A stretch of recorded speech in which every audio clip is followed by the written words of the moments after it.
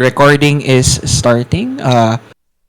Good morning, good evening, good afternoon, wherever you are in the world. My name is DM Inferno, and today we will be playing Lost in Reverie, the very famous Tier 1 mod by my dearest friend, Chibi Tulu.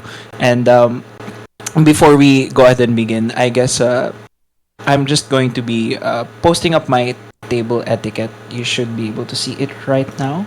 Um, I'm pretty sure, like most of you are already familiar with the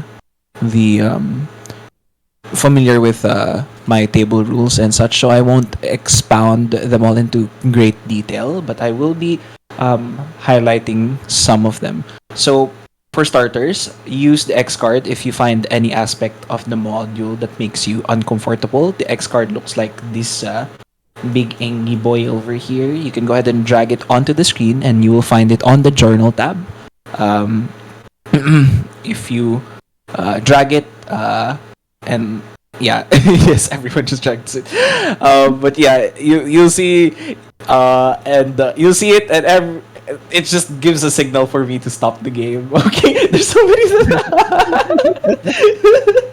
But yeah, it's big on purpose so that I'll immediately be notified and yeah, just to give me a heads up. And for the content warnings of this game, we have getting lost, self-harm possible, helplessness possible, loss of a loved one, kidnapping, stuffed toys or dolls, mentions of domestic abuse, possible animal abuse if you have any familiars.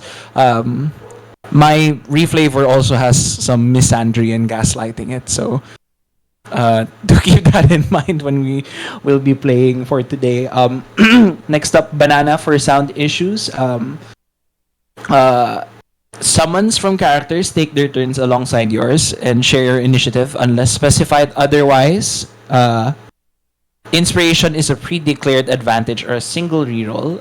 In this case, I forgot. Everyone has a single point of inspiration. Just cause I like giving inspees at the start of the game. And you can use this once again as a pre-declared advantage or a single reroll, but it is not stacking, but it is transferable.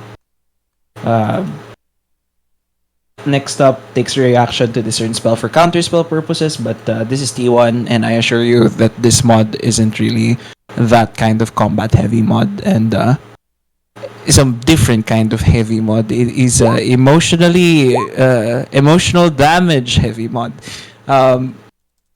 But yeah, I guess you knew that coming into this.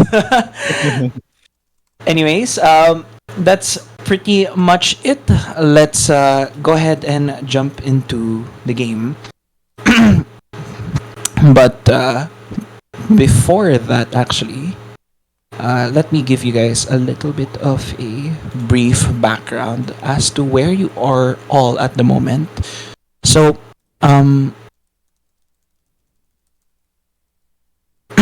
welcome to the city of Suzail, the capital city in the forest country of Cormyr, which is literally fantasy France, home of the revolution, an independent nation and one of the most prosperous countries of Faerun.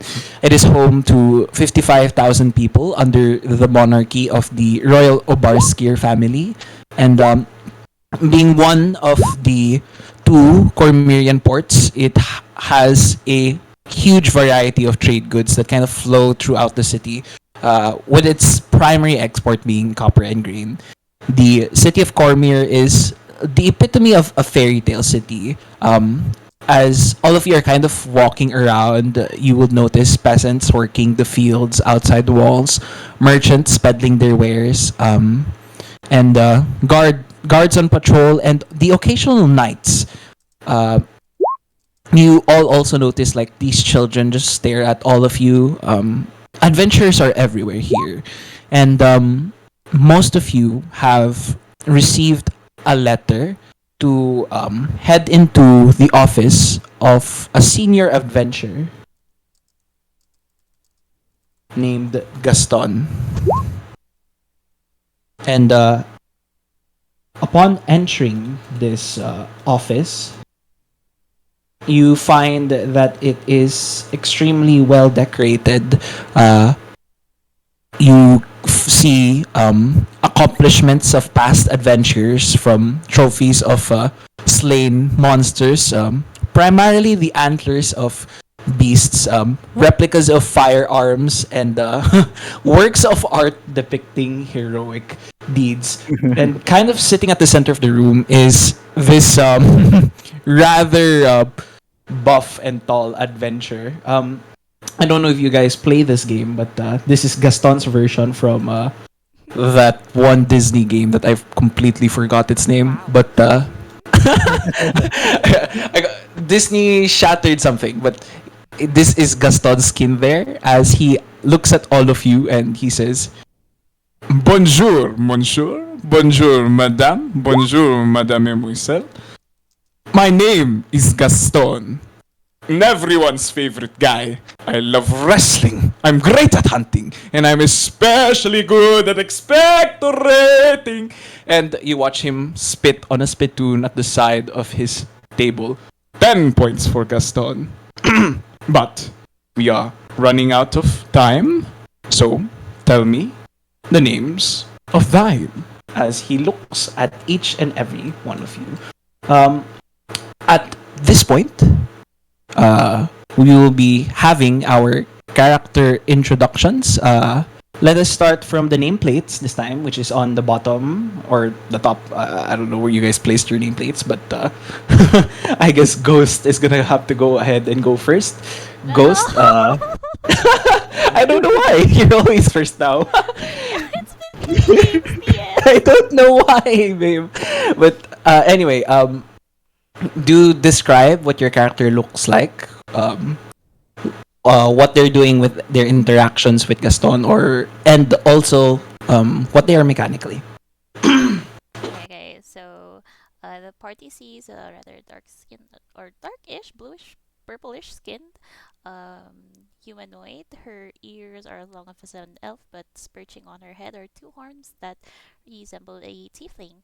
And if you look closer, the area around her chest seems to be a bit translucent, as if there's a shadowed gem that is hiding in the center or like hollow cavity there is. And her eyes are a bit dark at the moment. Her face markings are glowing like those glow in the dark things that just go like the glowy kind of green. And yeah, she has a very strange magical aura around her, suggesting she is some kind of spellcaster. Mechanically, she is a Shadar-Kai sorcerer, level 4, and she introduces herself as, yes, you have a very strange repertoire of animals up there. It seems as if she's a bit nervous as she stares at the perched wolf skin on his shoulders. she doesn't know why, but she feels like she once was a um person who liked animals in her previous life. And she introduces herself as, my name is Ghost. I don't think I've met much of you in this party, but I will be serving the party as it seems fit. And please, someone go next. She says that in character. And then, yeah, I think that's pretty much it for her interaction so far. All right. As he looks at you, he says, "Greetings. I would also say that you are very strange yourself. You have a very, how do I say this? Ghostly aura around you. Get it? Jeez, mister, I wonder what gave it away. I'm just very, very smart indeed." Okay, bro. As he looks at the next person in line, he says, "And you, my lady, what is your name?" Alright, what you see here is a half-elf drow that escaped from the clutches of Loaf. Apparently, after escaping, she stays in the land above and uh, how do you say this? Managed to seek refuge in the Church of Elistri, and with that, she been praying there ever since to find a way to cope with a bottle of dandelion meat in her hands. DM, would you allow me to just drink but not mechanically use it? Sure. Yeah, definitely. He use it and drink it, her ale, and like look.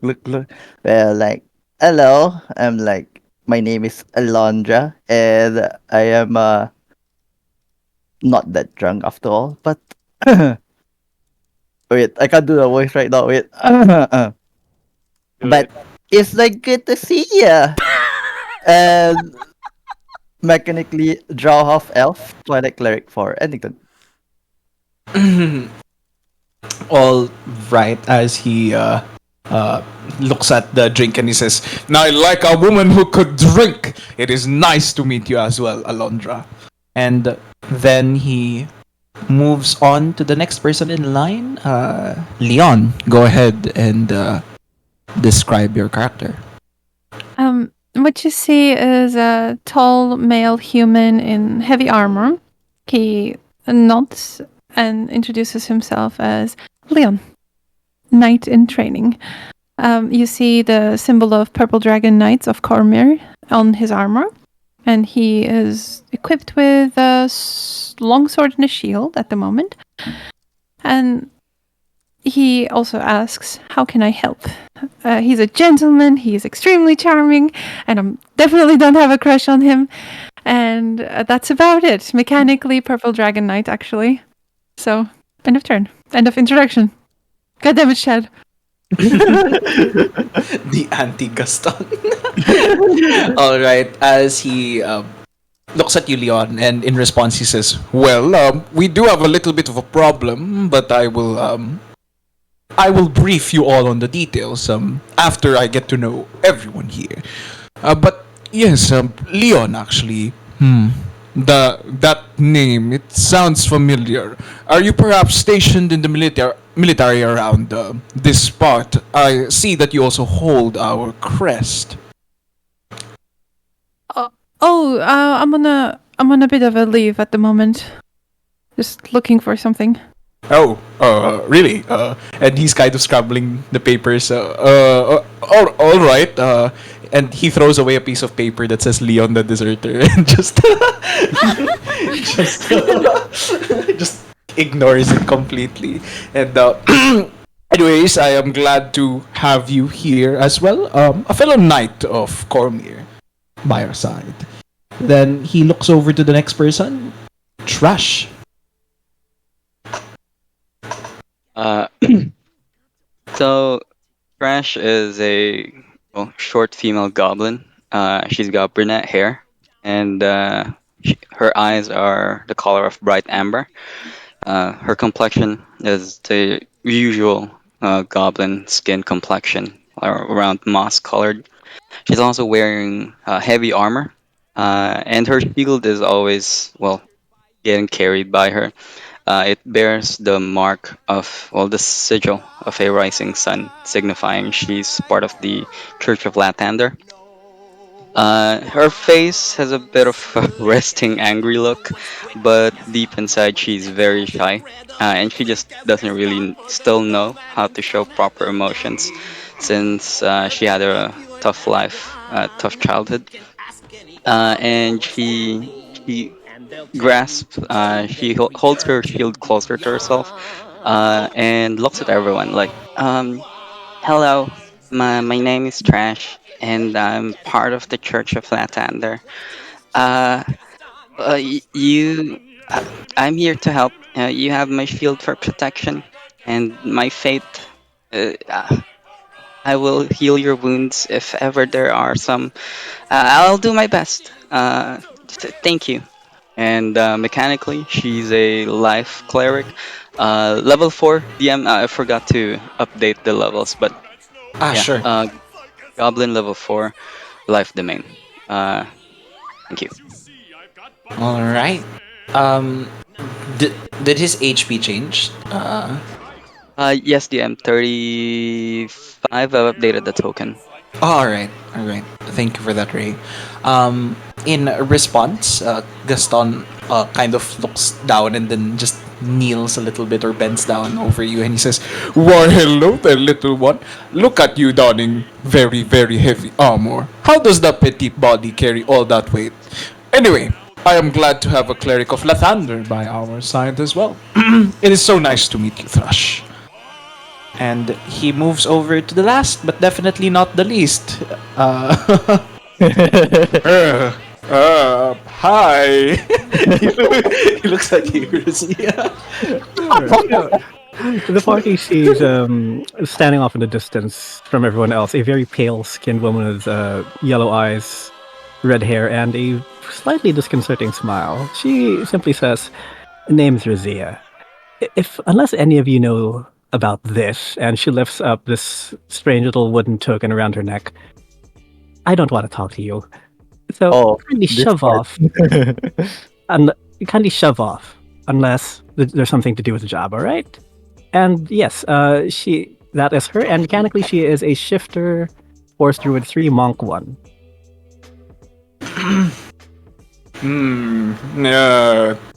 Yes, nice to meet you as well. He just kind of stares at the side like, I don't know what to say. Okay, they did say not to talk to them, so that's alright. Rather strange bunch these adventures are, but nevertheless, it is so nice to meet all of you, to meet everybody here.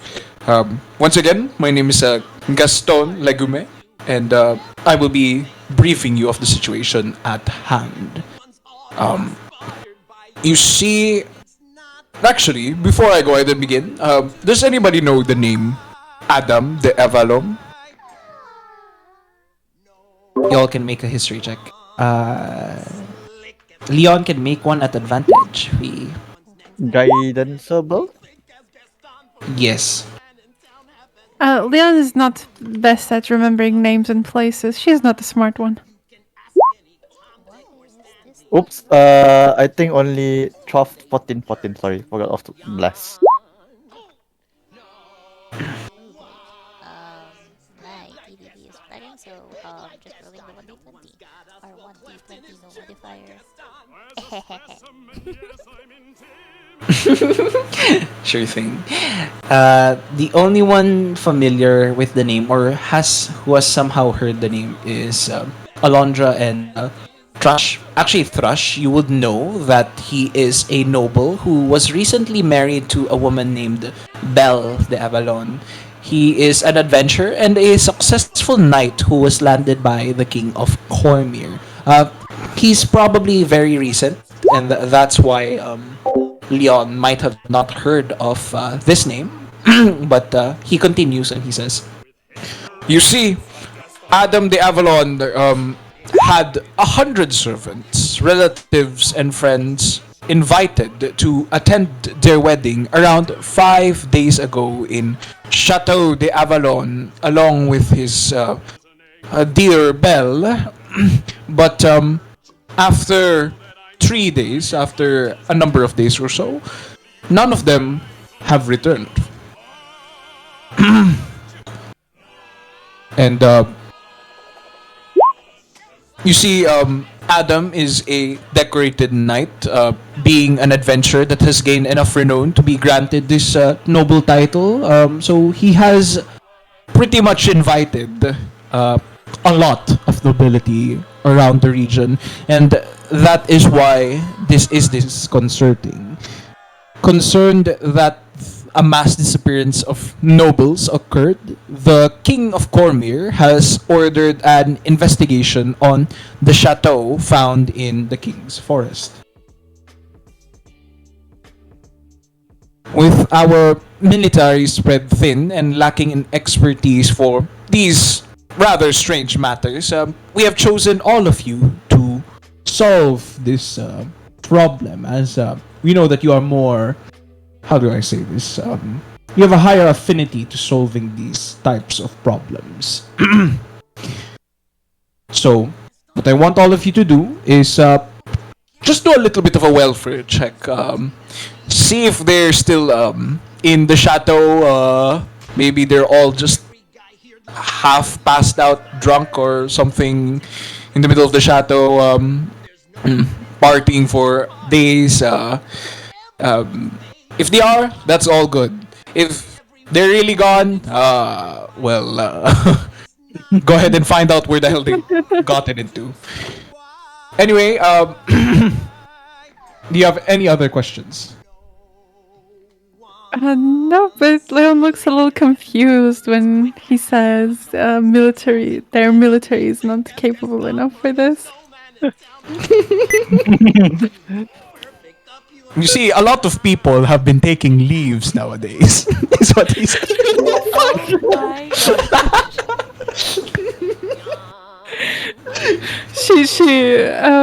Sorry, not she. He looks away like nothing happened. like he didn't hear it.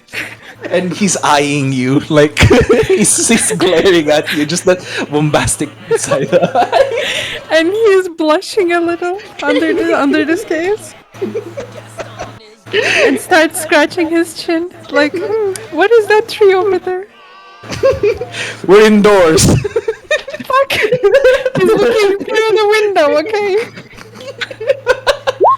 Ghost will feel bad for Leon and minor illusion a tree in the corner of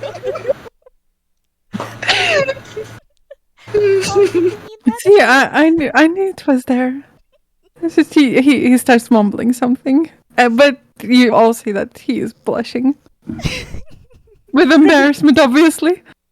I love that.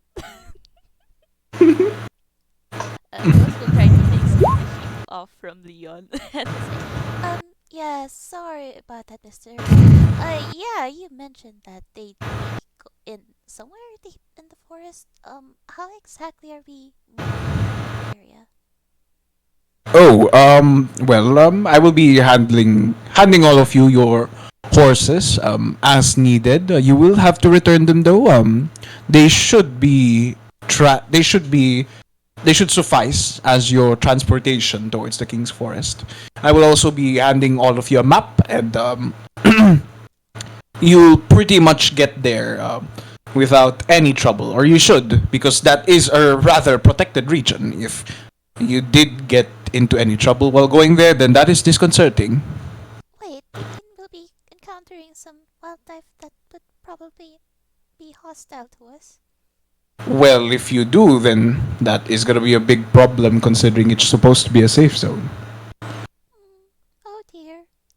She's not worried about being attacked by the wildlife. She's more concerned about other people like yoinking off the wildlife as she stares at the mantlets scattered around them. But for now, Ghost has no further questions. She will just say, I see.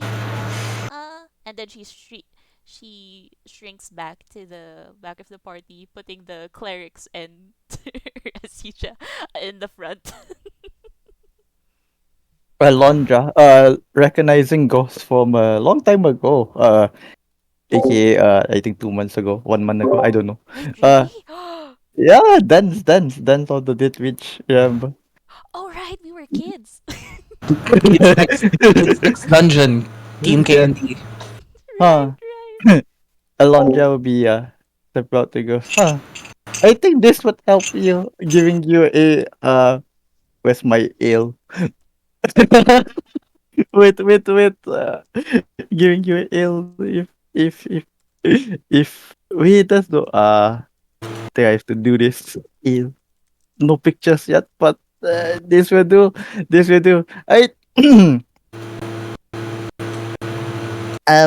Ghost, this will be helping you I think this will be helping you, giving you an ale. Maybe this will spark some memories a little bit. Oh, oh, you're from. Oh, a fellow kid's next door. And then she conjures up like she doesn't have a portable hole, but she conjures up this magical badge that she acquired from that one mod where as a child they all went through this really dangerous dungeon as a party of 5 kids. Yes, thank you, dear. I still remember hopscotch games. Oh, that was so fun. And then she would take the ale from you and just sip it out of respect for what you're offering. Can I roll a con save for fun? 16? What is her? Oh, that's kind of nice. Ooh, funny taste. Some taking a little time to get used to that, but yes, I do remember you. Thank you for that.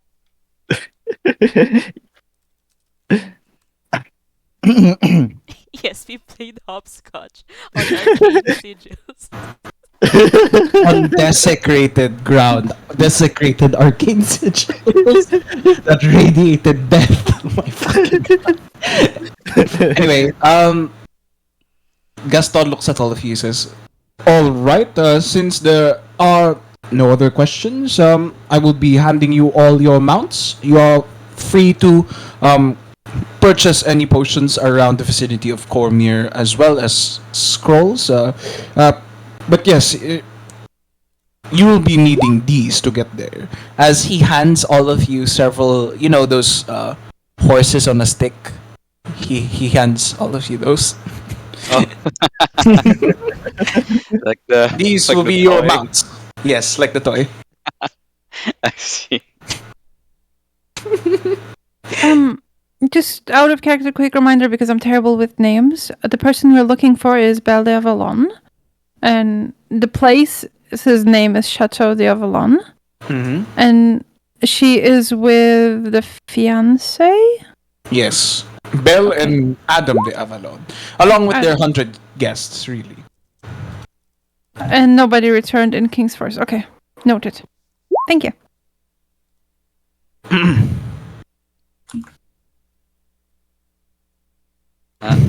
Since we're preparing, Thrush will be casting Goodberry, and she's gonna be giving 2 each to everyone. Like, please have this. She's gonna go around the room before we go. They heal for 4 life domain. Let's Yeah, go. nice. After you give Alondra some life berry Thrush, she will pat your back a little bit. Where's my class feature? I can't bring shit. Okay. Giving you vigilant blessings. Go help yourself. I mean, go break your leg. Break your leg. I believe it's break leg, but all right. Please don't break your legs. You're all brave and capable enough, and we will get through this. And he's gonna give a group quick speech about how nothing will stand in our way, and we will find what happened to them. It's an inspiring leader. 7 temp on everyone. Oh yeah. Razija just goes, how adorable. Oh my gosh, why did it sound so scary? I am supposed to sound drunk, but I am not drunk, so I'm trying.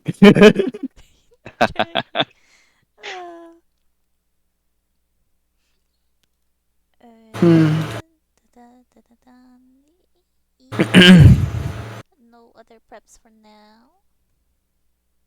Shut up. All right. If there are no other preparations, just type G in chat, and then we shall proceed to the manor or the chateau. Oops. Oh no, Gaston approaches. Is there an angry mob behind him? Oh god.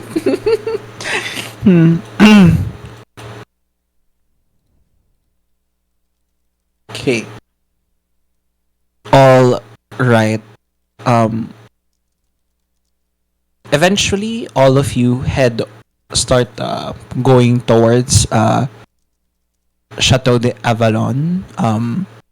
You all it takes you a while and you get very tired after the traveling. You all begin to see the castle kind of standing off in the distance, and despite its lack of denizens, it stands tall and proud. The garden to the front side is lined with topiaries shaped to look like heroic knights and wise wizards. Um, Dotted around the manor are small ponds that complement the surrounding greenery. Uh, this building itself is large, made of stone and marble, gleaming from the light like a shining beacon. Um, Indeed, the place would have been a marvel were it not eerily empty. Right now, you are all just in the front gate of the manor. Nobody is receiving guests. You all head inside. The door is closed, right? The door is ajar. Oh, The gate is slightly open, slightly ajar. Any tracks, DM, in or out recently? Make a survival check. What are Oh, you darn looking it. for over there? Ghost says nervously as Razija does that. Was going to give help action, but let's just let's just say she's a bit hungry at the moment. What? That is so obvious. Avo. So do you guys go inside? Leon will approach the front door, and even though the door is a little bit open, he's gonna knock it first and call out inside, asking, "Anybody in there?" And your voice just echoes the gate of the banner. No response. He is still gonna wait a couple seconds longer than he should have for an answer, then push the door open, going first. Be careful, Trash. He follows after Leon. Go ahead, Thrush. Oh, she's just gonna waddle next to Leon just in case if something happens. She's gonna be ready. And as all of you enter the grounds, you are finally on the interior. You find yourself like in this courtyard where it looks like there would have been a party here. Looking around, you can see like dining tables have been set up right in front of you. There are plates of food that have been left rotting there, and you see a plethora of just these instruments and tools that are lying on the ground. Nobody is in sight at the moment. Further in, you can also see another door that goes inside of the chateau this time. What do you guys do?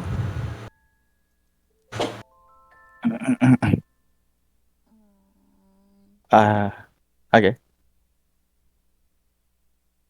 Go ahead, Alondra. Oh, okay. I thought I heard something, but Alondra will step inside. At least she was outside before this. We'll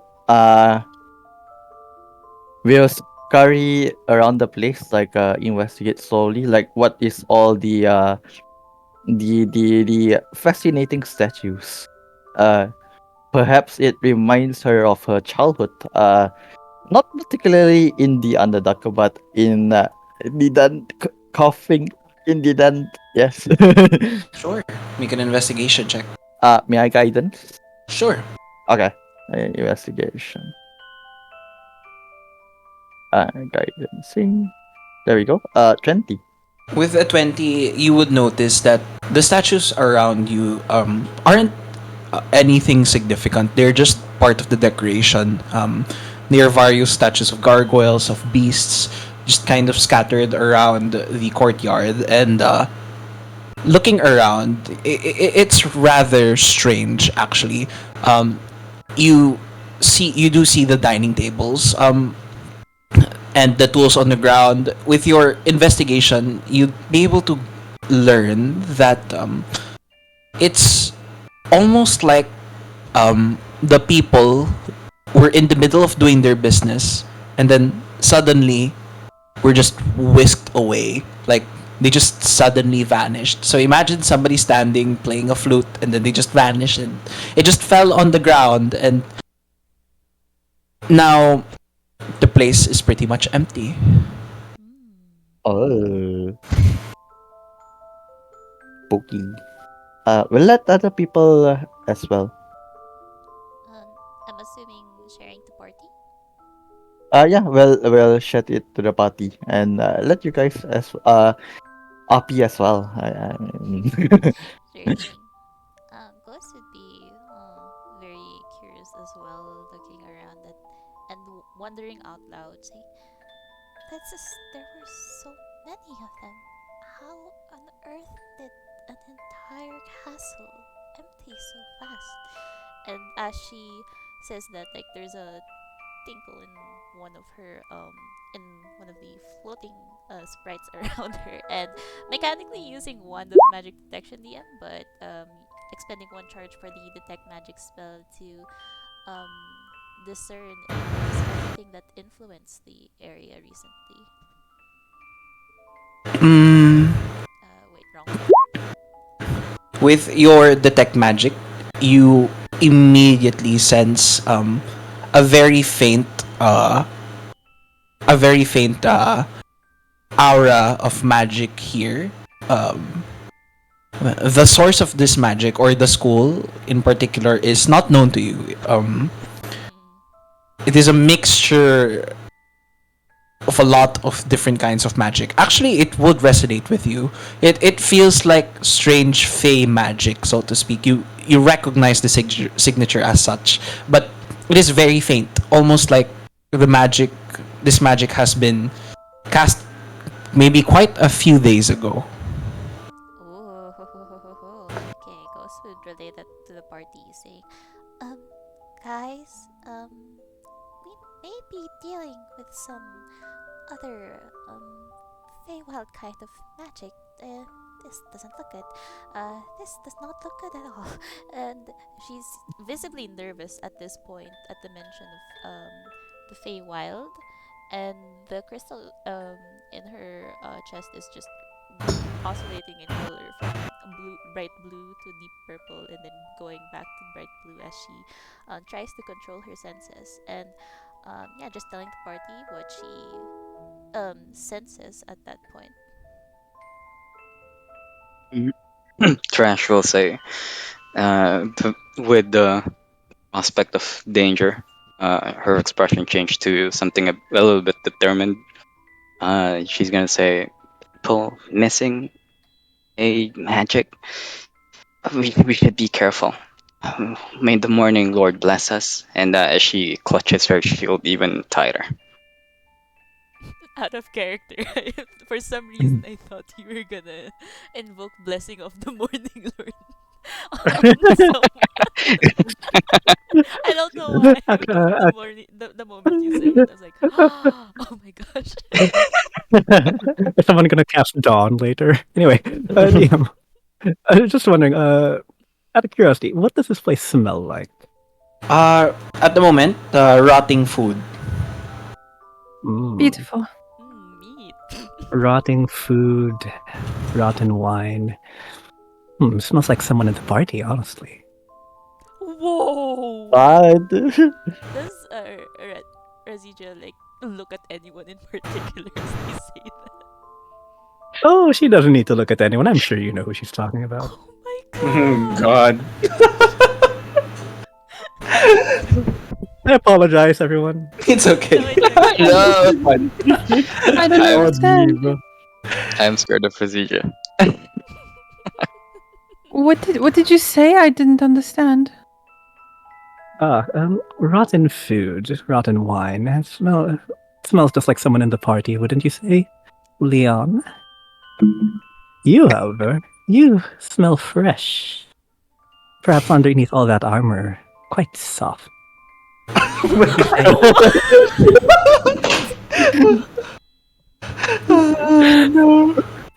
You So see she smiles and you Leon. see her fangs. You see Leon quickly look away, and he's once again blushing. And I feel like it's not going to be last this adventure.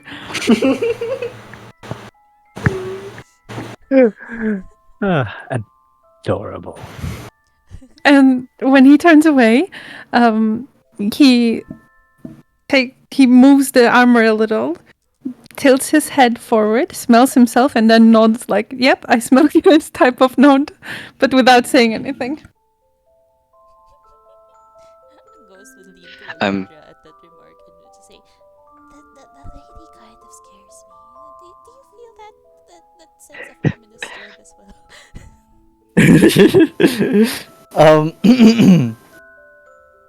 So like, I think he really needs a drink. Oh wait, sorry. She needs a drink. Sorry. So like, she needs a drink. I think. Perhaps, but I don't think she will accept my ale though. Perhaps she's more of a beer lady. I don't know. Perhaps. And Ghost would also look towards Thrush just to see their reaction. What's Thrush doing? yeah, Trash just closes her eyes and like makes a prayer for a bit, like after hearing what Razija said. Like, oh, morning Lord, please bless us, please Bro. protect us? Question mark. Maybe from Razija.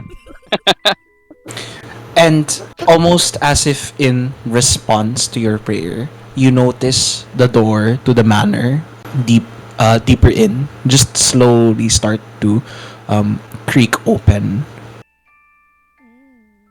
Oh. Thrush, I think your Wow. God is trying to tell us something. And I'm not sure if that's a good thing. Well, don't be afraid.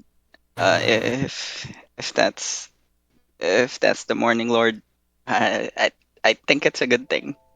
Don't be afraid of the unknown. As she is trying to also look brave. Yes, you are a very brave soul.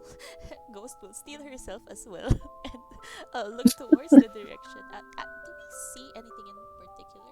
Like deep into the door? Um, Looking inside, make a perception check. Ew.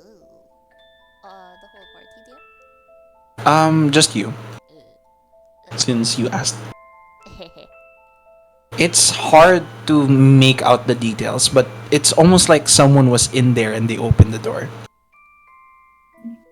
I do believe someone wants us to enter, but I don't know if it's customary with the nobles for us to be moving around their stuff. Would you know happen to know any customs for us? She says towards Leon. Leon will unsheath his sword and move towards the door. He's trying to be brave. He's always trying to be brave. He's gonna move towards it saying, "I don't know much about magic, but maybe it's related to it." You said it's face stuff, right? Maybe there's still a survivor of this place. Yes, now that you mentioned it, we should be looking around deeper. And she immediately gains her composure as you remind her of that, and will trail behind Leon as he approaches. Who approaches? Leon goes first. Okay. And following the strange movement, kind of entering the chateau, you find yourself in a small gala with a fireplace and comfortable couches just meant to receive guests um, around the area. It's a gala. And looking above the fireplace, you also notice an empty portrait kind of hangs above it. You see a shadow move deeper into the gala, but before you could even react, you feel a strange sensation wash over you as for some reason, Leon, you just get this overwhelming urge to take a nap as you all notice Leon fall down onto the ground unconscious. Uh-oh. Uh, Ghost, who was trailing around him, would have shouted, "Oh, Leon, guys!" And the moment Leon falls like unconscious, her danger senses tingle, and her magic goes awry, casting mage armor or mechanical things, and will rush to check on Leon. Sure. And while you're rushing on Leon, while you're rushing towards Leon, as you step past the doorway, all of a sudden you feel very strange, very heavy. Your eyes just grow weary as you basically trip on the doorway and just fall face flat onto Leon. Now you are asleep on top of them as well. Oh my gosh! Okay, this Oh is out of Lord. character. Oh my gosh! Hell yeah! Let's go! I am looking at Leon respectfully. Me too. Me too. I get it. It's like an oh no anyway situation. Yep. How am I to evade it? Falls asleep with a smile on their face. Yes. But Alondra, seeing her childhood friend back in kindergarten, will act a bit seriously this time. Uh, yeah, we'll just the drinking is just a coping mechanism, and we'll actually proceed or act urgent at once, and we'll follow suit basically, and like rushing and seeing what's wrong with the one that she knows that always falls on her dress. Sure. And you're also rushing in. You also feel the wave of energy leave your body as you also trip on the doorway and fall face flat this time on Ghost, kind of creating a pile as you're now on top of each other. Maybe we should, out of character, maybe we shouldn't fall asleep like all of us. And Razija is the only one awake. No, she's like looking at all of you right now, and she's very. Let's just say she has a gleam in her eyes. DM, if everyone else is fast asleep, she stalks forward and kind of opens her mouth a little bit as she walks closer. Can I request a little thing? Could you enhance Razija's token? Thank you. Thank you.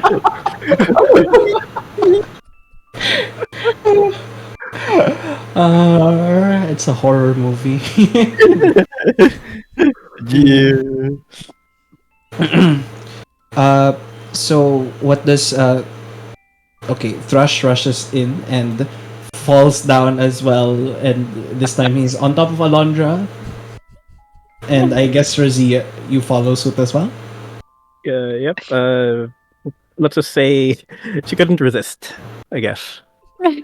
She was drooling as she moves closer, and she falls on you guys fall on each other as one after another you all succumb to drowsiness, eventually entering into deep slumber. And the last thing you hear before you close your eyes is a female voice that says, "Welcome to my fairy tale." Oh my gosh! Oh. Ugh. Oh my gosh! It's really pretty art though. But holy crap!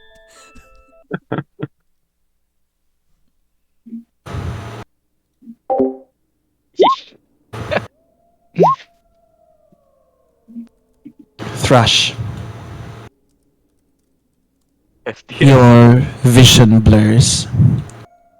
The world around you turns dark. The silence is deafening in the shadows. Suddenly, you feel cold. A familiar cold. It wraps around your entire body. You slowly regain your vision. Everything feels familiar to you.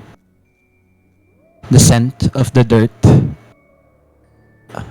the pain in your stomach, hunger. You find yourself huddled next to a pigsty somewhere in Waterdeep. What do you do? Crash, like seeing everything familiar to her. I think, yeah, she's gonna be a bit distraught. Uh, she start looking for her party members, uh, and no one is around yet. Mm, you scan your surroundings. You do not find any of your party members. Instead, the only thing that comes to mind is your next meal. She's gonna think this is like scarily and familiar. She remembers the exact feeling, and she's gonna be a bit afraid. She's also gonna start like praying to her god for guidance because she's feeling very overwhelmed with the flood of memories from the things she doesn't want to remember. Sure.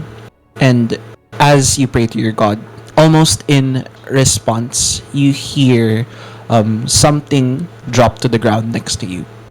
You see a small piece of bread in front of you. Do you take it?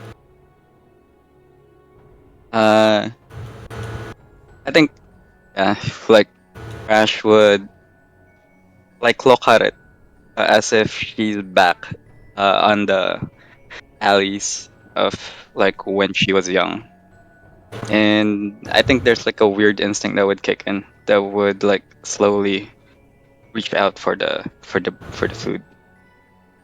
All right. You reach out towards it, but before you could take it, you feel a jolt of pain on your side as you are kicked aside. This man looks at you. He says, "Move, trash! Leftovers are too good for pests like you." And now you see this much larger butcher take the leftover food and he just tosses it to the pigs next to you. You can only watch helplessly as even pigs are treated better. You assess your injuries. Luckily, at least, you aren't badly hurt. Eventually, another figure kind of passes by as he approaches you. "Hey, are you alright?" Crash will look at the person on her guard, so because like the flood of memories makes her very distrusting.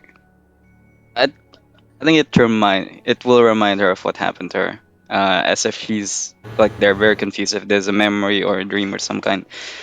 So she would still have the distrust. Like she's not gonna answer. She's just gonna look at the person that asked. "Please, I mean you no harm," as he extends out his hand towards you.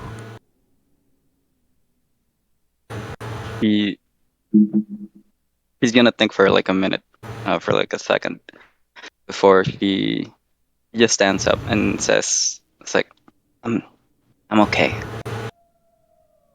You know what she says? Ah, he didn't fall for it. You see that piece of trash? Really thought you were going to help you?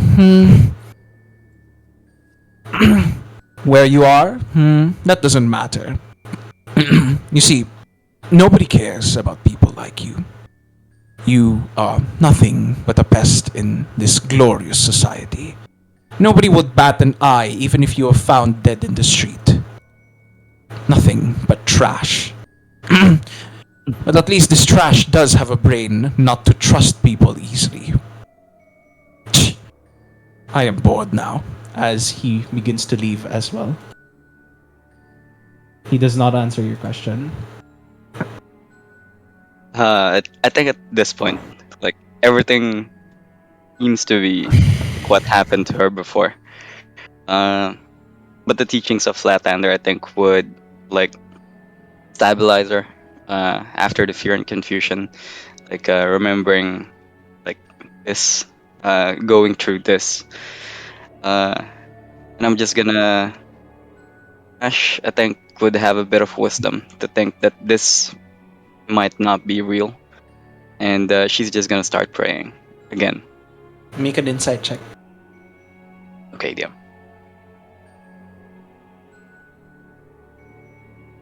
And as if in response to your prayers, the vision eventually blurs as you find yourself back in a white room. A woman kind of sitting there just looking at you. So your willpower is far stronger than I thought. How disappointing. It would have been entertaining to see you falter. Anyway, wake up as all of you eventually find yourselves waking up. Damn, that is the first time somebody has actually woken up from that kind of thing. Good job. As all of you slowly start to awaken, let me just describe it.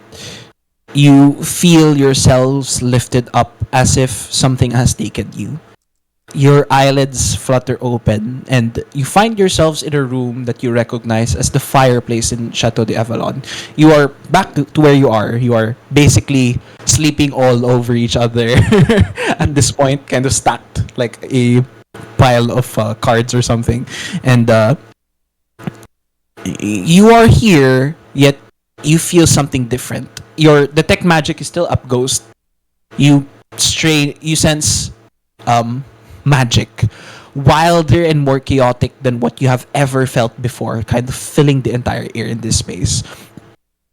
And all of you looking around, you are immediately alarmed as peering outside this door, which has become a window, is you now notice, like, instead of being surrounded by a courtyard in the King's Forest, you see on one side is a desert complete with dunes, shifting sands, and purple crystals dotting the landscape.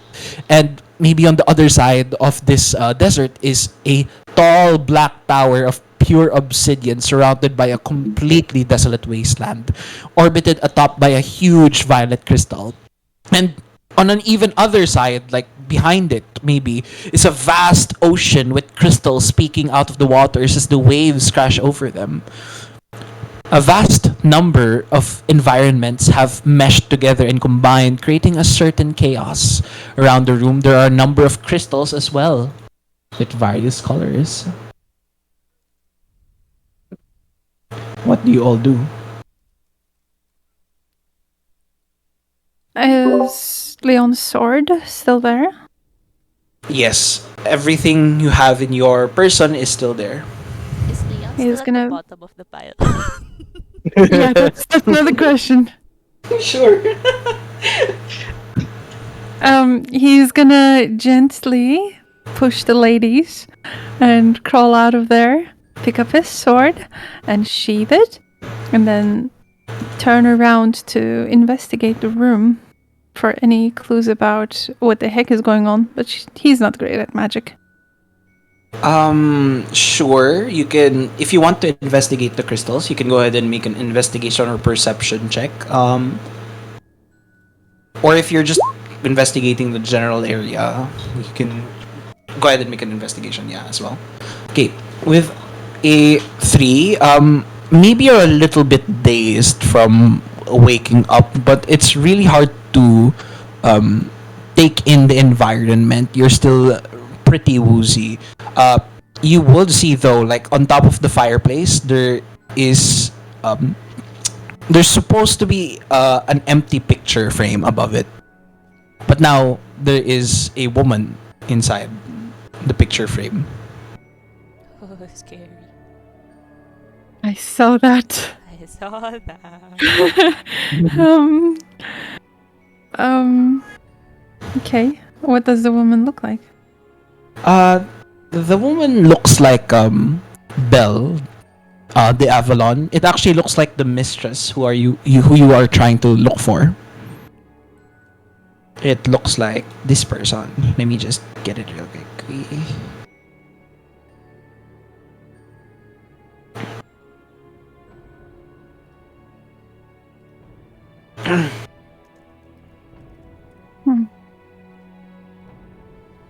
Okay. At least we find a hint of her. That's progress. She looks at the group and actually remembers to check on them. Does everybody look okay? Thrush is just gonna be praying for a bit. Like a bit shocked by what she saw. Yeah, she's okay. If any of our girls still on the floor, she's gonna help them get up. He's a gentleman. Help the drunk auntie. Sure, he'll help too. The rest of you with your high, those with 15 really and above the passive perception, you would notice like in these crystals, you see a person suspended inside every crystal. There is only one person, regardless of the crystal size, shape, or color, and they're kind of suspended in the inside.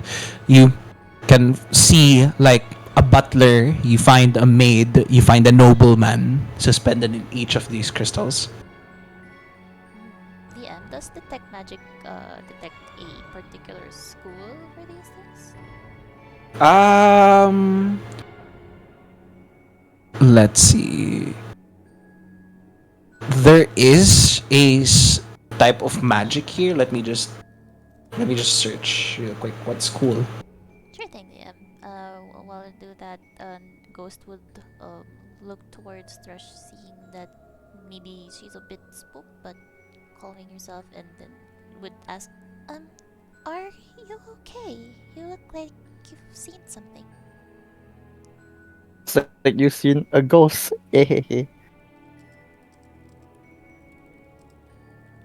Calm down, child. And Razija like puts a hand on Sush's head. Fear only spoils the flavor.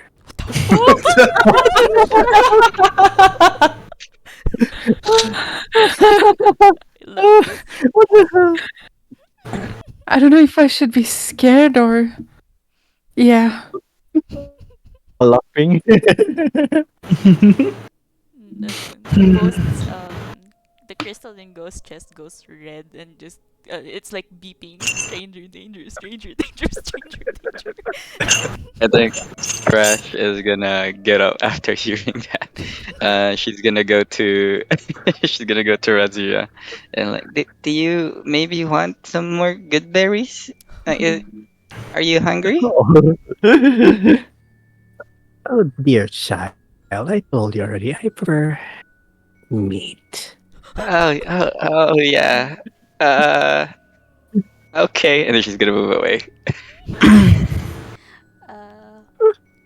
Ghost wouldn't have noticed the people in the crystals with PP11, but she noticed the transmutation thingy and would point out to the party, like saying, guys, there might be something about this place. I don't know, these shiny crystals, they don't seem like the normal kind, and will move closer to them. Sure. And as you kind of move closer, inspecting to one of them, This one you look at, right? Sure. Yeah. The closest. Okay. Looking over closer towards it, you notice a female figure kind of suspended inside of the crystal. And in a split second, you watch as the female figure's eyes just begin to stare at you. All of a sudden, you see a hand reach out towards you, and you hear the cracking of bones. As coming out of this crystal, this female figure just begins to crawl her way out of it and just move closer towards you. As she bends her neck to a strange angle, just stares at you. She she looks at all of you and she says, "Welcome, welcome, be my guest to my domain. I must digress, where everyone is trapped in reverie. Heed my words or be my enemy. I have many names, but the name I prefer is Sibyl, trickster and jester of the unseelie court." As she slightly raises her skirt and gives a short bow. "Now, what brings all of you here?" The moment the freaky comes I out. rolled. Oh, go. I rolled for my own RP, by the way. Don't worry about it. I was trying to figure out how Leon would understand this. Ignore it. Sure. Go ahead. Ghost just says "eep" as that happens and will chip on her dress, the usual signature, and then goes prone as Sibyl comes out. Trash is gonna run next to Ghost, just so that if something happens, she's close by. "So, what are all of you here for? Or just standing there?"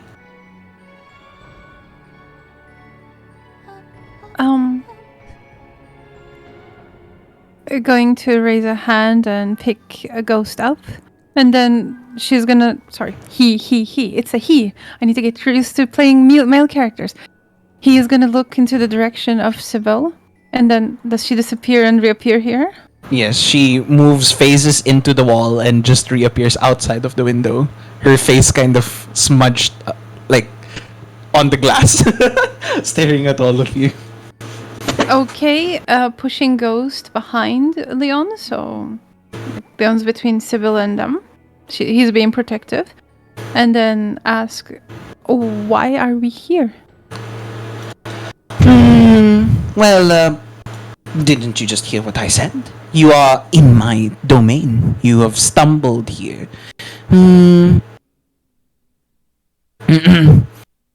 Now, my question is, what are you doing here? Why do you want to be here? Why were you in the chateau? We're looking for people. And he didn't see the crystals, so he's gonna say, we're looking for Belle de Avalon and all of her guests. Well, all of them are here. Sure. There's a little bit in entertainment on this. And you notice that she's just talking to herself at this point. She just looks at you, eyes you all up and down, looks at you, Trash, and she says, Trash? Looks at Alondra. She says, oh, you're the Dark Mother's whore. You, she points at you, Leon. You're chasing a whirlwind. You... What are you? You look absolutely delicious. She looks at Ghost. And then, moving over to Razija, she eyes it up and down and she says, I like your style.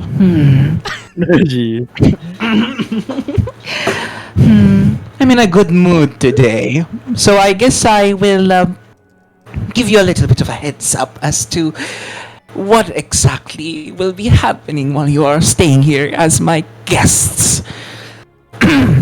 Listen closely, because I will not say this again. And all of you are pushed immediately, like into the couch, just kind of sitting down to listen. Okay, that works. I was scared that you're gonna push Leon on top of the ladies again. Go put that there. No. Out of What character, basically- can I be pushed onto Leon? Sure not. Why not? Yeah. But what basically happens is the entire room begins to tilt sideways, and all of you fall to the couch's side of this place, while Sibyl's just standing there, unmoving. She then points one finger up as she says, "Listen closely. The first law of the Domain of Reverie is that there will always be a Fey Lost in Reverie. A Fey Lost is a creature not native to the Feywild, making each of you a Fey Lost. Rule number 2. There is only one way to leave my domain. Find another person trapped in Reverie and free them. However, only one party may be freed." Lastly, not really a rule, but perhaps a precaution. There's another who roams these halls. They say love shall conquer all, but alas, it is all their fault. Help this person. He is the key, or else be trapped in eternal reverie. As you watch her climb into the fireplace and just start climbing up the chimney and disappearing. The door here visibly unlocks. Yeah, she's a little more unhinged. Leon respectfully pushes the ladies, then gets up. Respectfully. Ghost says, "Oh, I am so sorry. I'm so sorry." As she stands up to give Leon room. We must stay focused, brothers. We must. That door is trapped!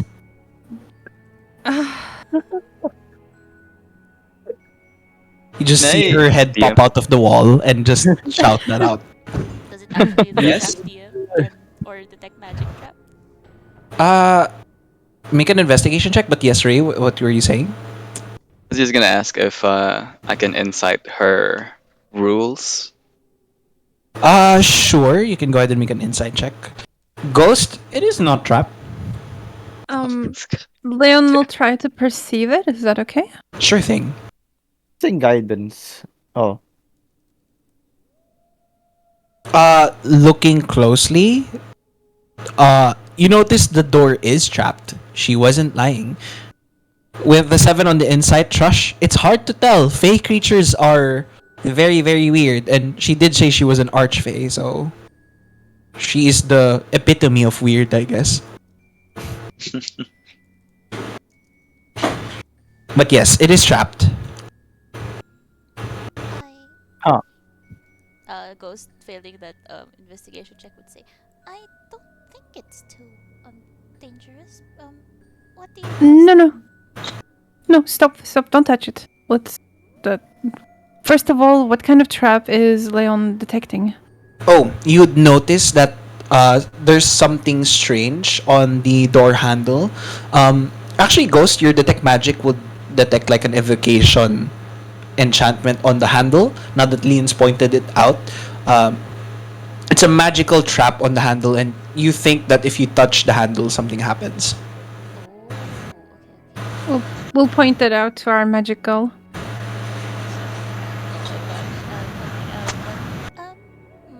It is good to have the ghostly hand. I think it'd be safer for them to touch that hand, and then it's just glowing brightly.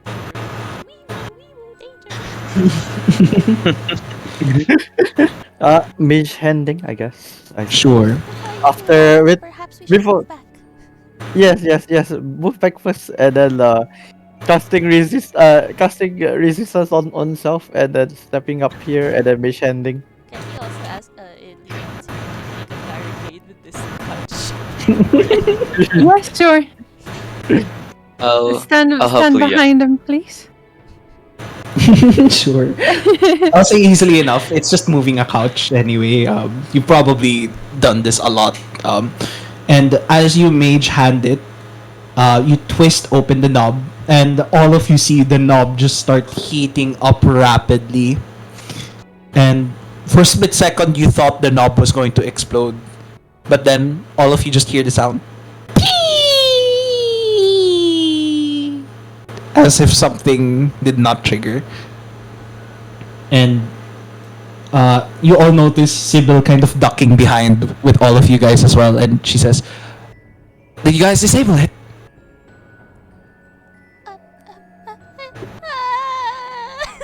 Ghost says that in character. She's very distraught with Sibyl next to her again. Oh, good job! See, I told you it was trapped. Leon trusts the team, but doesn't trust this new weird lady. So he'll tell the team to still stay back as he opens the door. The door Just in opens. case. Okay. And it opens to a long two-pronged hallway going west and east. The far wall up ahead should be where the stairs is, has now surrounded and blocked by a huge pink crystal, surrounded by a mass of smaller crystals, and sitting on a bench nearby is a forlorn humanoid in fine clothing and armor. This is what he looks like. He's kind of skulking at the moment and doesn't seem to notice your presence.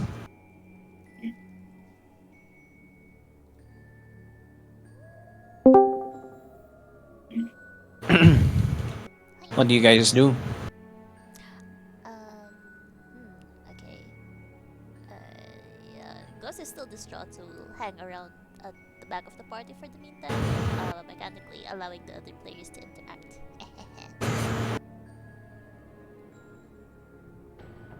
I'm just checking. Sibyl is right there, right? Yeah, she's just following you guys. Oh. Ghost refuses to stay in the same room as these two ladies. Why? Let's high five as she raises her hand towards Razija. DM, you know, like cats like fight and then they slap, like they do a fake slap and then run away. You do that too, Sibyl. Bro. Yeah. Sibyl chases after you as well. Oh my god. And just also going to do the same thing. Cat Bro fight. playing tag. Bro playing tag.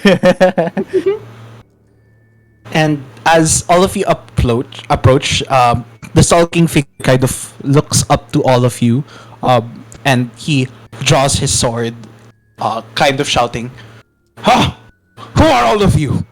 What are you doing in my castle? Are you another one of her tricks?" Your castle? Go ahead. That's alright. I got distracted by Sibyl. No, we're actually trying to look for you all. We're sent by Gaston. Make a persuasion check. Oh shit. Yeah, Ghost would say it. Yes, we are just adventurers sent to. She's mechanically trying to help, but Sibyl keeps moving next to her, so she's very distracted. Hey, This might as well. Why Shad in particular? I don't get it. Why me? All right, with an 18, sure, I'll allow that help as well. But with the 18 on persuasion, he kind of calms down a little bit. He says, "Oh, finally! But it's been so long. How did you all reach me? Damn it! Oh."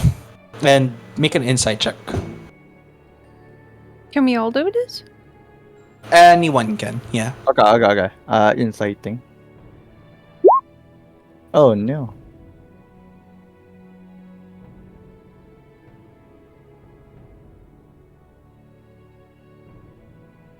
Okay, with those with a 14 and above, you'd be able to tell he's pretty shaken up, and that is an understatement. He's at the border of insanity at this point, just kind of looking at him, staring at his eyes. he looks at all of you and he just kind of kneels as he starts to plead all of you. "Oh, please, I beg of you, help me.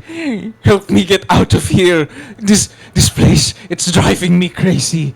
I don't know how long I've been here, but I need all of you to help me. Help me free my bell." Cursed spell. Leon will kneel in front of him, going to his eye level, put a hand on his shoulders, and try to reassure him, saying, "Please take a deep breath. I am a knight of Cormyr, and we are all here to save you and everybody else here. It's gonna be okay." And before that, Sibyl interjects. "Oh, Adam, who are you talking to? Have you finally gone crazy?"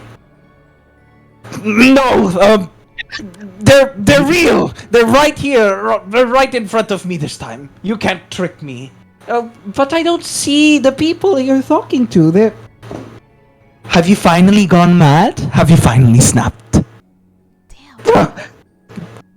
Please. Silence, quick! DM will go up to Adam, slap him, hopefully not damagely, and say, "Fool, don't show weakness." All right. And he's kind of grounded by the pain of that slap, and then he just shakes it off and he says, "Thank you. I thought you were all another one of her tricks. I think she was trying to, I don't know what's the word, gaslight me again. Anyway, I guess we should start by telling you what exactly happened. You see, I also awoke here in the Domain of Reverie. I began from the front door where you guys all came from, I think, and I worked my way towards you found me now. Since the stairs are blocked, I had to climb here. There was no other way to get here, and I don't think there's a day or night cycle here. I do not know how much time has passed.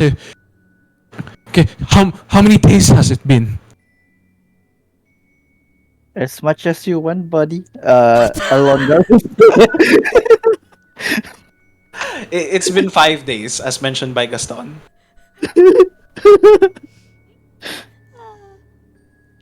know what, sure, a ghost would say about 5 days, at least in the material realm. And this is very concerning. What was the last memory you had of before with Belle before all of this happened? I wanted to make a deal. I that witch. But you say 5 days? It feels like I've been here for a century. Calm down, Adam. Right, try to remember all the details. I wanted to make a deal with an Archfey. The Archfey who taunts us now. She told me that she could grant me and Belle happily ever after, and I took it. I just didn't expect this to be her ever after. This was not what I wanted. I jeopardized everyone in the manor, everyone in the wedding. She tricked me, and while I was here, she tortured me, she taunted me, she led me to false leads. She killed me a number of times, and I lost count how many times I have died and repeated this maddening process exploring my home. I must save everyone. I took a knightly oath to free all the denizens of the manor from her clutches. This large pink crystal over here, it holds Belle, my spouse. I was only recently told by the witch that Belle's crystal tethers all the others. And if I free Belle, I will be able to free everyone else. You only need to touch the crystal to go inside. and I have tried to free Belle countless times, but she's living in an illusion and believes me to be a fake. She thinks I'm a monster. I warn all of you now, if you enter, she will be hostile. Is what he says.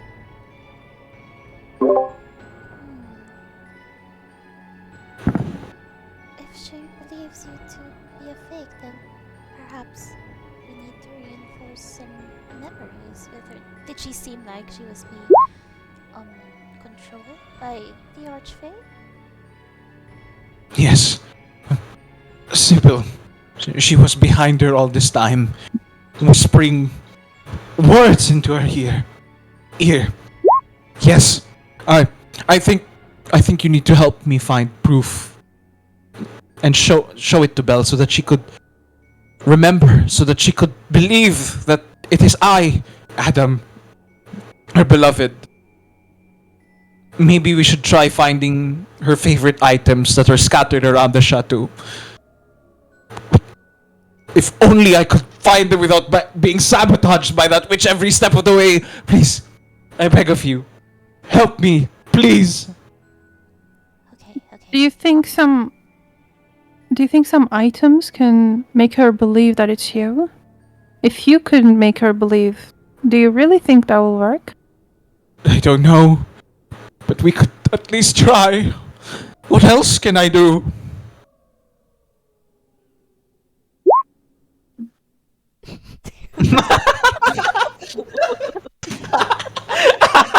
I did not expect that response. Leon, why? Oh my gosh.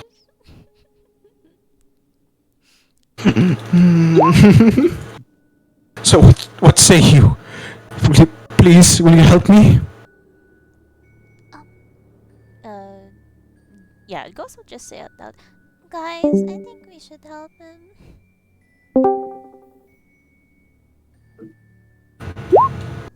Of course, we're here to help, and we're here to save all of you. Of course, we'll help. Great. That's great. Thank you all. I don't know how to repay you. But yes, we must make haste. We are running out of time. As he starts walking around, he says, perhaps we could start wherever, actually. I can't... And you can see him kind of clutch his head a little bit, almost as if he has a headache. Just go. Mister, what's the matter? Like, are you unable to move? No, I can't remember. Everything's such a blur. Is going to not kneel down.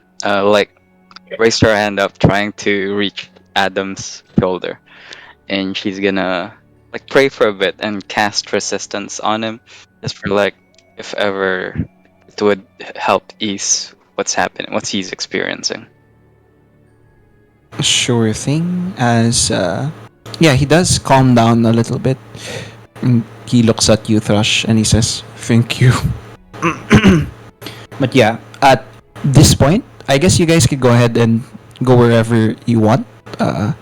Feel free to move around the area and explore the manor, looking for things. If you do ask him what to find, he will say that he doesn't remember. I see. Okay.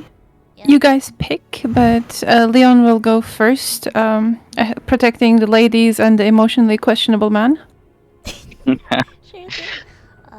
Out of character, would like to go to this place first. In character, Ghost would drag off. Oh la la la la.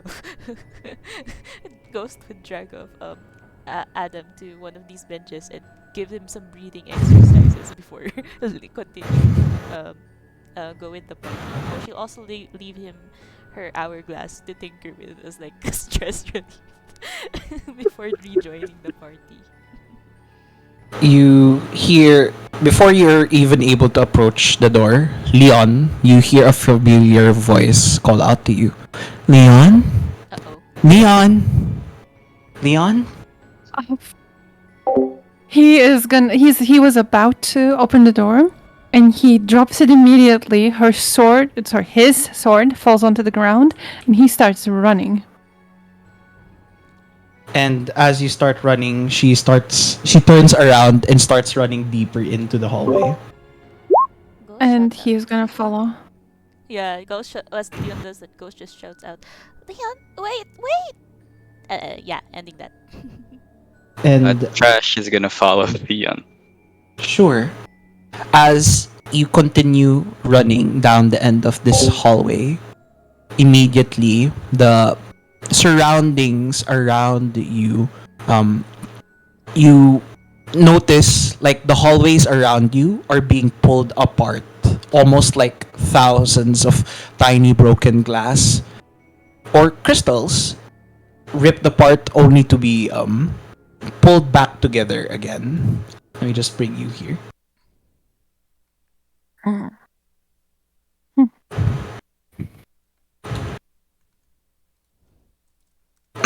And as you are running towards your beloved, the area around you just suddenly starts to change.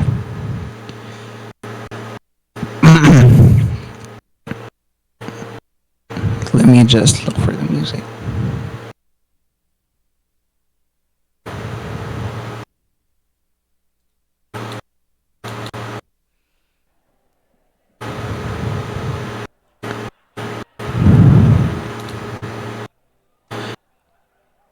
As suddenly you are surrounded by a mob of revelers, Leon. You find yourself inside of a ballroom. What are you doing? He's gonna walk around. I assume he still has his armor, right? And not Yes. the costumes. He's gonna walk around, almost pace around the entire place looking for Alva. Sure. Make a perception check.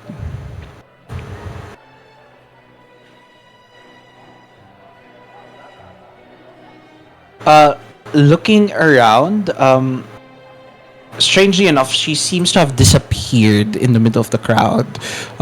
You can't find her, unfortunately. But also, fortunately, you notice a masked figure grab your arm, pulling you aside.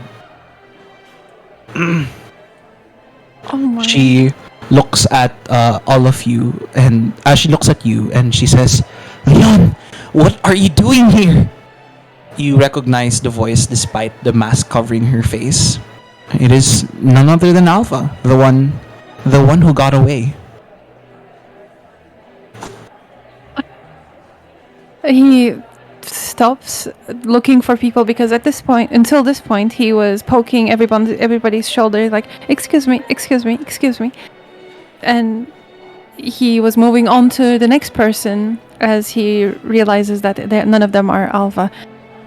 When he finally saw her, he stops doing anything. He even stops breathing for a while, and then finally manages to say, "I knew my path would take me to you. Why are you here? We can go back. Why did you even leave? I have so much to tell you." She looks around left and right. She says, "I'm on a mission. You shouldn't be here. Quick, come with me." She grabs your arm. Follow. Do you follow?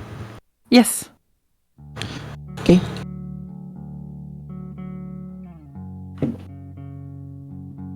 Okay, hold on.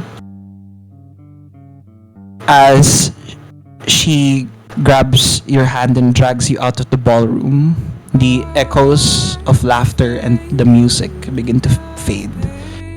Eventually, you find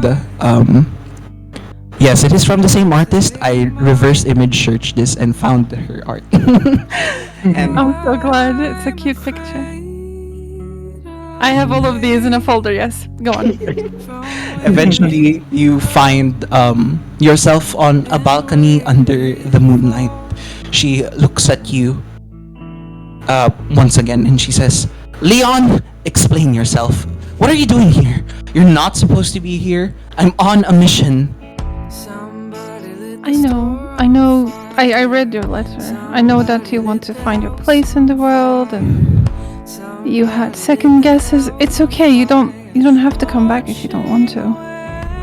But I have to be here. We were always together. Come on, you couldn't leave me like that. I don't understand where all of this is coming from. Why did you follow me then? Because I didn't know how to be without you. Now is your chance. Are you going to let her get out of your grasp again? No, he's still gonna be holding her hand or arm, whatever, and he doesn't want to let go of this place, moment, whatever it is. So he's gonna say, "It's okay. We can find your place in the world together. I'll be there to protect you, always." Leon, you know I'm very capable of protecting myself. What are you really trying to say? Let me see what he's trying to say, because there are two paths to this. Okay. His shoulders will drop. He's gonna take a deep breath and say, "Nothing. There's nothing more I want to say. That's it." Are you sure? Why are you asking? Because I thought you were confessing to me, and I don't know. Oh my god, this is so annoying. Okay, let me get in character, 1 sec. Okay, he'll say, "I don't think I need to. I think you know exactly how I feel and how I felt all those years. And it's okay. I don't care what you think about this. I don't need to say it. I don't need you to know it. All I need you to know is that I will always be here for you. And you never, ever have to leave a letter like that again." I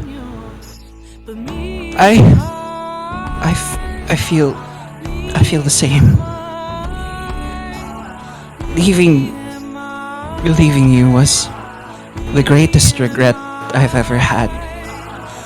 I know I mentioned in the letter I left and I wanted to find my place here. But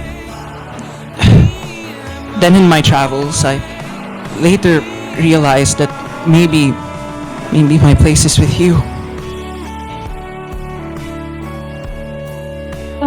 Leon I is love gonna you, Leon. pull... Oh my god. Leon is gonna pull Alva closer and actually hug her. And that's to basically make himself feel better in the first place. And then he'll say, "I knew my path would always bring you to me or me to you."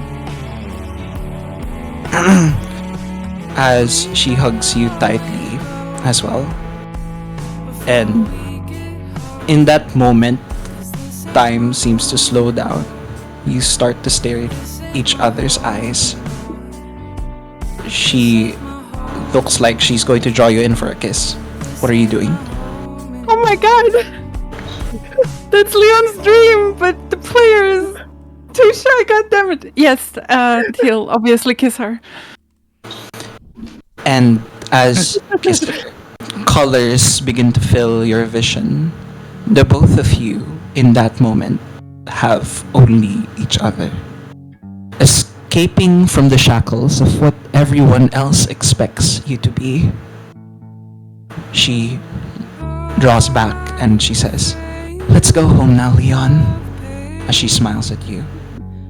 I'll go wherever she takes me, is what Leon thinks. Let's go. As eventually you find yourselves actually building the foundations of your eternity together.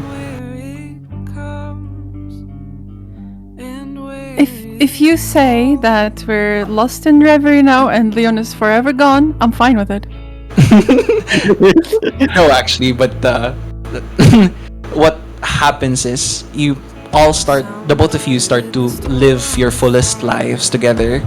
Together, you go on dangerous adventures, defeating lots of powerful monsters, saving lots of lives. You both do a lot of things together. You watch the stars lying on the grass, building a humble homestead on a hill along the countryside of Cormyr, and even have children to call your own. Eventually, time begins to pass, and Leon, you find yourself content, happy with life, as the both of you have grown old together.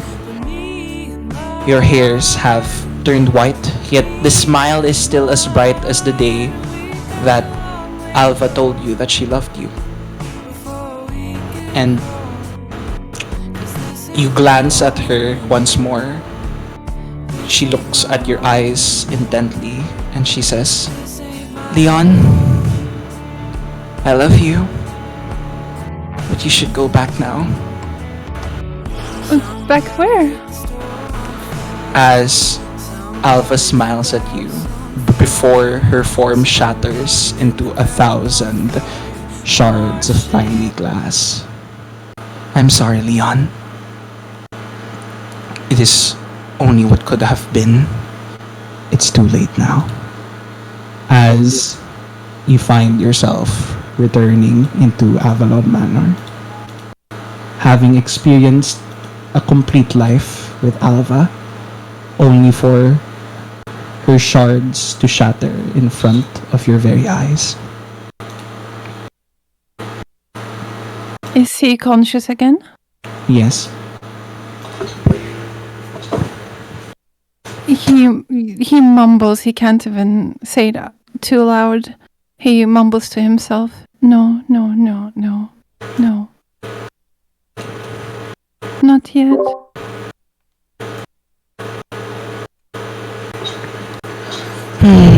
It is too late, Leon. You were chasing after a whirlwind. Someone greater than you. She will only be a part of your dreams. Leon will immediately grab or try to grab Sibyl, and with almost teary eyes holding back, he growls at her. Where is she? Give up on her, Leon. You'll never be with her. As she vanishes into the wall. He will reach to the wall and tap the wall, try to grab her through it, but obviously it's a block. But she is gonna try and then punch the wall with frustration. Sinuntok ang pader. Yes. What? Ian just said, Yes. It's like a Philippine meme. Okay. Well, not in a dramatic way, but I mean, if it's not dramatic now, then when?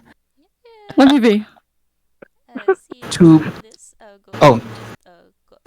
approach Leon. Leon, please stop it. Alondra, help. Doesn't acknowledge us.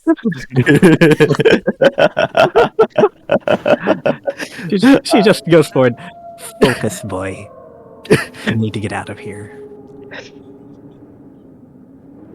Well, the player is laughing, but Alondra will help Leon calm down. Trash is gonna think something happened to Leon, the same thing that happened to her. She's gonna try to hold Leon's back and like says, Leon, it's okay. We're here. It's okay. She doesn't really know what to say exactly. But yeah.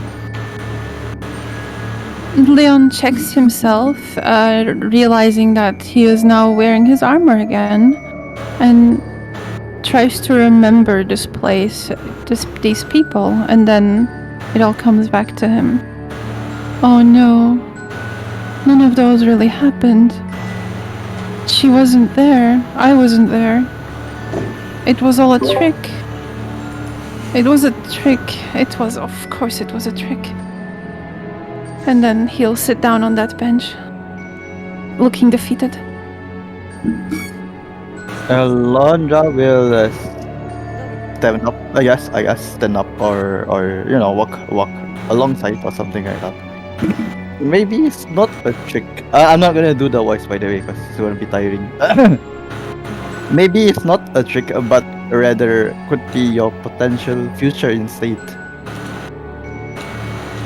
She didn't tell you anything. What do you mean?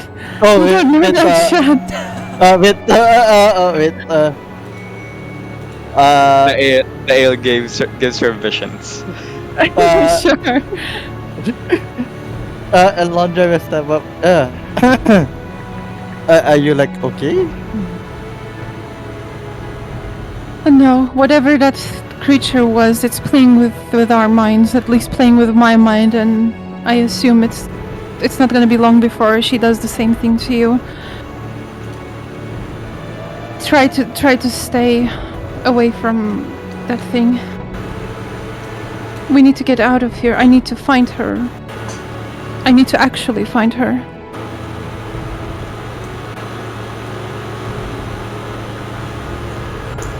Alright. What are you doing now? Sibyl actually just dancing. Yeah, pretty much, yeah.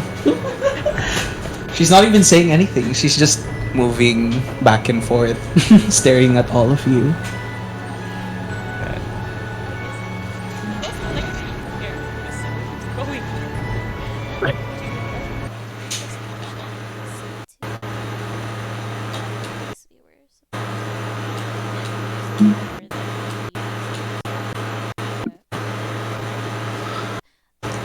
She looks salty at saying that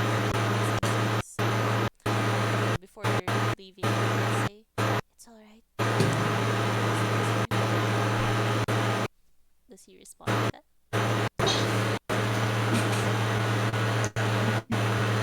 Oh, static background? Hold on.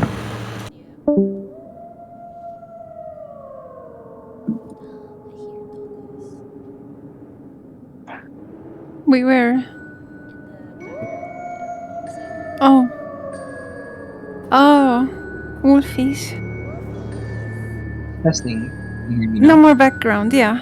You Yeah, sound no much more. clearer. Okay, where are you guys going now at this point? I think we are going on the right. This one, I believe. The one we're trying to go earlier. I rolled to see if Leon would be wise enough to get his shit together, and I think he is, so he's gonna get up, his resolve restored, and follow the group with this. That door is locked, but it is not trapped. That is all Sibyl says. Does it truly not look trapped? Make an investigation or perception check. Yeah, making it. Perception. There we go.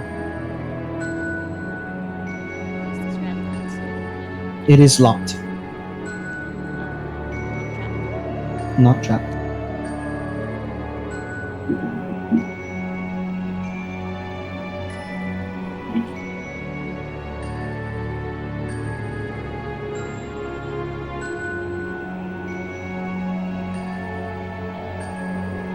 This will just accompany him because he's been a very warm and gentleman human. Trying to help out. Do some breathing exercises.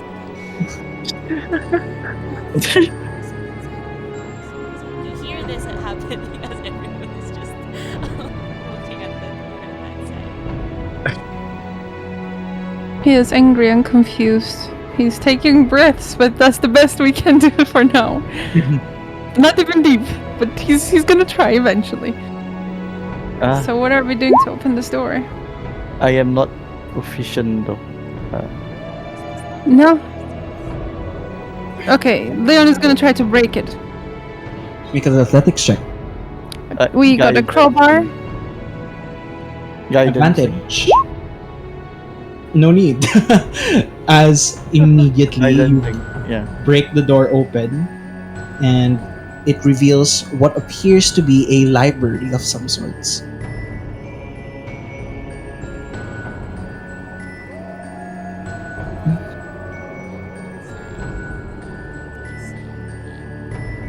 Looking around, you do find a piano, some... I don't know what instrument this is, but that doesn't look like a guitar. Maybe.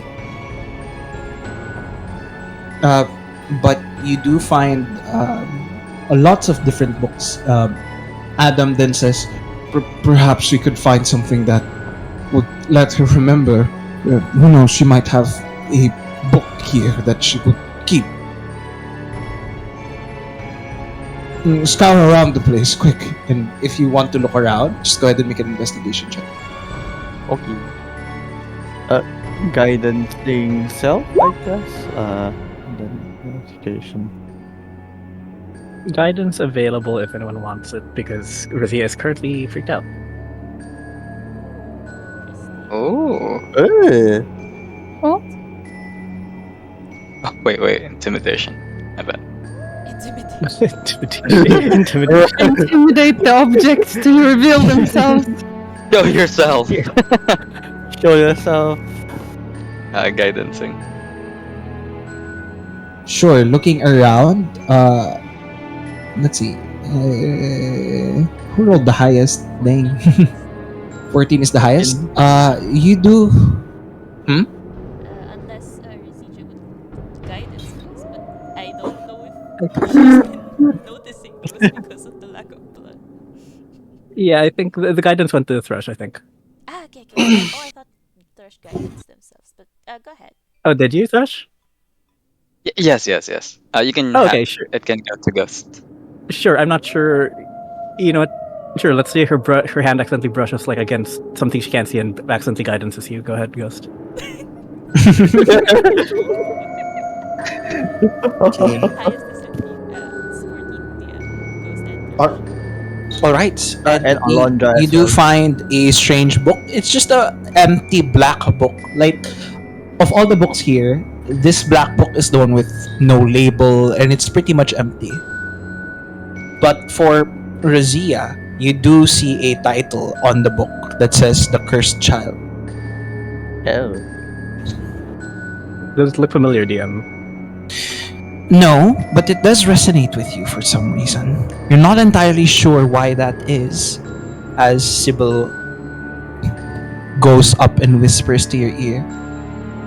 I offer you this chance. Do you want to learn the truth? Read that book. Which?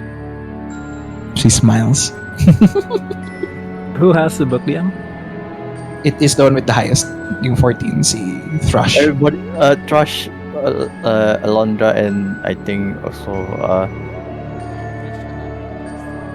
yeah.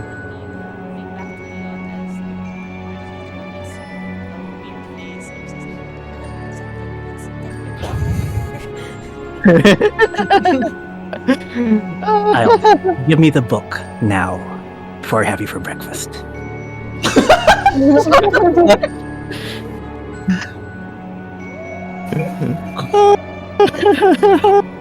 Do not test my patience, child. This is urgent. Yes, Thrush, give it to her. I'm gonna. Crash is gonna give it to to Razija. And to the rest of you, actually, it is mostly blank. You notice the book is titled The Cursed Child. There's a small needle embedded in the book spine, and yeah, do you open it, Razija? Yeah, that's basically all she's been looking for. Because she, for the rest of the party, like she has no idea where she came from. So like she is opening this thing. Sure. And what it reveals,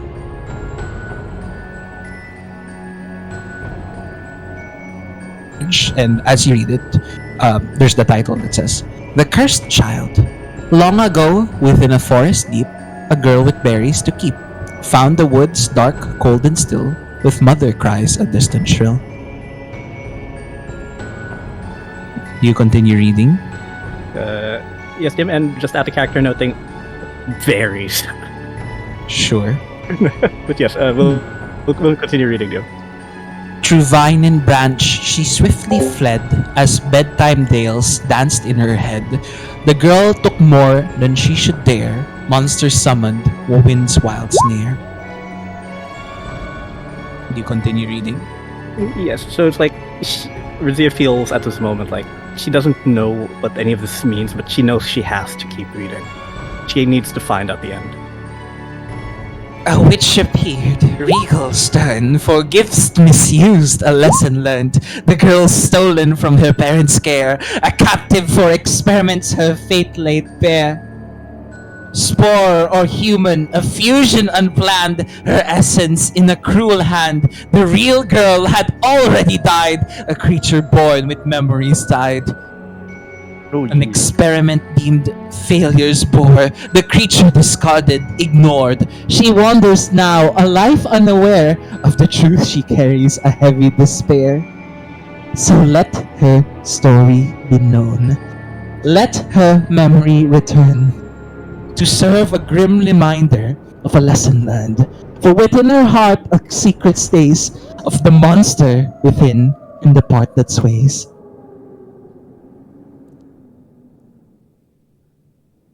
And as you read the last line of this poem, you feel all the memories coming back to you of your childhood, of what happened to you, of the time you were kidnapped, the time you were experimented. And they all just begin to flood your mind. Make a wisdom saving throw.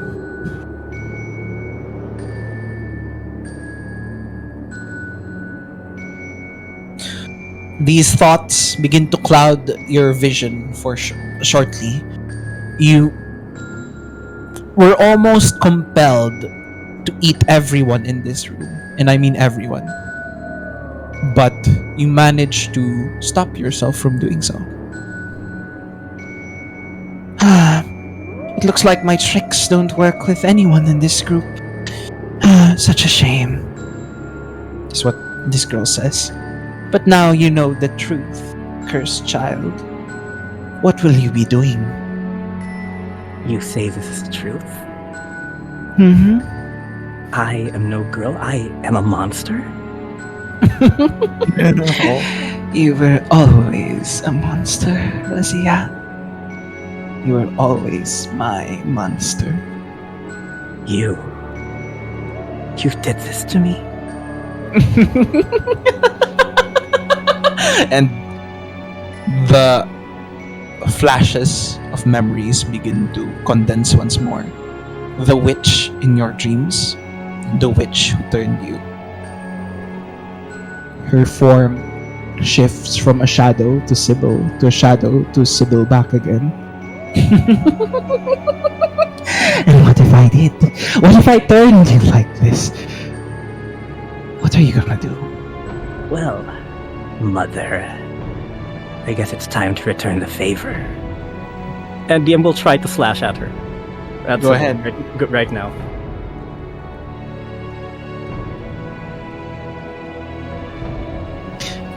You try to slash at her, and you watch as she grabs the blade with her fingertips, looking at you as she says, "You still don't get it, Razija.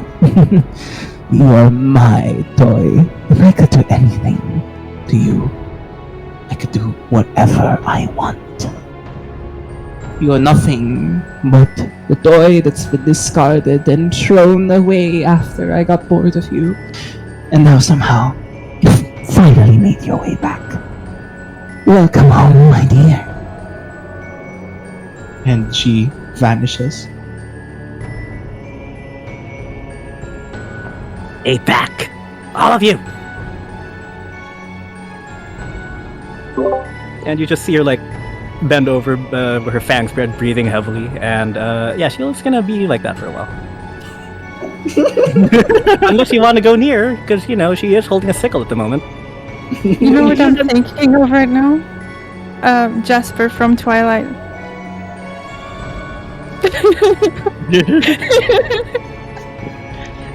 If Trash tries to calm down Razija, I roll animal handling DM. I can Okay. set DM. I can set DM. Go ahead. Guidance. Trash would like slowly approach you, like she'd realize it happened. Like the woman is playing with us. She's like, Trash is gonna be like, "It's okay, Razija. It's okay." And I rolled the animal. I guidance you. Yeah, that's.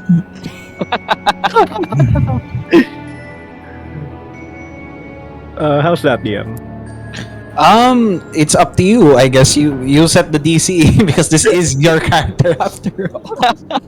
You know what, DM? I'll roll for this. I'm just gonna figure out what. You know what? Let's make it. Sure. She calms down.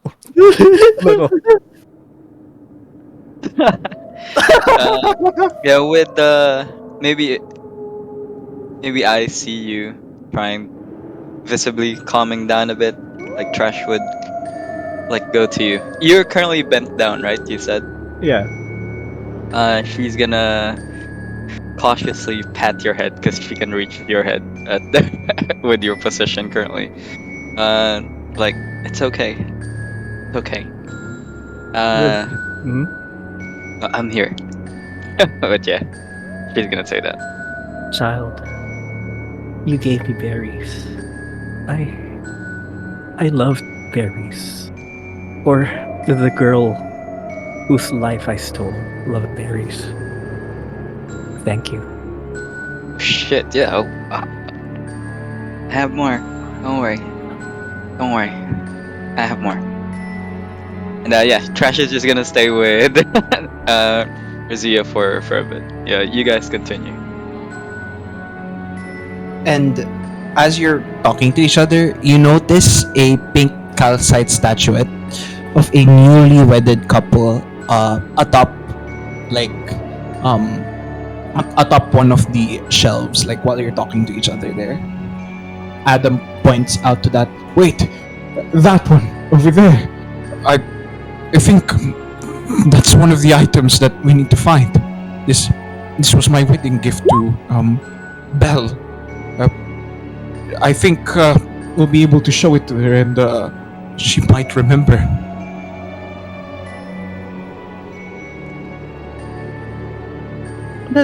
Does it look like a painting? It's a calcite statuette of a newlywed couple locked in an embrace. Okay. Go on, Chloe.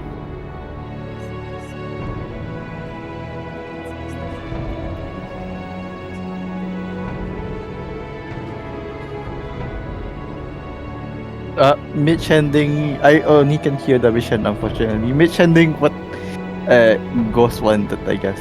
Sorry. Ghost is not to reveal the standard. Uh-huh. Okay, so Alondra, you have the statuette. Okay. Yeah. We'll mention that. Yeah. Okay. What now?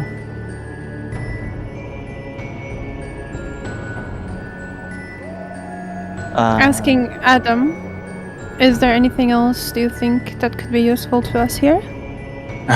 Maybe. I don't really remember everything, but maybe we should explore all the rooms here. There's bound to be something else that we could find.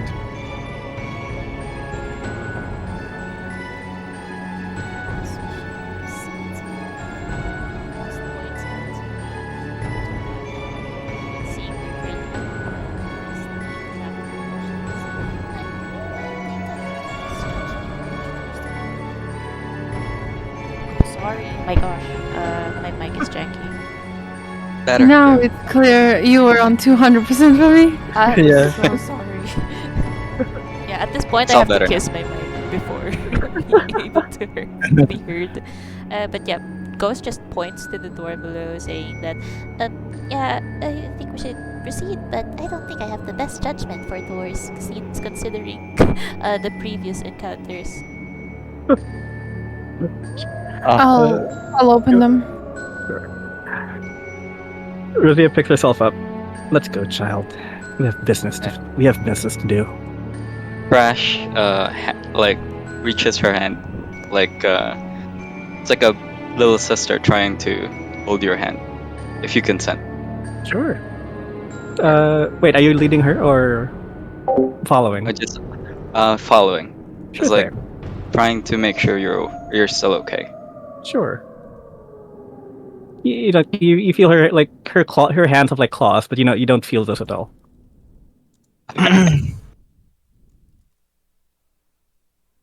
All right, you open the door. Well, does anybody want to check for traps? Yeah, let's Opening check. the Let's door. check for traps. Not opening the door. It is locked. Okay, the door is locked. Sibyl says, "That door is locked. Sorry, a little bit late." Trying to break it open with crowbar. Go ahead. A guidance, like. With that athletics, you do manage to hit it, but then it feels like you hit a brick wall. And she says, "Oh, I'm sorry. There's no door there." Oh. Damn, lady. I'm just kidding. You may open the door. Leon takes a deep breath, grips the crowbar so hard that you can hear the sound coming from it. Ah, what are you going to do? I mean, you could barely chase after the girl you loved after all. And it wasn't only late till you realized that you really needed her. He swings the crowbar at her, like a melee weapon improvised. Go ahead. It's gonna roll for longsword because this is a non-magical longsword anyways. Same roll. Damn it. And once again, it misses as she just twirls, does a little twirl, kind of dancing around, and she says, "Look, I got away too, just like Alpha." Yeah, bro. Taking a deep breath, stepping into the room, and you may or may not hear himself mumble himself, saying, "Don't believe. You're gonna find her. You're gonna find her. You're gonna find her." As you look inside this room, you find a large bed made of fine linen. There's a large easel in the middle of the room with a painting of what appears to be a locket of some sort inside.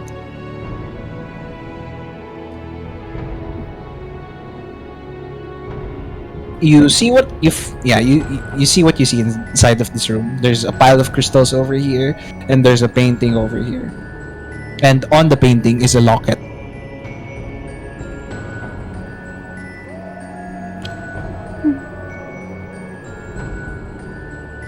I guess Alondra will step up and investigate the lock. Not with her hands, so with mage hands. It's the telekinetic mission, so it's no need with verbal somatic if that's necessary. Sure thing. You'll easily be able to grab the locket, as you have now found it. It's not that hard to find things here. You just have to open the rooms, and yeah, you'll be able to find it. No checks needed sometimes. What's Eh. not there, Alondra? Well, it looks like some shiny.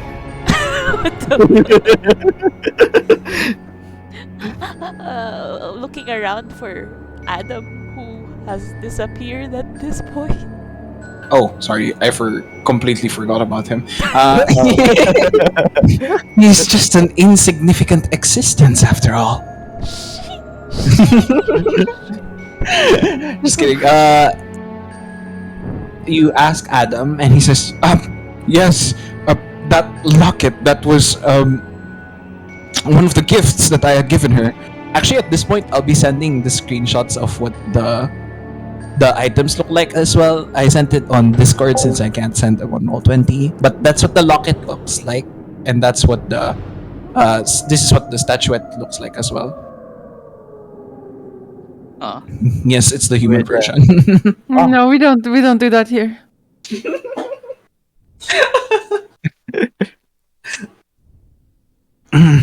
I think this will help in convincing her that it is the real me. You look different though.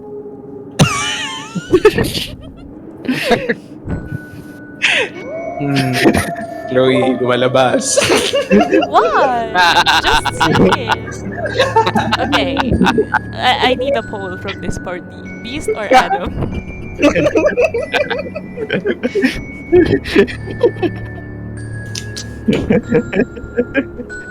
Including spectator, yeah. Yeah, the spectator. This Things I've never Oh, thought about. Who would?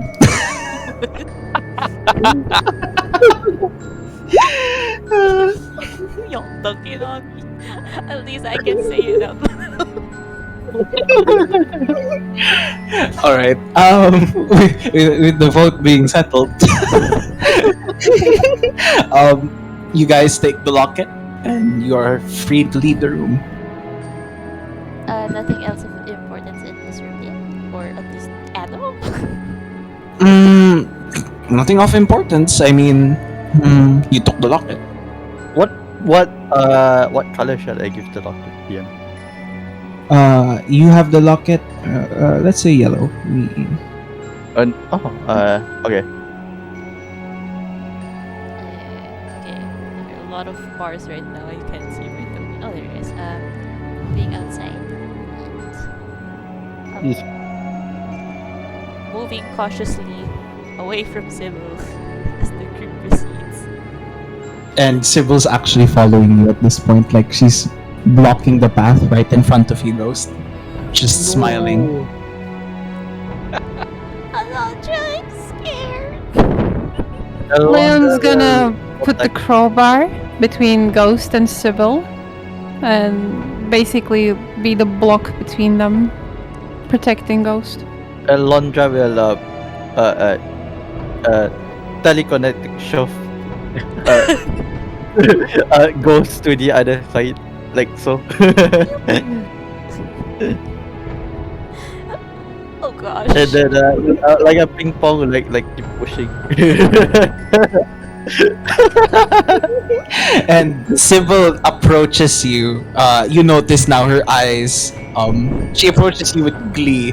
There is almost like a perverted gaze on her.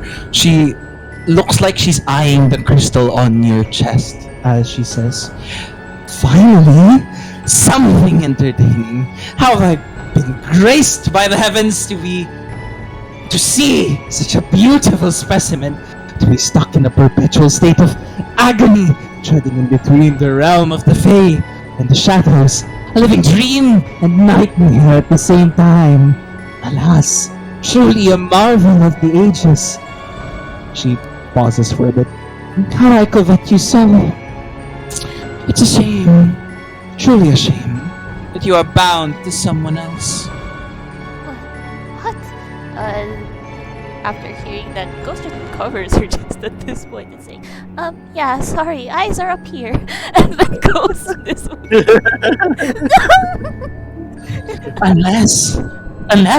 Unless she stares at you with a wide grin on her face. "Unless, of course, you relinquish those rights to me consensually.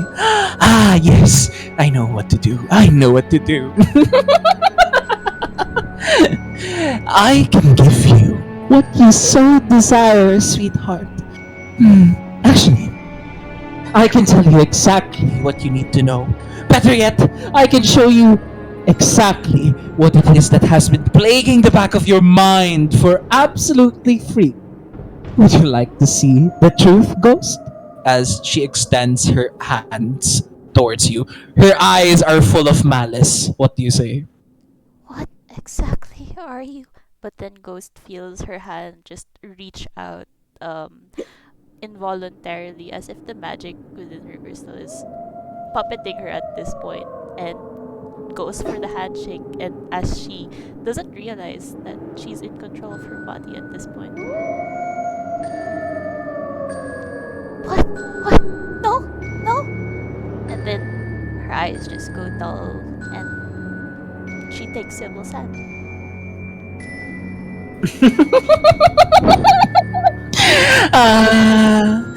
Oh, that was easy.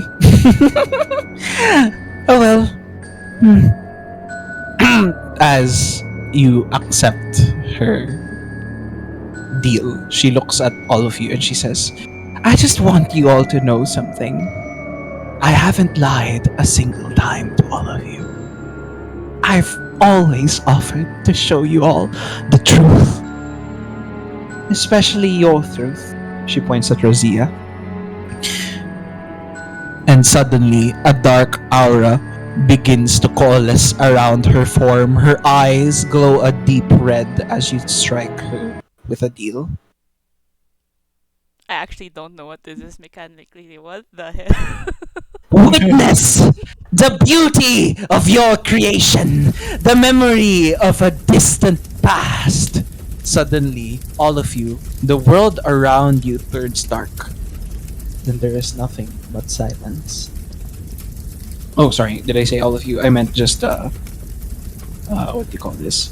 Meant just ghost. What do you do?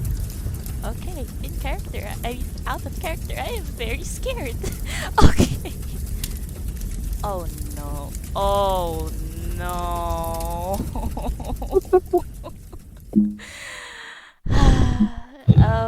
I guess at this point, Ghost would open her eyes and she feels like she's in a different body.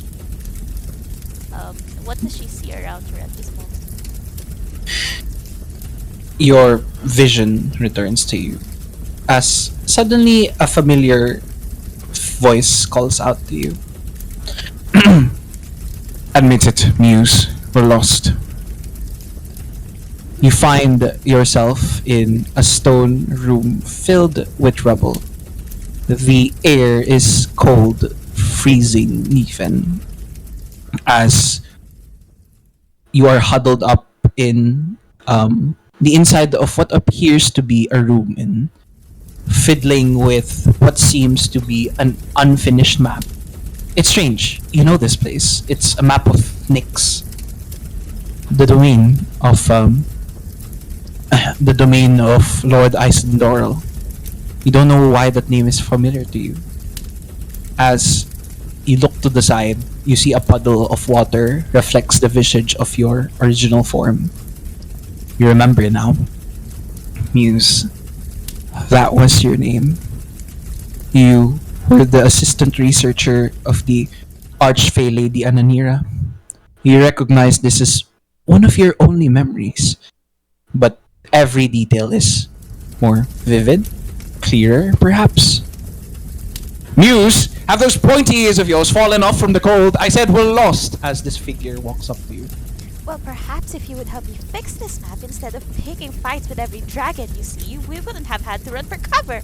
Besides, you spend more time with the Lord of this domain. Shouldn't you be more familiar with the lands under his jurisdiction?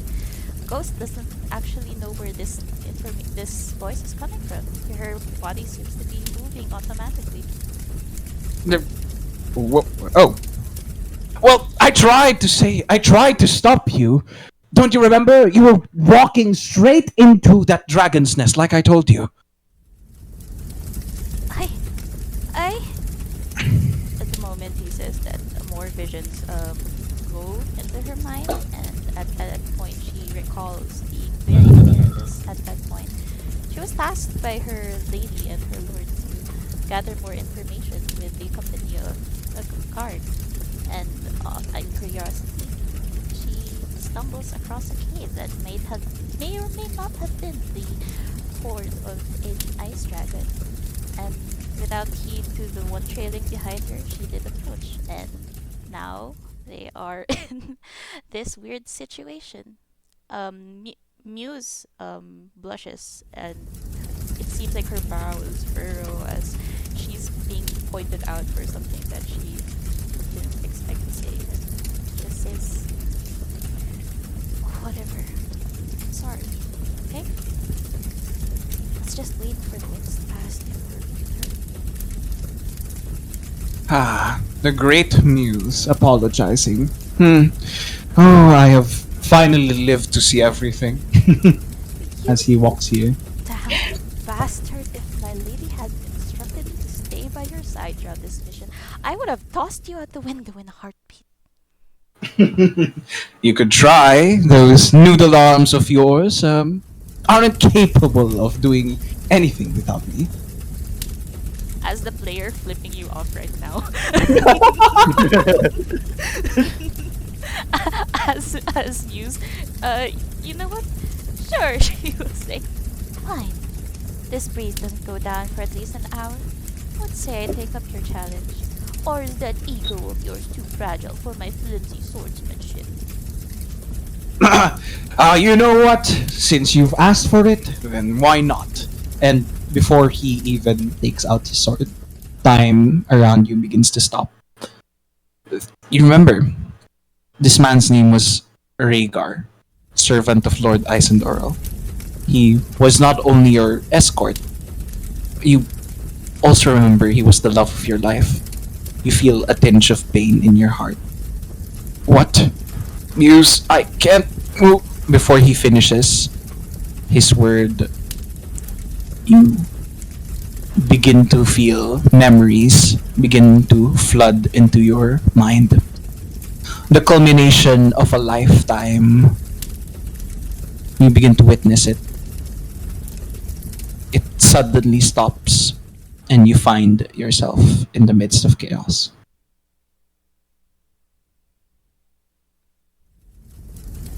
Gosh, frick it. Damn it! I shouldn't have given you the G-Dog. Too late, as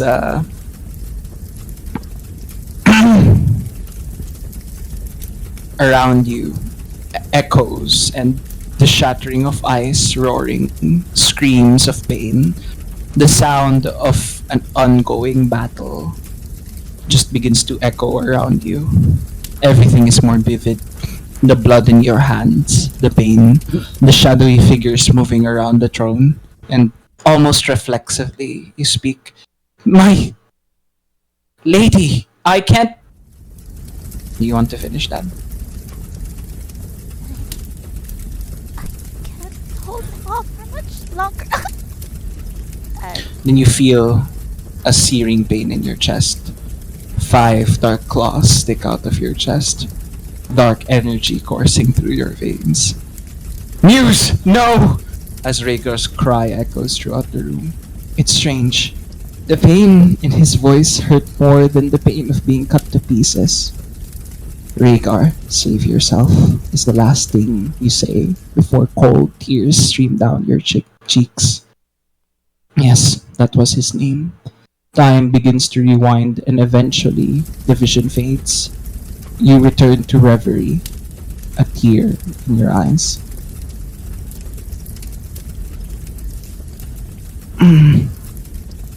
Lucky for you, he's still alive. Would you like to speak to him now? What? No, no, yes, no, yes, no, no, no, no.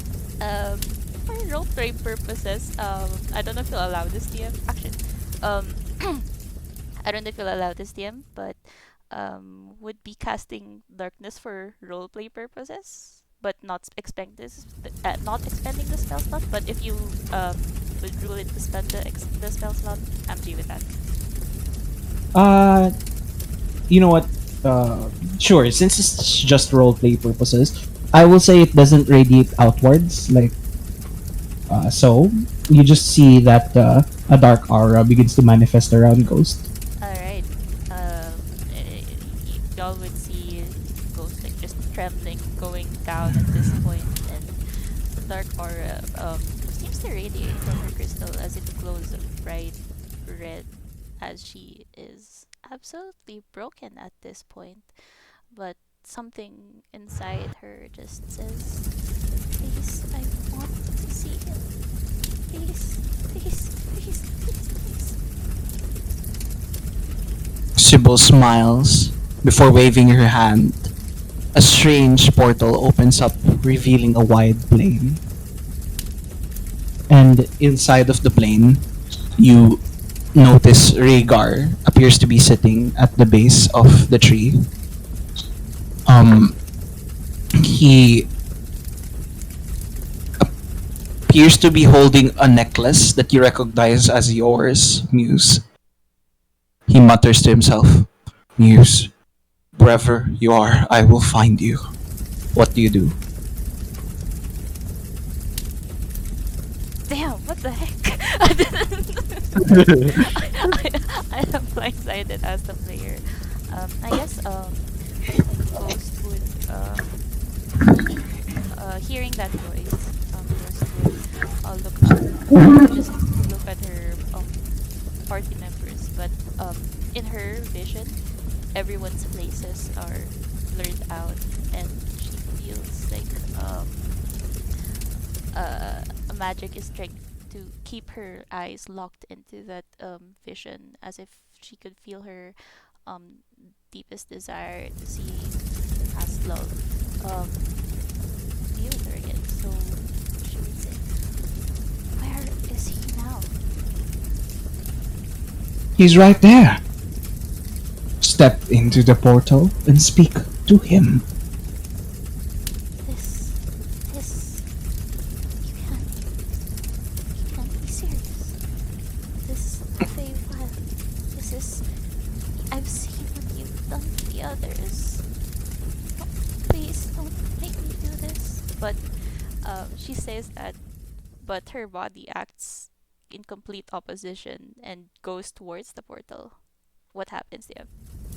You go inside and you find yourself standing inside of the plane. You are surprisingly right next to Rhaegar. Please don't make me do this. Yes.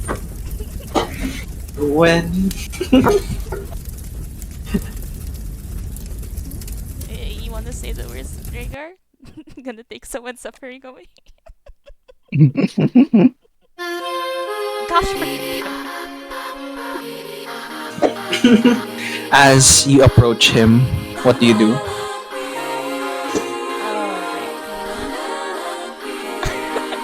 How does he notice? Does he actually notice Ghost? Yeah. At the moment, he isn't looking at your direction. Yeah, she would just say, Rhaegar, is that You you? call out his name, and he doesn't seem to see you or notice you. I guess she feels like a weird magic inside her trying to get the attention. Mechanically casting Ray of Frost, yeah. But it's her magic trying to get his attention. Sure, and as you cast a ray of frost, the bullet actually appears and apparates hitting the tree, and Rhaegar immediately pulls out his sword and he's like, "What the? What the actual fuck? Where did that come from? Show yourself." Yep, that's Rhaegar. Right? I can see you. Oh my gosh, she's like, please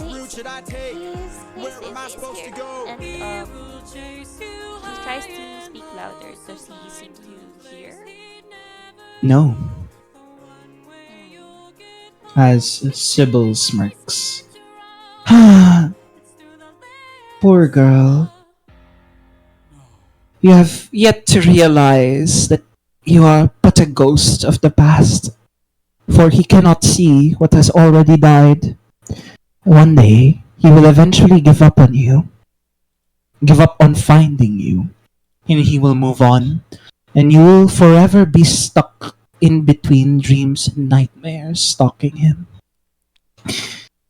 Unless, of course, you offer yourself to me and become mine.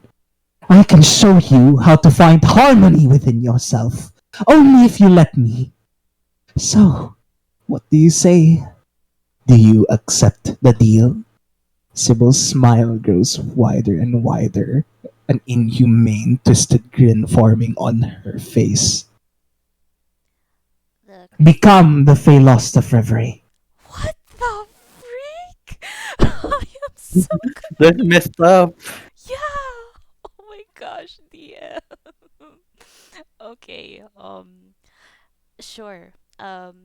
What happens right now is that the crystalline ghost chest is blue, bluish, and she just says, "How could you say something so cruel, especially with what you've done to the other?" Before she finishes that sentence, the crystal glows purple, and Ghost's eyes look like they're in a trance, and she says out loud, "I accept." She smiles.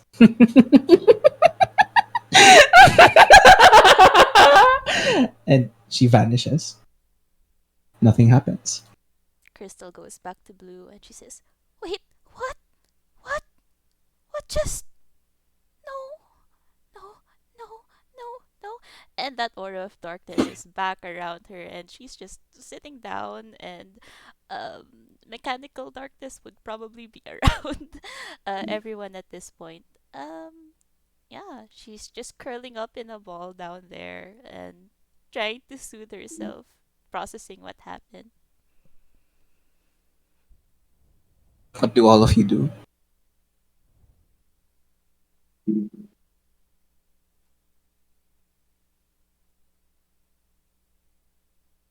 Pause.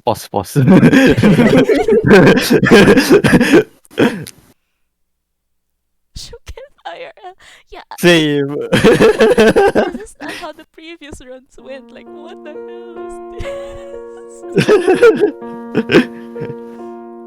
this? Real life pause, DM it. Sure thing. Actually, do you guys want a break?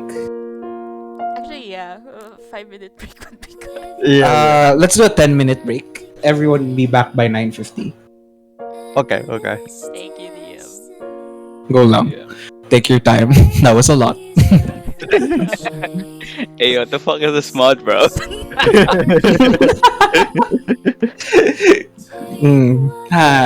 Yes, Lost in Reverie. It does that to people. Thanks, Liam. This is awesome. So, down. Thank you, DM, for the experience, but also flipping you off. Jeez. DM, I fuck love you. Thank You're you, DM, welcome. but also fuck you. Yes. I'll send you something real quick.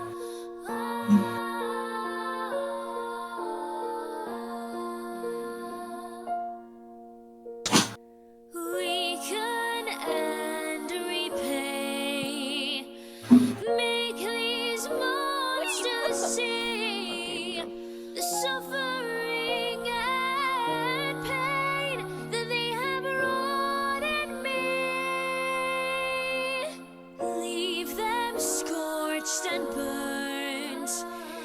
Take their dignity. Yeah, this background Play music my just last refrain and set the spirit free.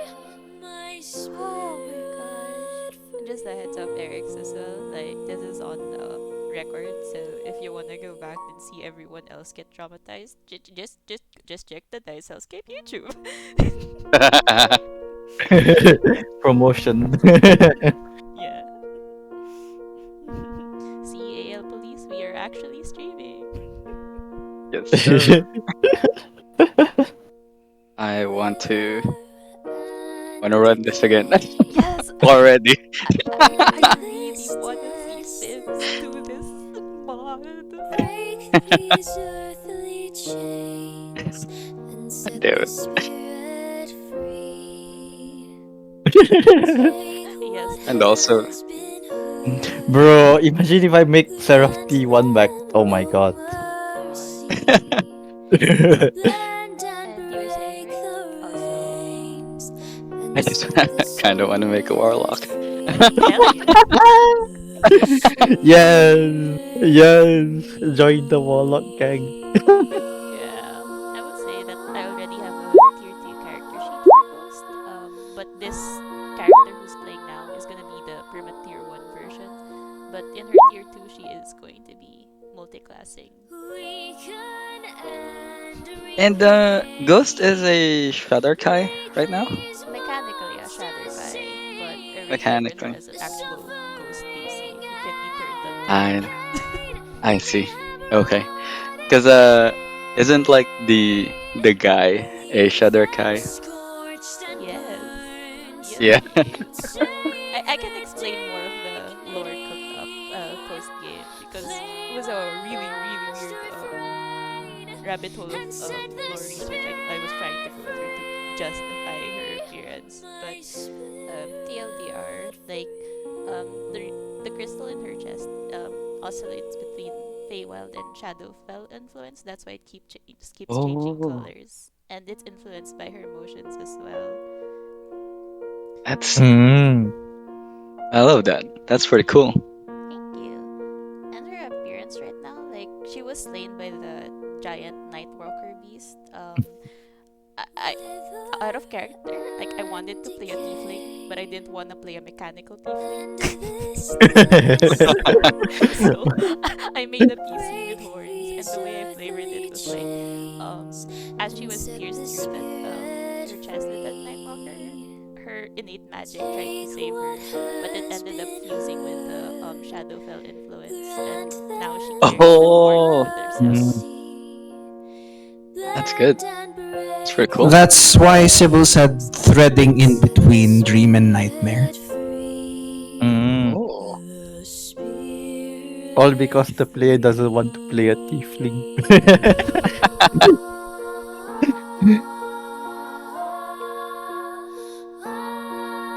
Damn. Yeah, look back at the recording when this comes out on YouTube. You'll see the drum. Like, you entered just at the middle point of the drum.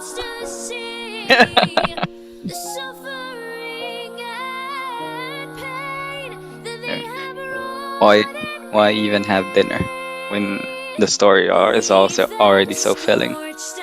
Bro.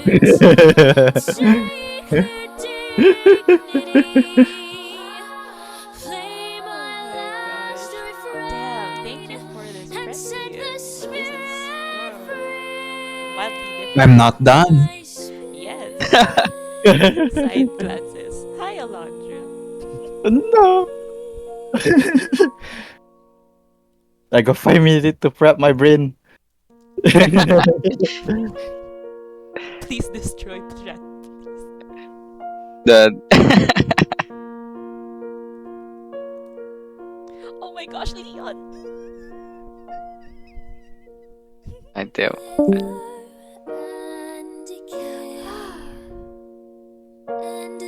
And D is just like passing the baton or something to Eric's spectator.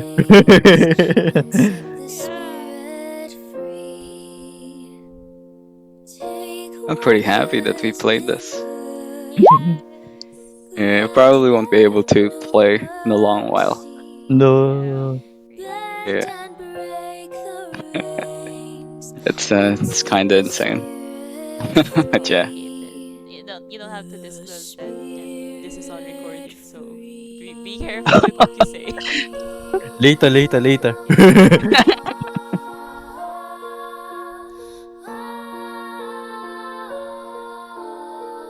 I have to say though, the player, blushed enough for like a week.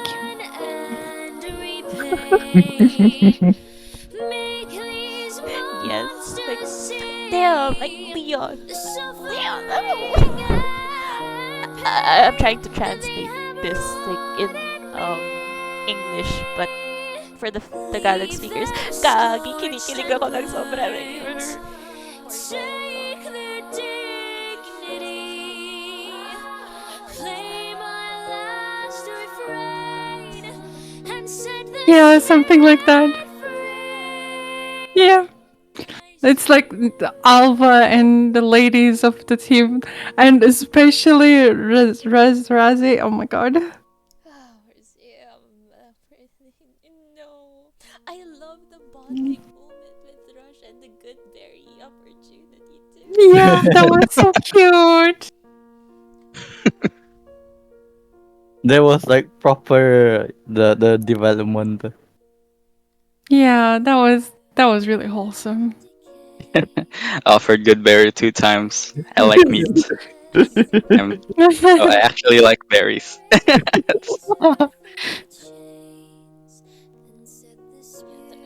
like no, Lithander was guiding Thrush like no, this chick actually likes berries. Just Latanda goated, by the way. Go on, girl. Give her berries. Lavender's actually a good guy, man. I like him. Like, it's not those good gods that are just too good and they're too arrogant and too weird and too godly, you know? Lathander really feels like an actual guy. You know what I mean? more down to earth deities. Yeah, yeah. Because, and he's also a god of self-improvement. I always imagine him saying it good. Not, and they're just like playing Dark Souls in the sky.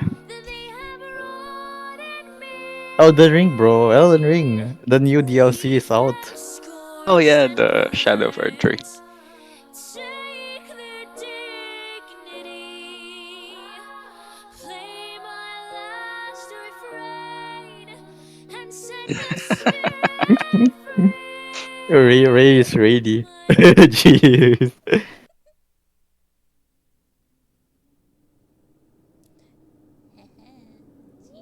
All right, if you guys are ready once again, it is already 9:50. Just type G in chat. You that thing? No. Who is dancing? They stole cat food again. Who's that? Is that I'm Rogue? here. I'm listening. I just need to get that broken package away and actually feed them. Oh no. Go ahead, take your time. I hate you dancing, Lito. All right, at this point, where do you guys go? I guess the left. The left. How's Ghost looking, by the way? Oh yeah, the house was. Still crying. The air around her is very cold at this moment, and if you guys are in the aura of darkness around her, it feels like the arms of Hannah are cold. Okay. I'm not sure when I'm able to use this again. After today, so I'm gonna use it. Alondra will see her like childhood bestie over here, crying and whatnot. And with go inside the shadow and cast dancing lights. Okay. And will actually be a little bit serious for once and not on her copium. Let me do the voice properly. Wait. This is so hard to do, but hey, I know that this is not me. Or rather, this is the real me that you finally be seeing. But like, I hope this lights, this dancing lights would lighten up your mood just a little bit, just like back when we were small. As Alondra says that, Ghost takes notice of the dancing lights and recalls the hopscotch games in that very, very dark and deserted dungeon. And then goes,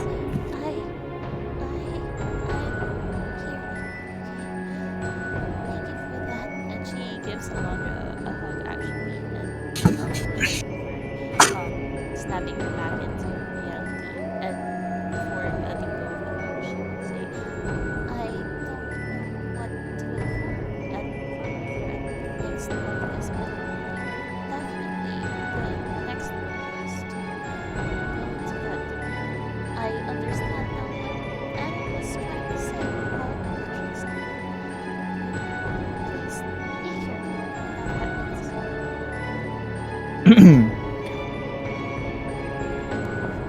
happens. She will say in her voice because I cannot do it.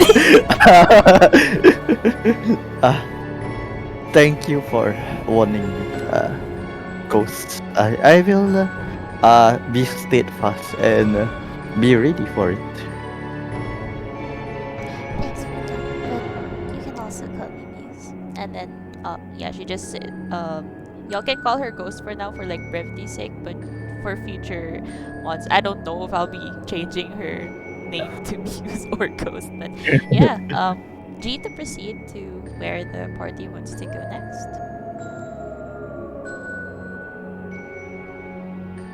This one, I assume. Bring your tokens yes. there.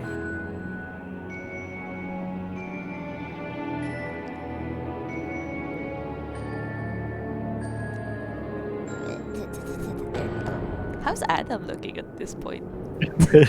Adam's just following you guys, slowly shuffling, just murmuring to himself as if he's in a trance.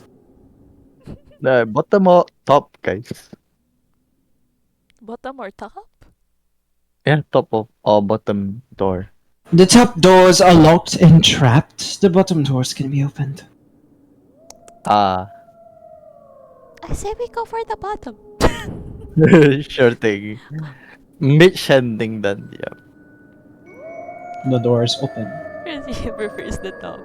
Yeah, let's go there next. Haha. Going in.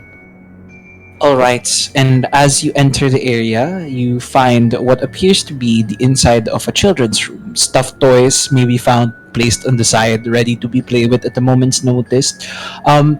There is a lot of things inside of this room. A stuffed toy of a clock, a candelabra, a teapot, and a cup. I'm referencing Beauty and the Beast.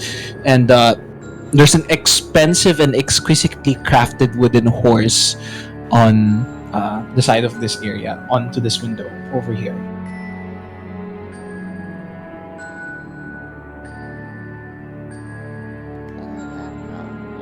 Looking at actually, I know. We'll point out to the party, like, or ask Adam. Is there anything of significance in this room? Something that she might have cherished among the others? Oh, maybe that wooden horse could, and the door slams shut in front of your faces as you notice Sibyl walk up and start bouncing on top of his bed. On this bed, as she says, it's getting quite boring. There's not enough action in this place. Perhaps we could fight a little bit. How about that? Wait, what?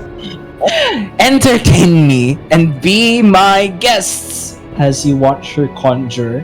Oh, I forgot to mention, there are lots of broken glass on the floor, and What? you all watch as the broken glass on the floor just begins to stand and coalesce into these lights.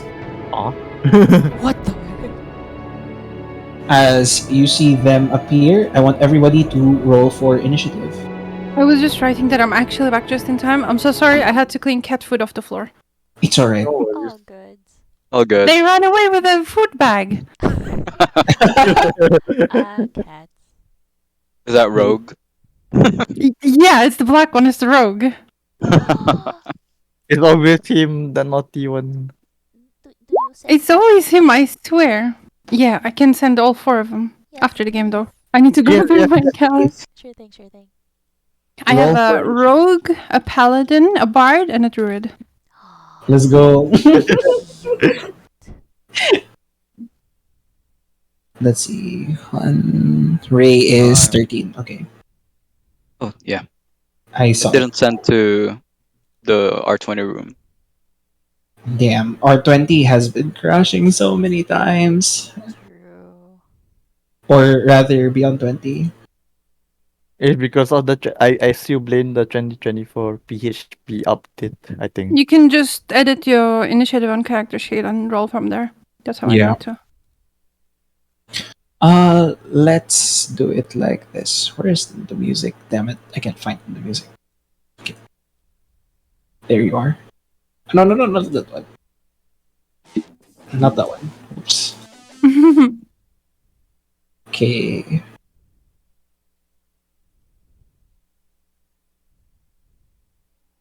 Okay, as we go over to the top of the round, Muse, it is your turn. You see these glass knights just coalesce in front of you. What are you doing? Darn. She will say, no, stay away. Casting Thunder Wave at first. No, first.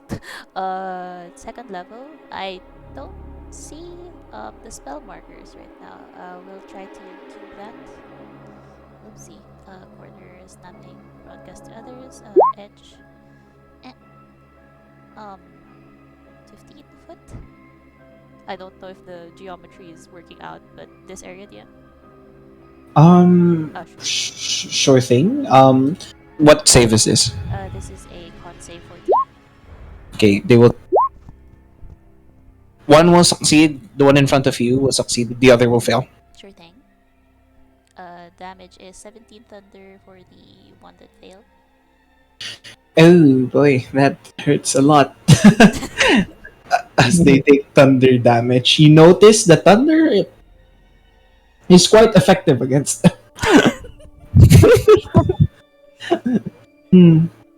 Okay. Will. This guy will move to this wall. Yeah, will be pushed. Okay. Bonus action will blessing of the Raven Queen to this area. DM. 30 feet. Yeah. Ending turn. Sure thing. You are over there. It is their turns. This one in front will move. They will move here, and I need. Let's see. For red 4, I need everyone in this cone to go ahead and make a Constitution saving throw. This one here, Razija and Muse. Sure thing, DM. We'll roll manually. R1D 20 plus 5. 13, DM. Nothing to add. Okay. Red 3 will also do the same thing as you watch them take out what appears. Their eyes actually just start glowing red, and all of a sudden, a blinding light begins to flash in front of you guys. Razija, Alondra, and Thrush make another con save, DC 10. Wow, you are really not blinded. You are also not blinded. Then Thrush.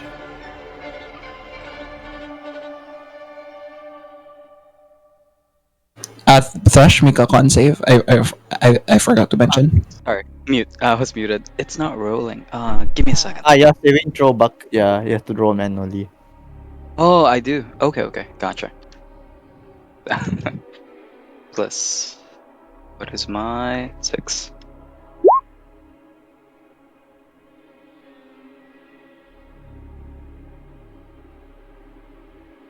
Okay. You are fine. This one here also does the same. Thrush, Leon, Alondra. Make it easier. Saving throw. Very so nice. does this one. So Thrush, Alondra, Razija make 2 saving throws. And anyway, You need help with lingering that, DM? yeah, yes please. Okay, gotcha. Thank you. This one is Thrush Alondra. Wait. Yeah, those 3 dapat. It Oh, yeah, should start another at the one. center, but yes, that's alright. Yeah. Who rolled below a 10? I did, yeah, Razia. Okay, you Oh, are finally failed.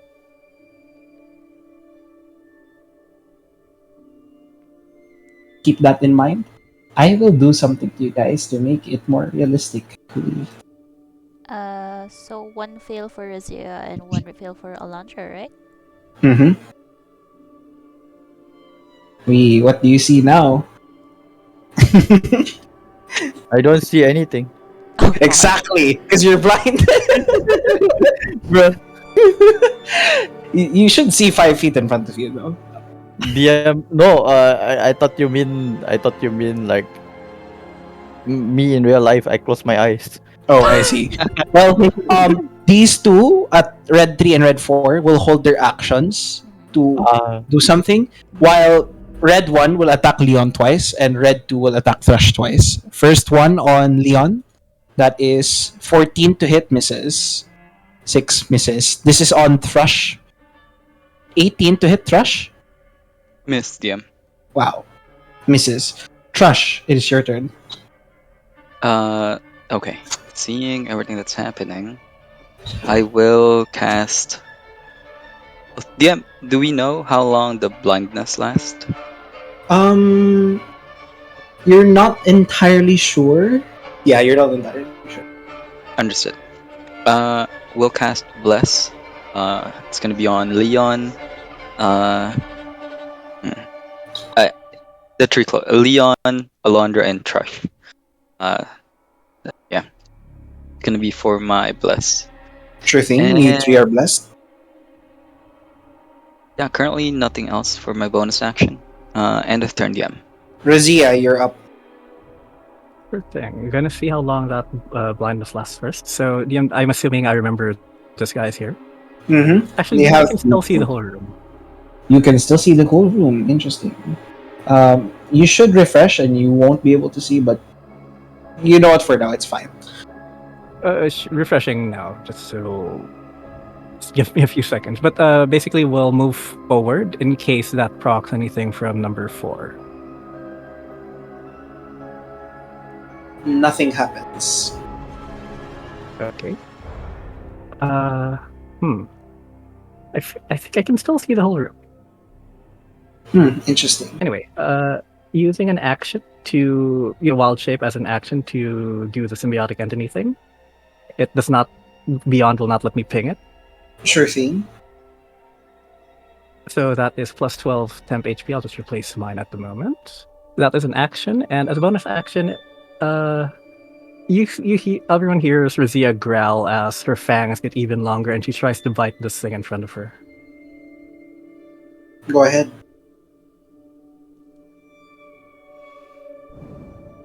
That very much misses, I'm assuming. Yeah, that misses. Yes. Anything else? Nope. Ending turn there. Okay. Alondra, at your turn. Make a con save first, Razija. Sure thing.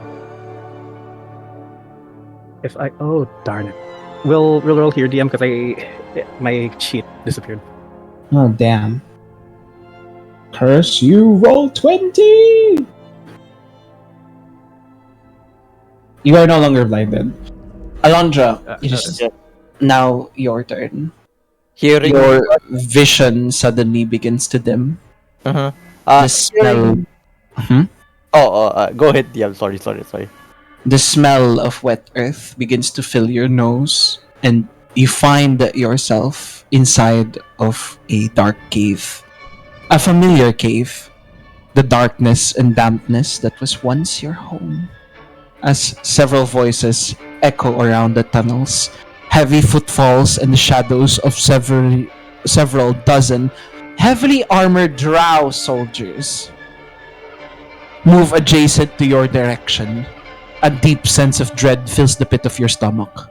You must not get spotted. What do you do? Shit. Okay. Alondra in her looks at herself first thing first, and probably notice that she isn't with her party, I guess. With that, she will brace herself and attempt to stealth because heavy armor. Sure. This is a free thing, and Okay. before you even get to stealth, the clanking of chains echoes in the narrow cave.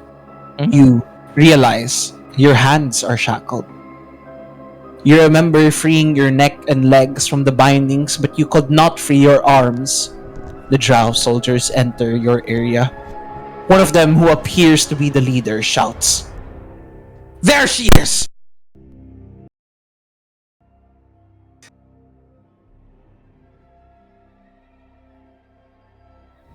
For her treachery. And you see the pair of eyes shine in the darkness as they start to slash towards you. Their readied action will proc as they attack you twice, Alondra, at advantage. 13 misses. 20? To hit. Taking the 7, only the temporary HP anyways. It is your turn now. What do you do? Right. Oh, I'm back to normal now. DM. You still see the Drow soldiers around you. You don't see your teammates. What are you doing? Oh, shoot. Okay. I don't see my teammates. But do I sense my teammates is around me? Strangely enough, you don't as well. Okay. Almost like you're in a memory. Okay, sure thing. Action Twilight do I do it? No, probably not. Wait, let me double think. Sure. Bonus action spiritual weapon. Summoning it. Say over here next to me. There we go. Attacking number 3 with my bonus action spiritual weapon. DM. Go. You hear a voice. Yes! Alondra! Face your despair, Alondra! The voice of Elistray calls out to you. Rise up from the challenge and fight! Free yourself from the shackles of despair that bind you. Yes. That hits for 5 force. Which one you're attacking? Red 3? Number 3. Okay, taken. Alright. And then, wait, takes away my plan a little bit. Action will, they look sus. Should I do it? Sure. Sacred Flame, Dex 15, yeah. Sure thing. Fails? Taking 8.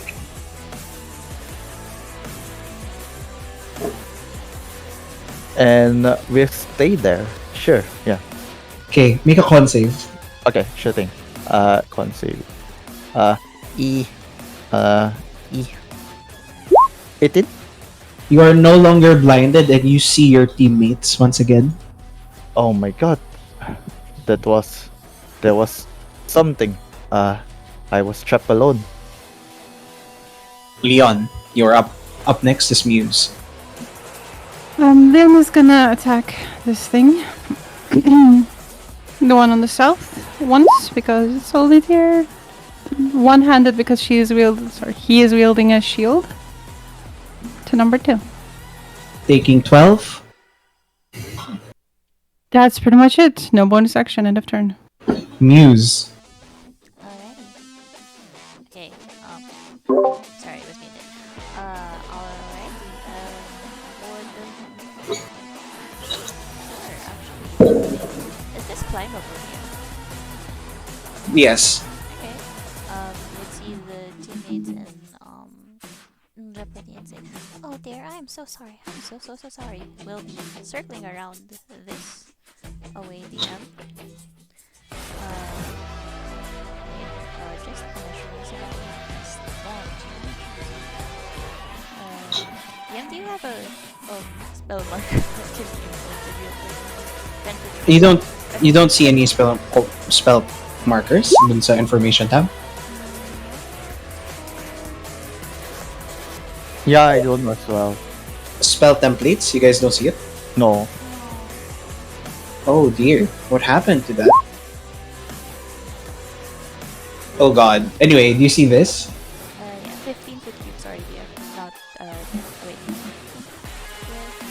Is that 20 or? I'm confused. Okay. This one? Yeah. Thank you, DM. We'll be angling that. Taking a, wait.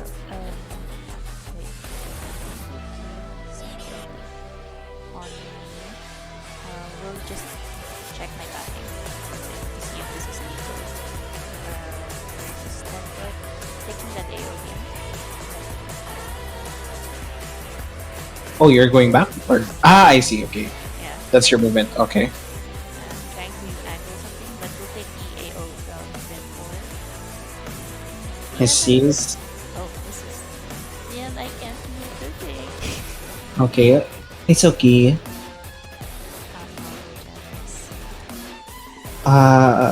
Damn, what has happened? Because I tried. Damn, I didn't show it to all players. Kaya pala. Go ahead. You can now move it. Okay, there is. Damn. Darn. There we go. Trying to angle it this way again. I will have to look at this. Working. Yes. Thunder Wave, second level again. Sure thing. Confront. Damn.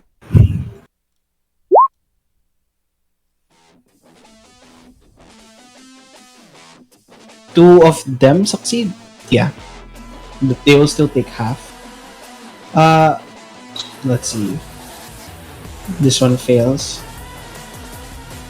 Wow, ang taas ng damage mo. But this one takes 9. How do you want to do this for Red 2? I guess it's the one that Leon's been hitting, and right after the sword hits the thingy, suddenly it just explodes into a pile of glass shards, and yeah, that is the end of the story. Will not be bonus action.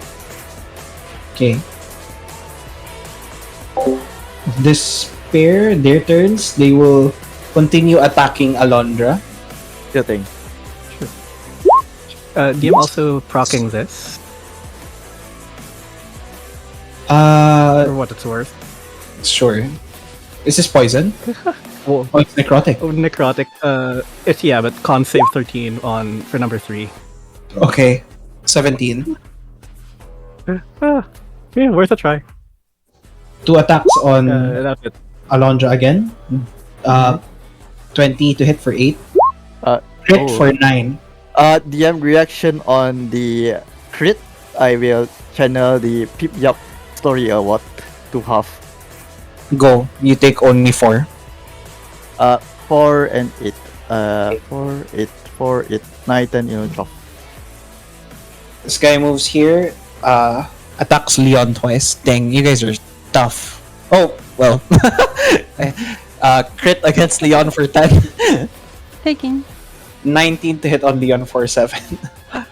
This is just a plus 3 to hit. What the fuck? Anyway, that ends their turns. Thrush, you're up. Trash is going to attack the one in front. I can't see that. Number 3 with a mace. 10 DM, will that hit? Misses. Alright. Wait, you're also blessed. Oh yes. 1d4. 12. Just hits, yes. Yeah, alright. 5 bludgeoning, and for my bonus action, I'll also do a spiritual weapon. I'll just put it here, in between 1 and 3, and then attack on 3 again. Sure. But sige. Since you didn't, yeah, we'll take the 7. How do you want to do this on number 3? Oh, yeah, I think Crash will just like look at it, like determined, and like just will the spiritual weapon to smash it to pieces back again. Nice. And the end of turn. Okay. Who's doing this next? Yeah. Razija. Since the other two are dead, just gonna focus on number 4. So action attack with a sickle.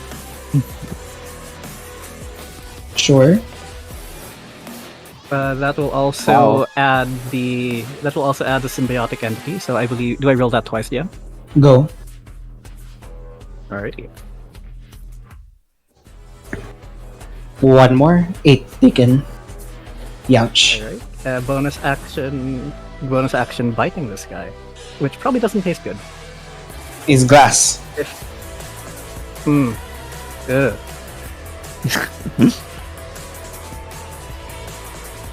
Taking If 8. that hits, I believe that also triggers symbiotic entity DM.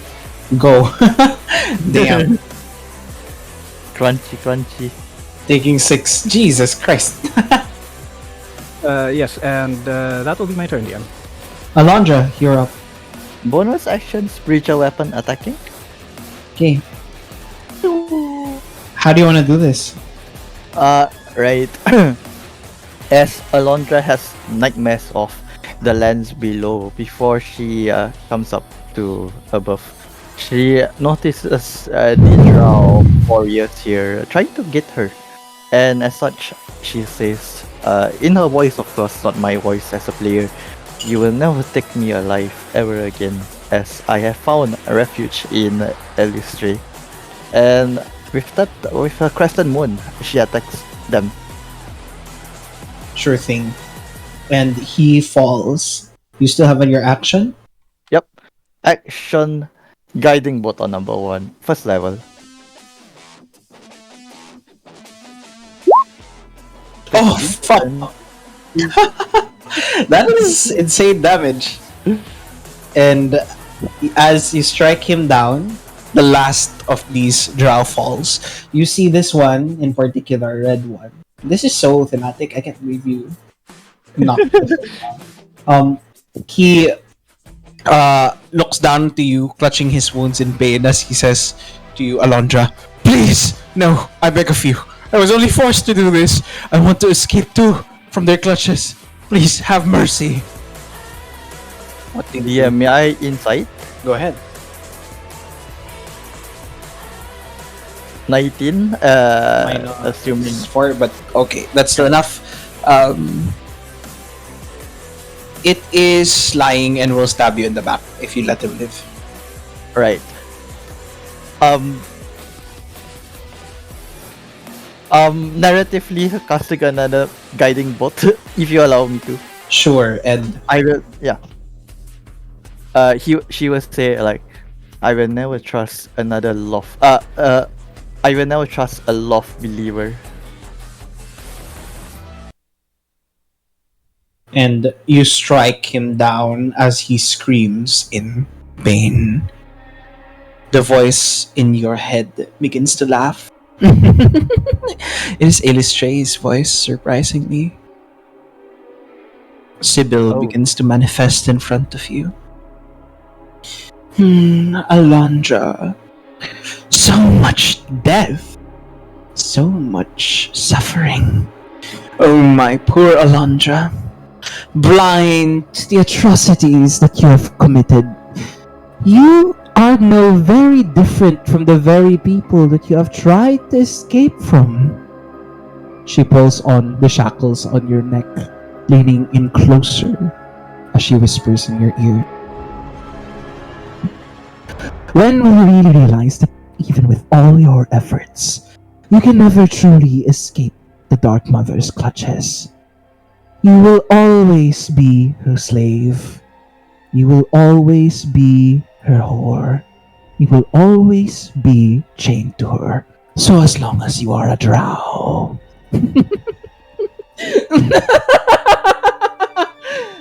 As you watch her disappear.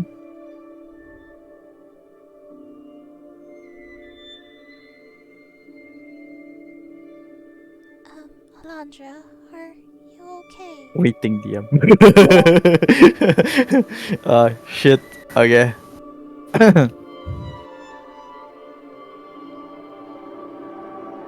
Alondra will slowly step up and whispers to herself. She will whispers to herself, and probably, hopefully, nobody can hear her. But she growls and whispers, I will never go back. I have, how do you say this?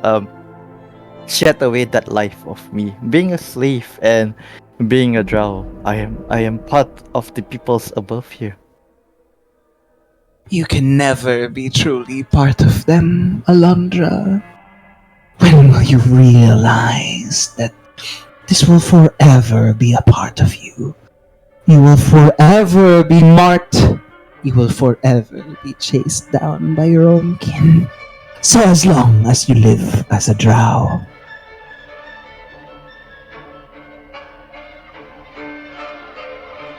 She continues to probably like falter back slightly, like so.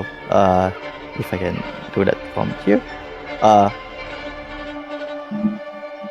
Drow was over here, like OTLing on the floor a little bit, and I don't know what is the word for that, but she will growls and kept repeating, "I will never go back. I'm part of people here, people above here, the lands above." Sort of convincing herself that she actually did change and stuff like that. ah, you've resorted to gaslighting yourself. How pitiful.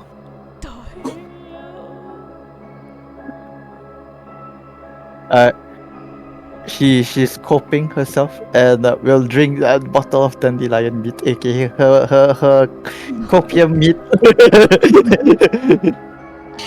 And oh, go ahead. Mechanically as well. Muse would just approach. Alondra, please stay with us. Listen to Thrush, please, please, please. She's just trying to snap you back into reality. He will look up slightly and notices her friends, and childhood friends as well. But she looks a little bit how to say this, like echoes of her past life and stuff like that. I was I was not I was jailed. But thankfully I I meet. Okay, this is part me and part character, but uh finding words to say, but she would be she would say that she is grateful that she has met you guys in the lands above and not like people down below. Aww. Did you say she was chilled? Did I hear that right? Because I'm gonna do something about it. Did I hear that right? I did, right? Jailed. Oh man. Well, he's gonna do it anyways. You said she was on OTL, right? Yes. Leon is gonna take out a blanket, wrap it around Alondra's shoulders, and then reassuring her, he'll say, "Don't let any evil god guide you. You're doing fine. You're doing okay. Don't believe them." Right. Thank you. I guess now you guys know the reason why I have my ale with me. It's part of my copium mechanism. But coping mechanism. Yes. But I hope that one day I can forgo that as well and live happily. In here with you guys. Yes. And she slowly gathers her strength up again, and her legs slightly shaking, and she started to dust herself up. And thank you for your blanket, Leon. I will be grateful and thankful for this gesture. Yes. Oh, have you finally given up, Leon? You finally settled for someone else? Is that what you're trying to do? Ignoring it, Leon has always been a gentleman. He's gonna ignore it, not answer, look into her direction. But he's also gonna take a couple of steps away.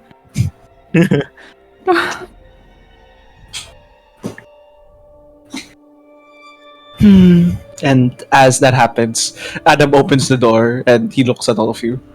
What happened? Are you all right? You all look like shit. Worse than shit, actually. Oh, hey, this is what we need to find. Gag. What's happening here? As he takes this wooden horse. Oh my god. There's just 2 more rooms to explore. Come on. Bro tried to. Bro. Bruh, couldn't have just left her for like 5 minutes to get a breath. Oh gosh. But yeah, moving out. Recalling that Oh, they were locked. Darn it. Looks to Oh, our. sorry. Go go go. Okay, crowbarring Yeah. with guidance. I Athletics assume? check advantage. DM, I'll just Oh, take that's my- with bliss anyways. It's 25 straight. Bliss does not work on ability checks, but yes, that's. I still mean, okay. it's 1d4, the guidance. same amount. That's Oh. why. All right, yeah. As the door swings open and you find what appears to be a guest room of some sort. Looking around, there are also crystals in this room. If you want to go ahead and check it out, just make an investigation check. Okay. Guidancing investigation.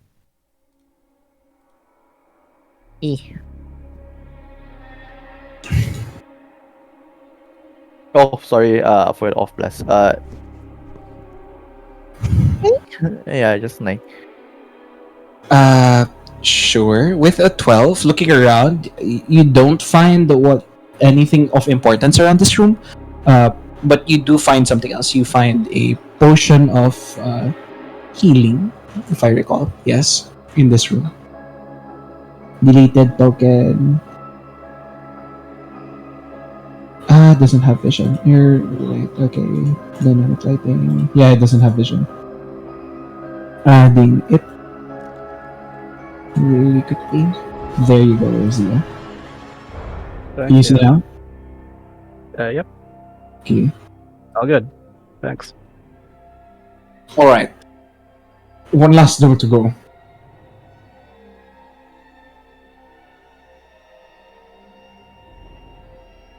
Neon. Does it look trapped or locked? Make an investigation or perception check. Guidancing. Nice. Yay. It is both trapped and locked. I kind of want to break the door anyways. Go for it. Casting resistance on Leon, and then I thank you I got for. the Alright. guidance. Get back, guys. Get back. We don't know what kind of trap it is. Get as far away as possible.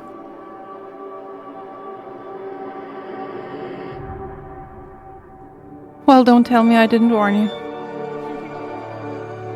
1d4? 14? Sure. And actually, before you even, even strike the door opens on its own. And instead, the crowbar hits the face of Alva as she's Oh. Ow! Leon, how could you do this to me? I'm sorry. I didn't mean to. I was trying to open the door. Why? No. No.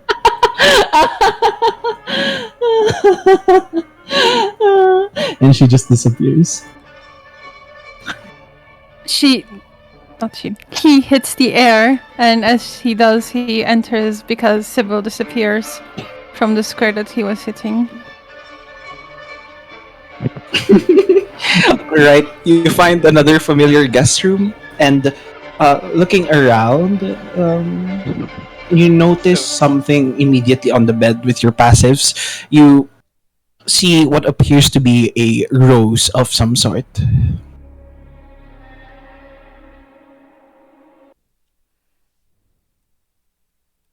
What do you guys do?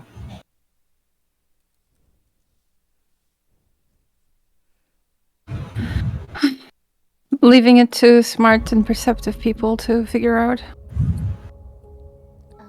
Just looking around, we'll give help action perception on Alondra. Oh, she's the soundtrack. Yeah, Alondra. Sure, I heard a bit of roses. Was I correct? We'll just check it out. Sure. Uh, There's a singular rose in that bed. yeah. Okay. Um, Alondra will be extra bit careful and mishandling DM and carrying the roses on the bed. Sure, as you actually managed to grab the rose easily enough. You have it on your hand, Alondra. Oh wow. Another token.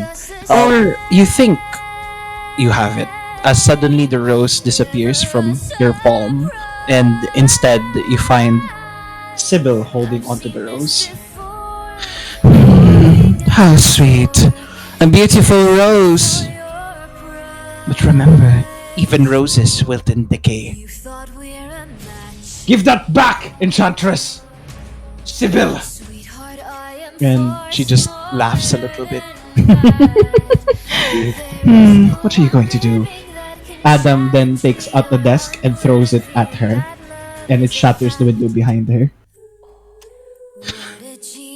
And as that happens, Sybil just materializes right behind all of you and she says, "There! That's what I wanted to see. That is the true nature of your kind. Show them, Adam, what a monster you truly are. Do you really think that all of you will be successful? You're all unworthy. This is my domain. There is no happily ever after. This is not a fairy tale. This is a nightmare, and you will never escape from it." As you watch as she throws the rose onto the ground and step on it, dematerializing into the air.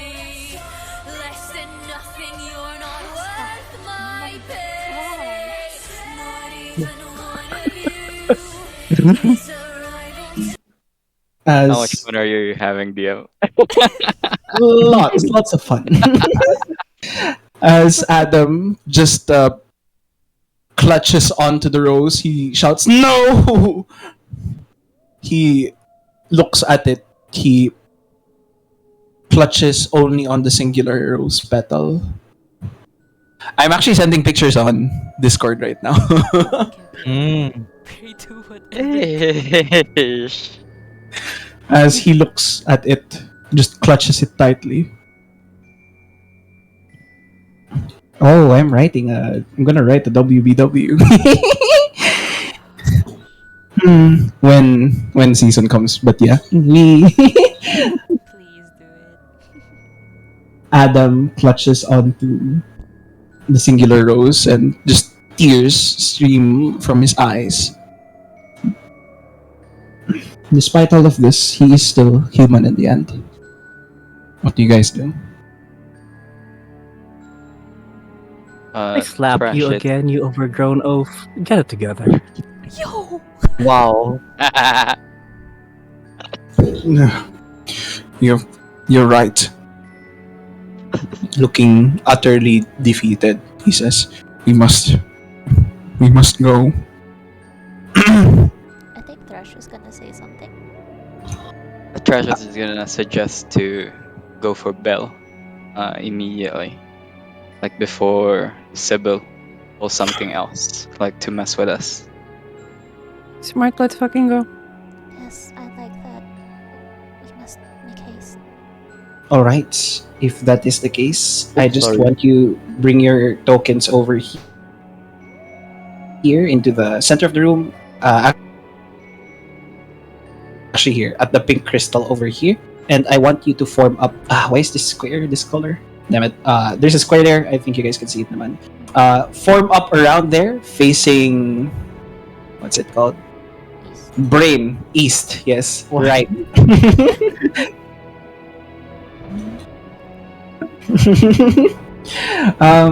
And I want to ask all of you, I guess. Oh shit! I disconnected from Roll20. My bad. I want to ask if you guys are gonna distribute the items, or are you gonna let Alondra keep all of it? Jeez. You know what? Ghost will take the locket off your hand, seeing that you've been juggling around everything while chugging your dandelion. Leon would take the statue because I think that's the heaviest, right? I think so. Think No, I so. think the rocking horse would be the heaviest.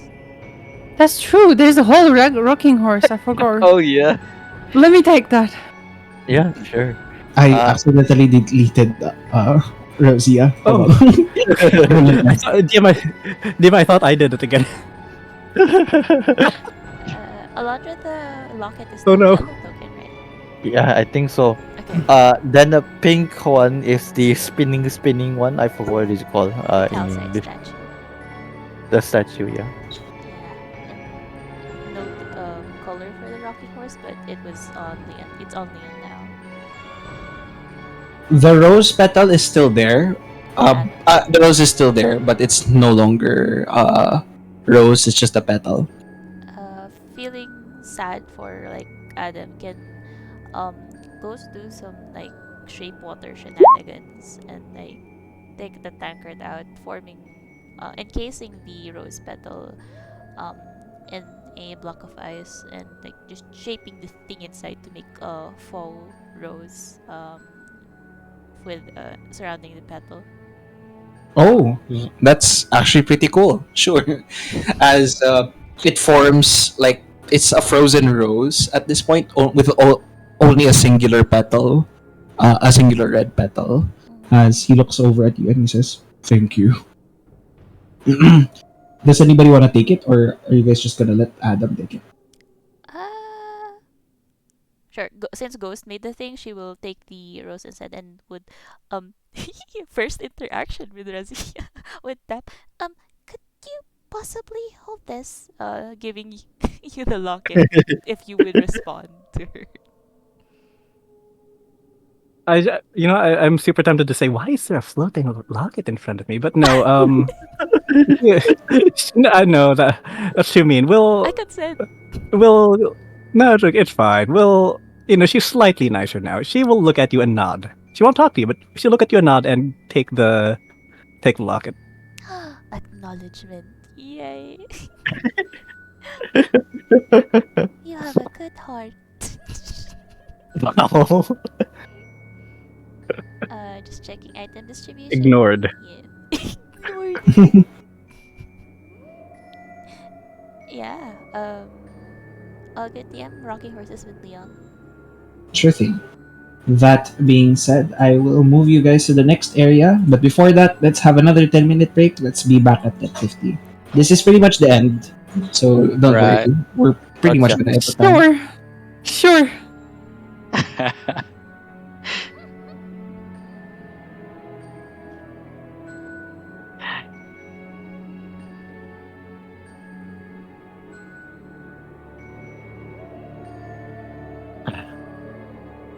You'll be drinking again, I guess. Copium. Oh, Okay. another two. Okay. Actually, out of character, I think Thrush should have one of the items since this is the first run. Yeah. Didn't Yeah, I Thrush might- I can give up mine. Yeah, Thrush. Yeah, I can give yeah. mine. It's fine. I can block it, right? Let's just retcon it that Razija did ignore Ghost. And Yeah. I'll just take it. Like, don't worry. I'll hold it.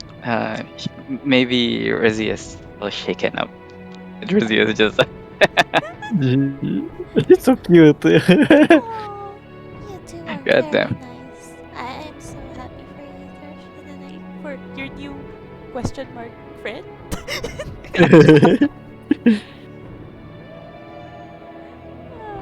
Love that. I love Your new- Razia's You know what? Let me outfit. check the story again. Let me check the story again. If I don't think it mentioned a sibling though. Hey. Yeah, I don't think it did. But found family, etc., etc. Family, etc. Exhilarate. I miss playing.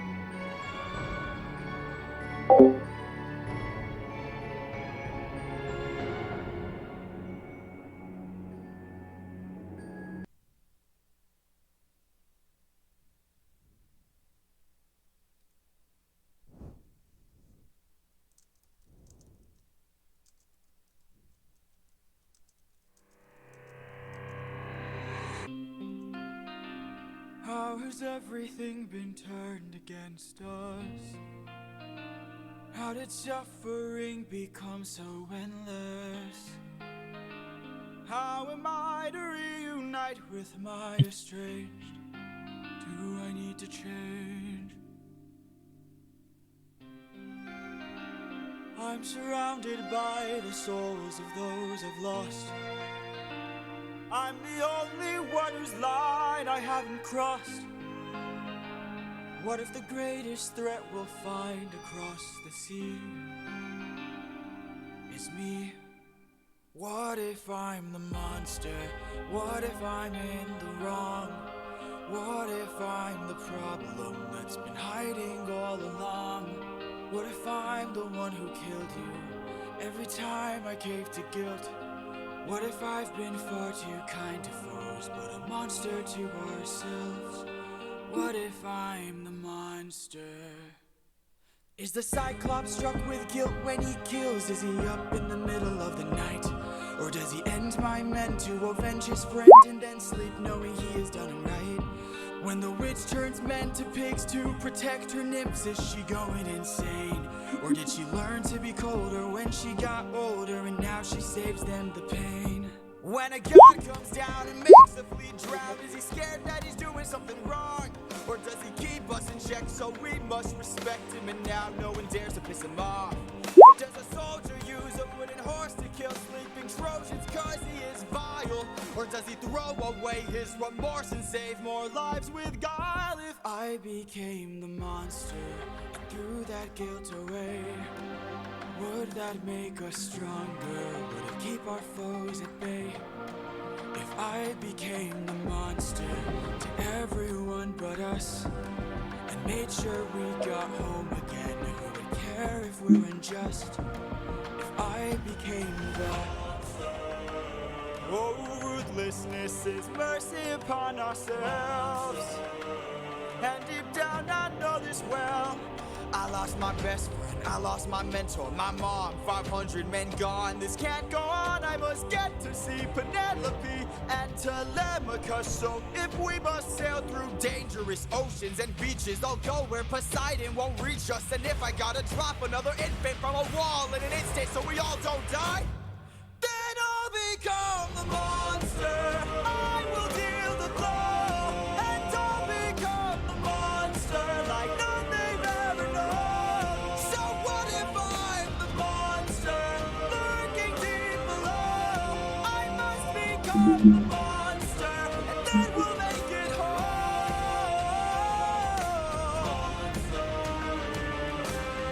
Penelope.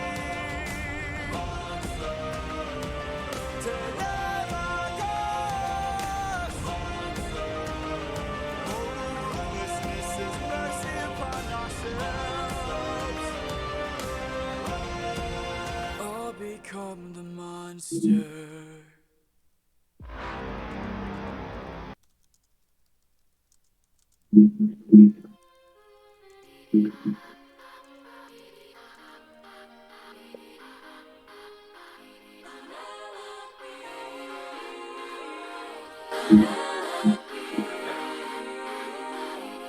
Don't you miss me? More than you know. Then jump in the water and kiss me. Penelope, I've told you this before. You know I'm afraid of the water. I'll make sure that you are safe and sound. Come play with me and our daughter, and let's watch our love leave the ground. Oh, I would, but I'd be suffering trying to float the whole I time. would take the suffering from you. As good as that sounds, right here I'm just I fine. can take the suffering from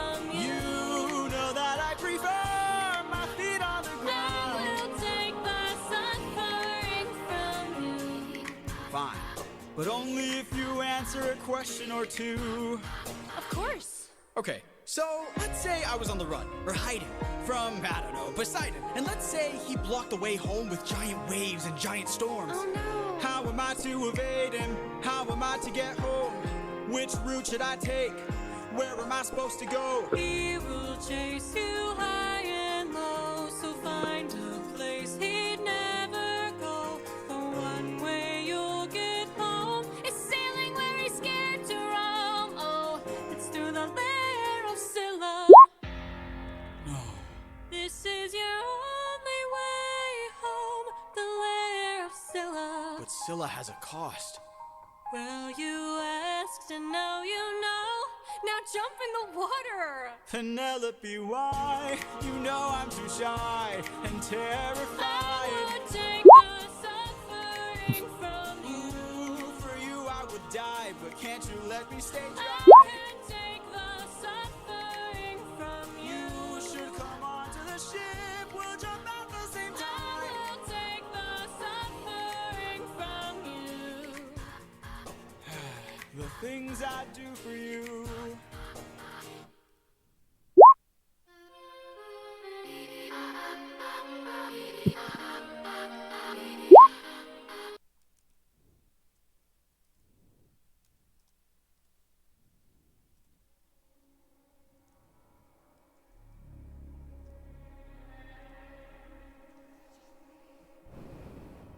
All right, it is already 10:50 at this point. Just go ahead and type G in chat if you guys are ready for the final battle. 1, 2, 3, 4. One more G check. Just waiting on for. Okay. All right.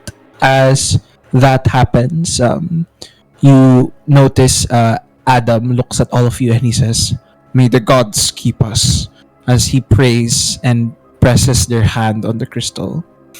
Following suit, a bright light envelops all of you, and in a flash, you find yourselves in what appears to be a colorful children's room.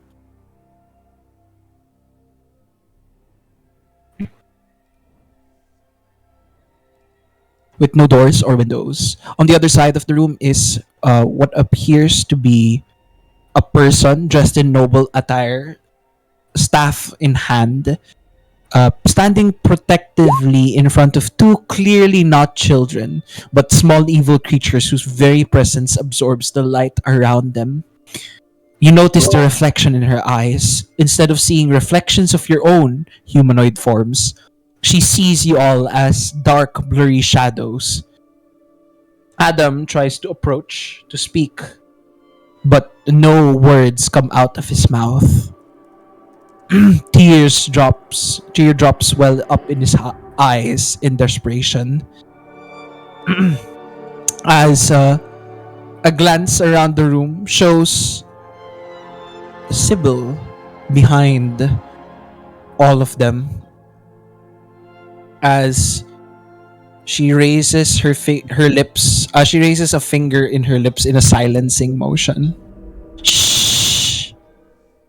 She finds your helplessness amusing. Belle starts to speak and she says, "Get back, you beast! I will not allow you to harm our children. Stay away! I call upon the divine guardians of the Chateau de Avalon to protect us. You will pay for what you did to my husband."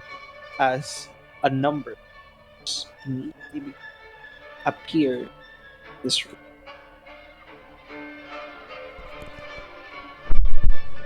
At this point, everyone, for the final time, go ahead and roll initiative. Gotcha.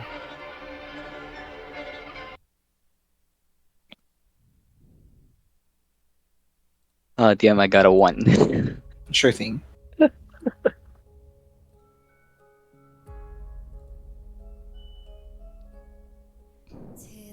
Oh no.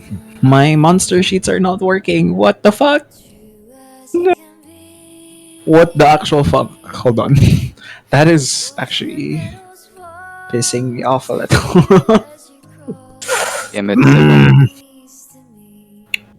She threw the game, yes, damn it.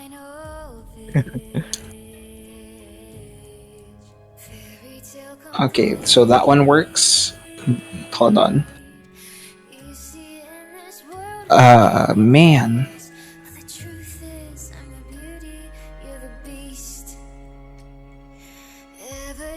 That one works.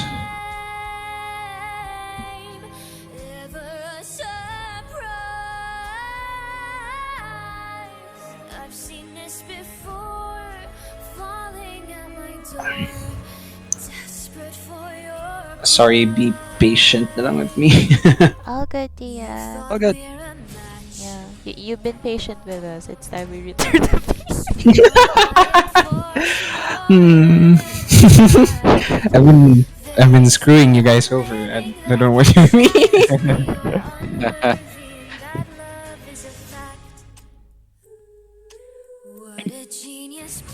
uh, Truly, do you see this true?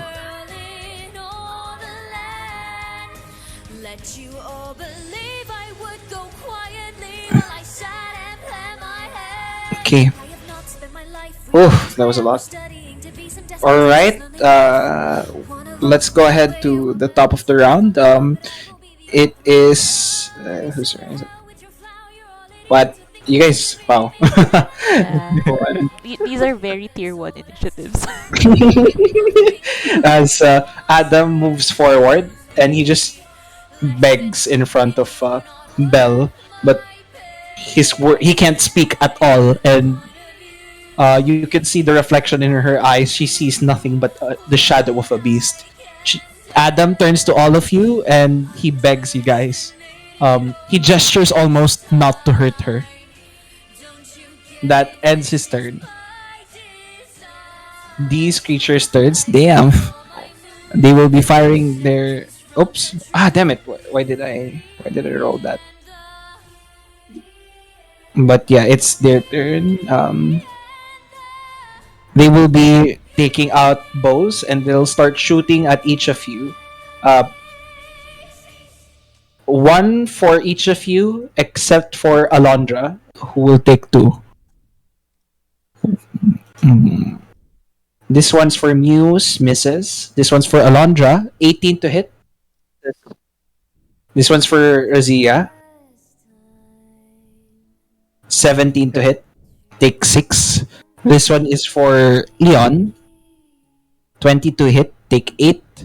This one's for Thrush, misses. And another one on Alondra, 16, which also misses. Alondra, you are up. Yes. Alondra will step up. Will what range that she can see me? Yeah. What range can she see me? Like She can see you right now still. Technically, okay. Adam is kneeling, so consider him prone. Well, because of what Adam said, Alondra will, I guess, step up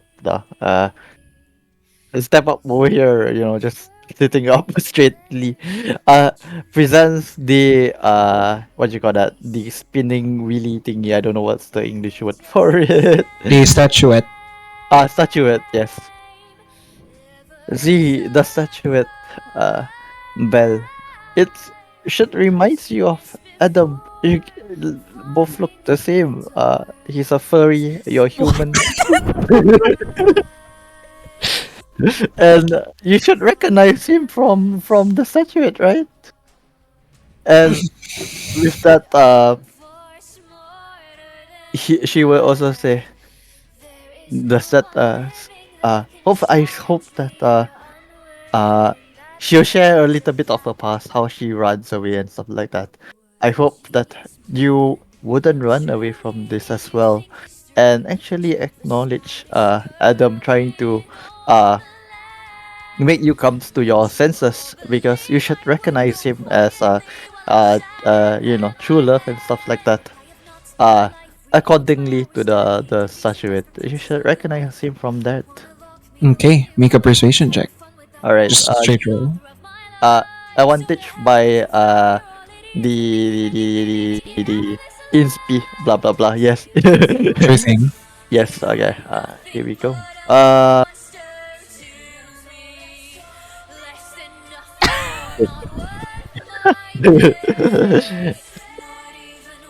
Well, that didn't work. Okay. She doesn't seem to listen to your words. She ignores you completely. That would have been an action. Anything else? Bonus action, casting spiritual weapon.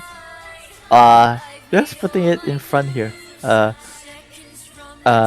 here. Right in front of Thrush. Damn, I took like 5 minutes for nothing. And you're attacking this one? No, I'm just putting it here. Just summoning it here. Okay. End of turn. Yes, yeah. Muse. Okay, Muse would be taking this very weird pathing.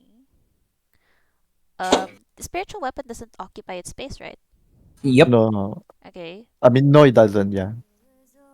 Yeah, we'll take that pathing for 25 feet, and seeing that Adam is struggling to let his voice out, DM will be what you call this, casting since she's heard Adam's voice, would minor illusion at least something that he'd say? Would you allow that? Okay, reading the Um, description. let's see.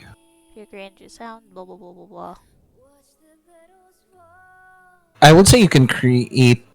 Oh, it's a whisper to us. Wait lang. Someone. It can be your voice, someone else's voice. G lang. Okay. We'll just yeah. Action will be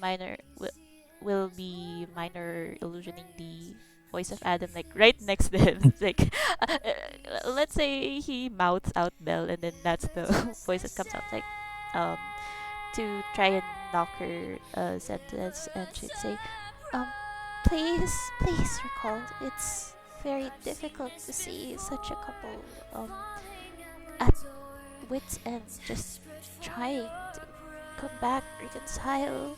You should know better than this. She also presents the rose in Adam's hand, since he's looked very sentimental about that, and would present it to her as well to try and help. And she's like, please remember. Uh, sure. I'll allow a persuasion check. Go ahead. Okay, Just straight. we'll do the persuasion check. Yeah.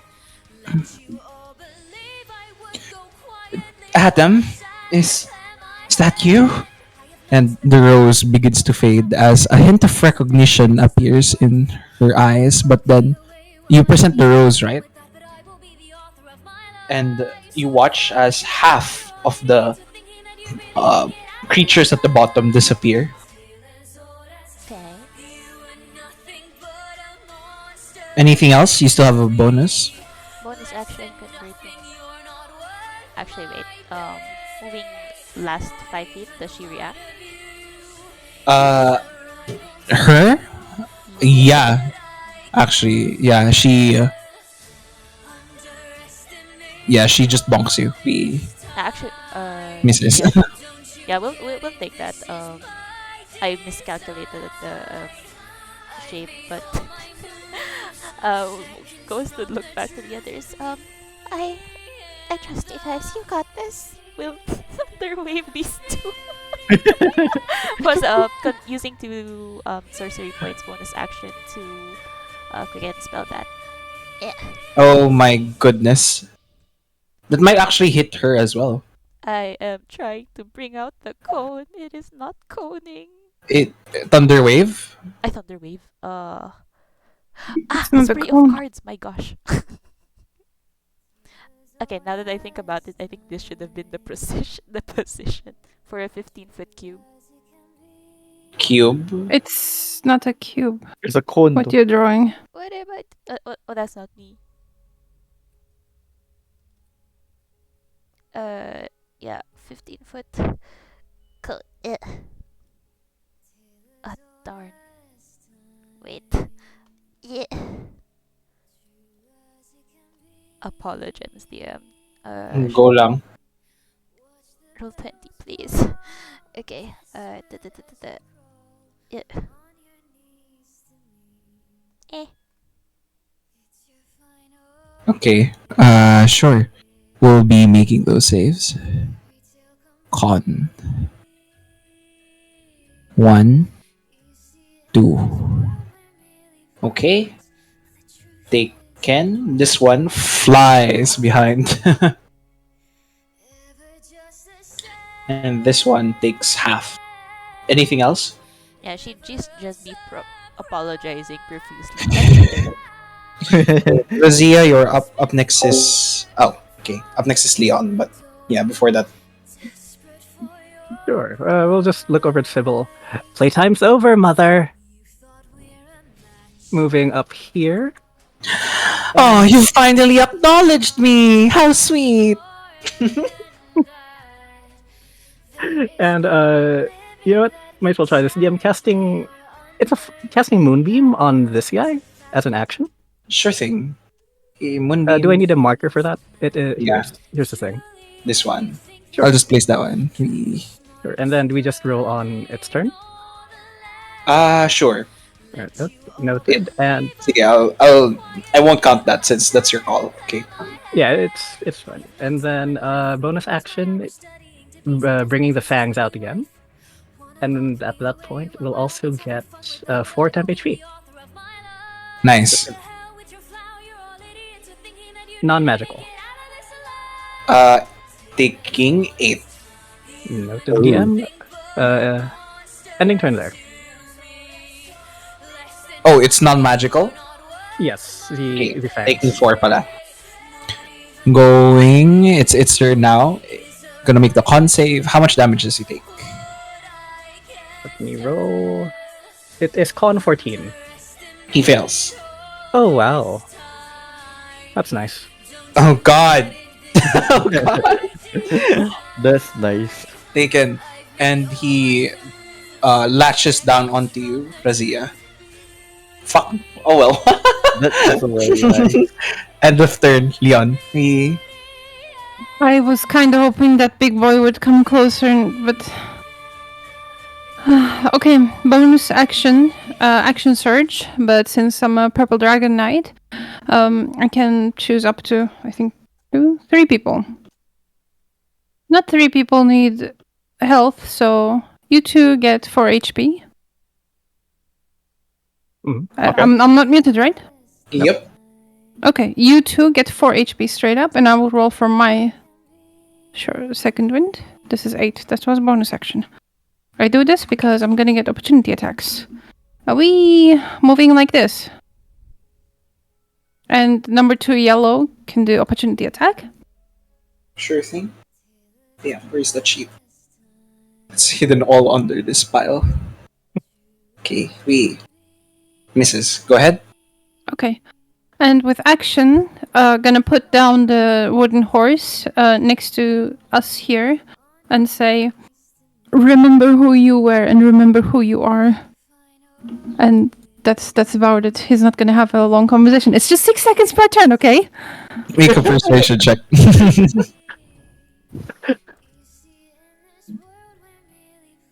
14. And with that, she looks at the horse. Philippe? That's my horse. That's the toy horse that I made for my children. And you watch the darklings behind just disappear. Fucking finally! But that's player talking. That's player talking. This was an action, right? Mm-hmm. Action search, attacking the big boy. Let's go. Hits. Oh? Well, one-handed. Doesn't matter. 8. End of turn. It is Belle's turn. She looks at all of you in fury as a ray of dark magic begins to surround her. Oh, what? Where's her stat block?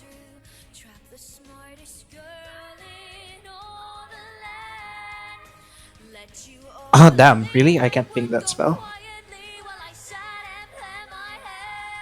Hold on.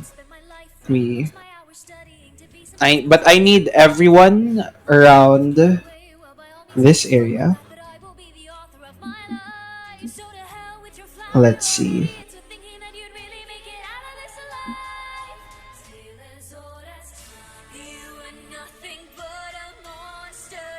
Okay, on your turns, I'll be asking you to make a wisdom saving throw.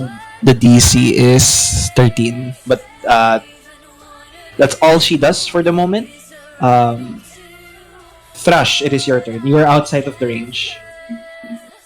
Okay. I will. Crash will still walk in. She's gonna approach Belle. Okay, and make try a wish save. to save. To save. Oh shit! I need to type it up. D20 plus 6. 20 DM. You take 4 points of radiant.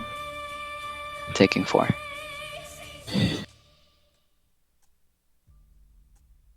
Okay. All right. And yeah, Trash is gonna show her the amulet. And Trash is gonna say, "Please, do not let the evil woman deceive you any further. Love of your life has been fighting to get you out of here. Please see through your heart." And then yeah, Make a persuasion check. okay. DM and SP. Go ahead. Advantage. Persuasion. Nice. And that's for my action. Bonus action, DM, No, I'll drop wait. it. Isn't it 14? Oh, I clicked it twice. Okay, all right. 14. Yeah, I thought it was 9. As you give him the locket, and you notice the upper half of the creatures disappear. Anything else? For my bonus action, I'll drop a spiritual weapon on the big guy. Sure.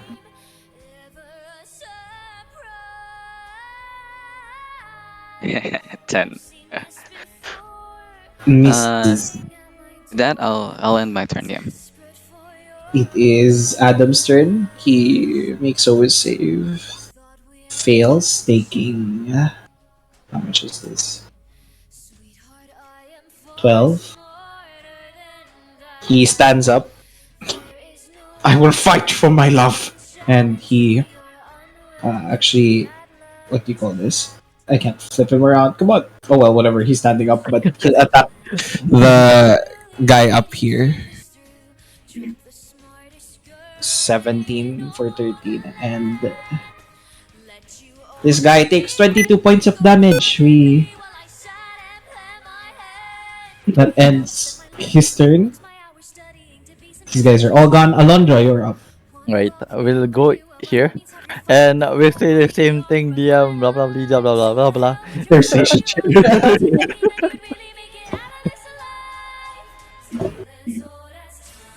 Okay, possession. Bring.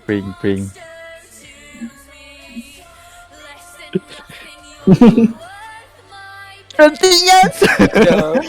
The Finally, rapping for the last paid off. time, the rapping did pay off as Belle finally regains her composure as she stares at all of you, realizing what she has done. And she says, Adam, wait. No, I didn't mean to. I was. You were tricked, Belle. And it's alright. All that matters is that I'm here now. Adam, I thought you were dead. I'm terribly sorry. You're dumbass, but it's okay. Nice. As that happens, the both of them smile at each other. But then all of you notice Belle start to fade. What? What is happening to me? I don't feel so good. Mr. Stark. Disintegrated now. As all of you watch as Belle's form begin to fade. What? No, we did everything right. We were able to. Mm-hmm. Yes. They were tethered, my dear. Belle needed to be free so that you could free the others. You tricked me. And at this point, Adam doesn't have any words anymore.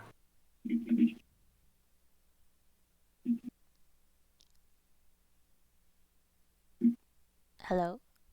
Mm-hmm.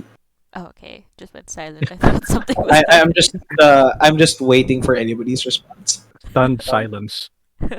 Stunned silence. You know what? Sure. Well, Ghost will try to pull back at it. Wait, no, no. It's you can't not in her domain.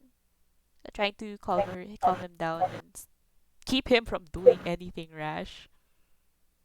What is Sybil looking like right now, dude? Sibyl is just smiling.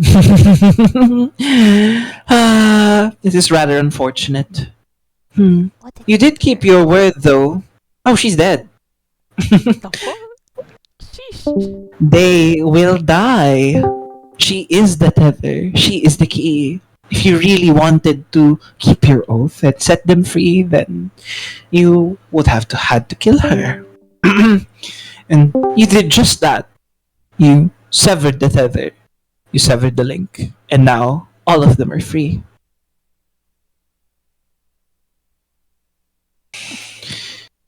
But because of that, you are all also free. But just remember this. What is the first law of reverie? There must always be a Fey lost. Oh dear. As she looks at you, Ghost. Muse, muse, muse. I have selected my champion. You're all free to go now. Bye-bye. As she grabs onto Muse's shoulder. What are you all waiting for? It's time for you to leave. Wait, mother. Yes, daughter. These poor fools have something to return to in their world. Me, however, I have no life to return to. My parents never existed. And so I ask, take me instead. Make a persuasion check. -1. This will be fun. I'll give you my insp if you need this. That's all right. Oh my gosh. You probably need it. It's fine. I'll let the rolls decide it.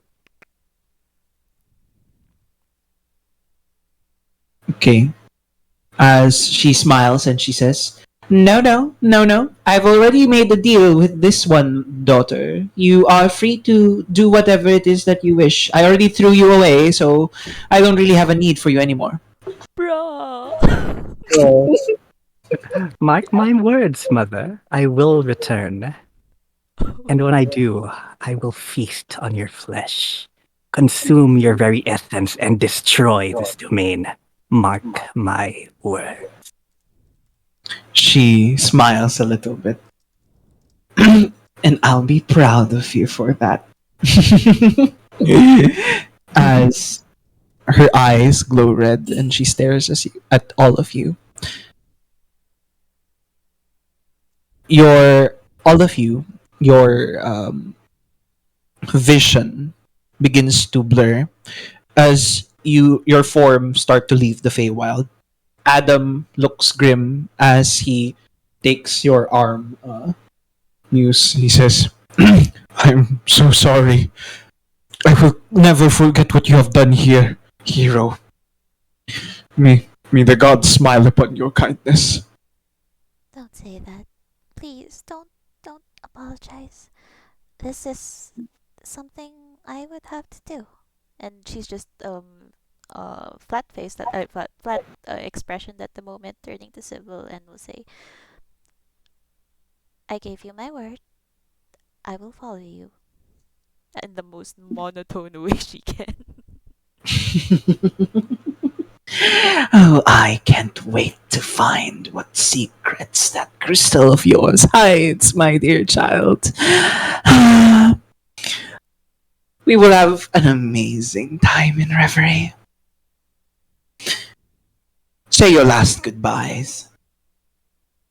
At this point, seeing the rest of the party, Yus is just gonna tell everyone that she's thankful for the time they've spent together, especially for Alondra, who was a childhood friend she never expected to meet in this manner, and would say that she will find her own way in Reverie with whatever entails, and she hopes that everyone else would have to meet such a fate again. But if meet such a fate with encountering this archfey again, she says this in front of Sibyl's face, and but to Razia specifically, she would say, um, except you, perhaps. You seem like you have a score to settle here. And then we'll just wish everyone else the best in their ways, and if they happen to encounter bleh. If we ever happen to encounter each other in the future, then so be it. In the meantime, I wish you all merry ways. Man, at least act like you're sad to be stuck here. Come on. Okay. She's trying. She's trying to keep a straight face. Actually, yeah, she's trying to keep a straight face as she says that. Like, it's all monotone because she doesn't want you guys to feel sad. Oh wait, Fine. did you say that out loud? No. It's Okay. what I'm saying because you're giggling the whole time. It's fine. Leon is gonna take out his badge on his chest piece of the armor that represents Purple Dragon Knights, and he'll drop it on the floor alongside his shield. He also drops it on the floor and says, I am no longer a knight. I'm sorry that I have to leave you behind, but I have to see her.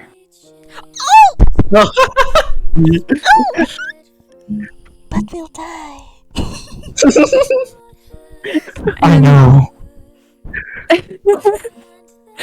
He looks at the hilt of the sword, and close to the hilt, he reads a name that, well, you can probably also see if you look at it. It's Alva's full name written there. It was Alva's training sword. And with this, he's gonna disappear into whatever. Can Muse respond to you? Sure. I respect you for that, Leon, and I do hope you reunite with your beloved soon.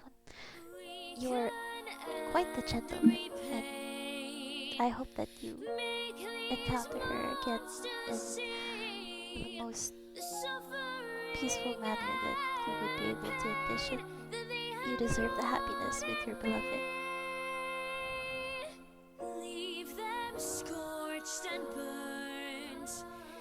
Take their day. Do y'all hear the dogs in the background? No, not really. Okay. Oh my gosh. I have dogs in the background. My bad. Hi, Toma. Okay. Alondra will move forward, and I don't really have the time to Photoshop this, but What? but imagine this ale. Where is my ale? Ale, yes. Imagine this ale. Uh, it is the codename Kidslet Dungeon Ale. Uh,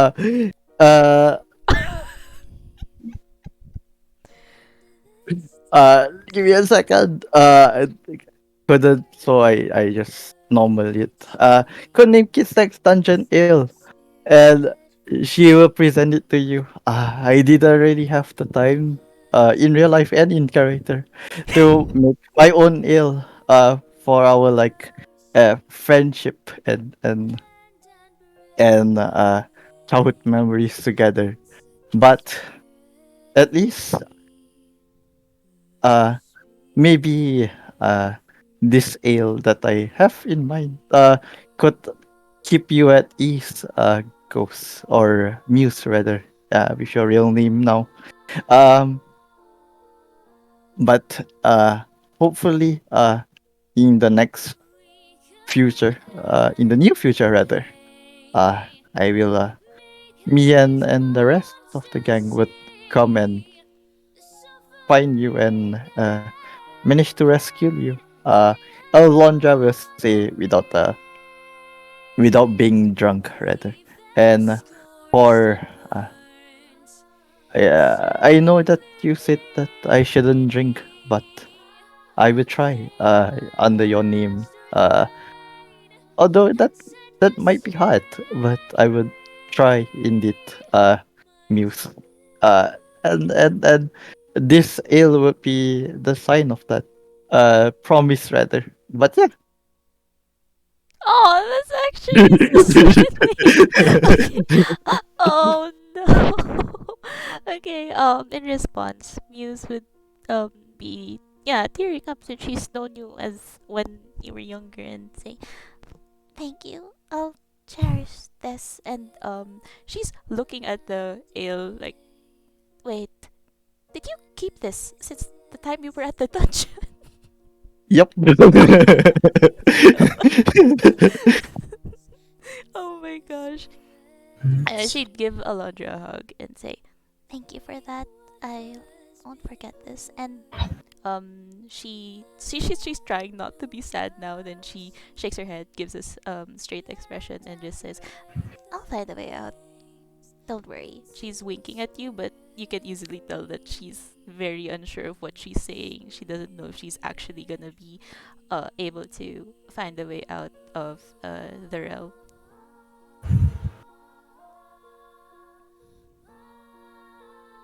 uh the Mhm. as a sign of like not letting Sibyl see, but or rather feel or hear or whatsoever.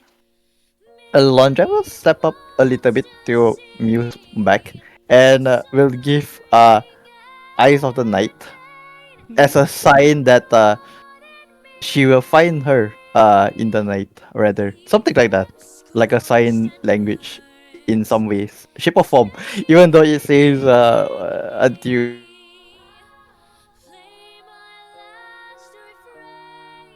Sure 1 hour, thing. but yeah. As you leave somewhat of a mark to hopefully eventually be able to find her. Hunter's mark. Fairy fire.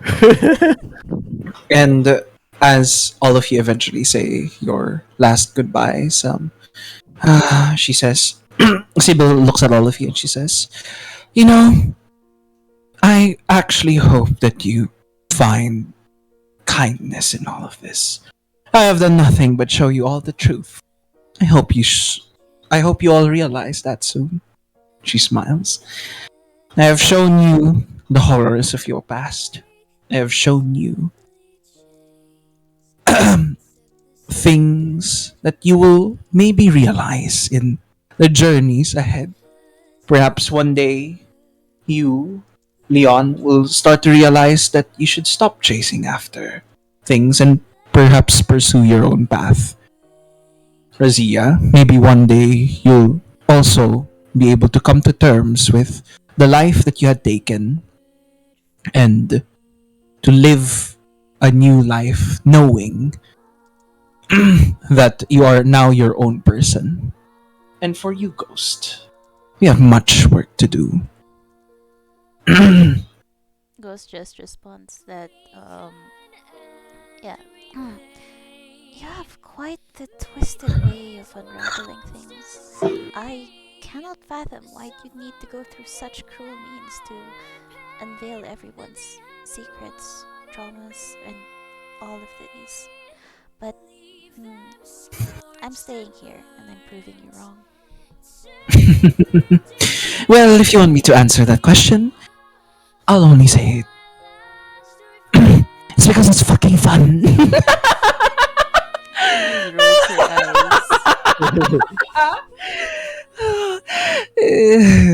I love it. I love your despair. Anyways, bye bye. And the last scene you see is of your comrade in arms, who this moment, um, who moments before you trusted with your life, taking hold of a small crystal and disappearing into it. All of you wake up once more in the material plane, back in the chateau with no crystals in sight. Looking around, you notice somebody else here as you find Belle de Avalon alive. She looks confused, but upon seeing Adam, they light up like the sun. Adam? As the two embrace each other, happier than ever could be. Belle turns to the party and notices that someone is missing. She says, there was one other among you. Come, I am sure your companion should be part of such a momentous occasion. Where is your friend?"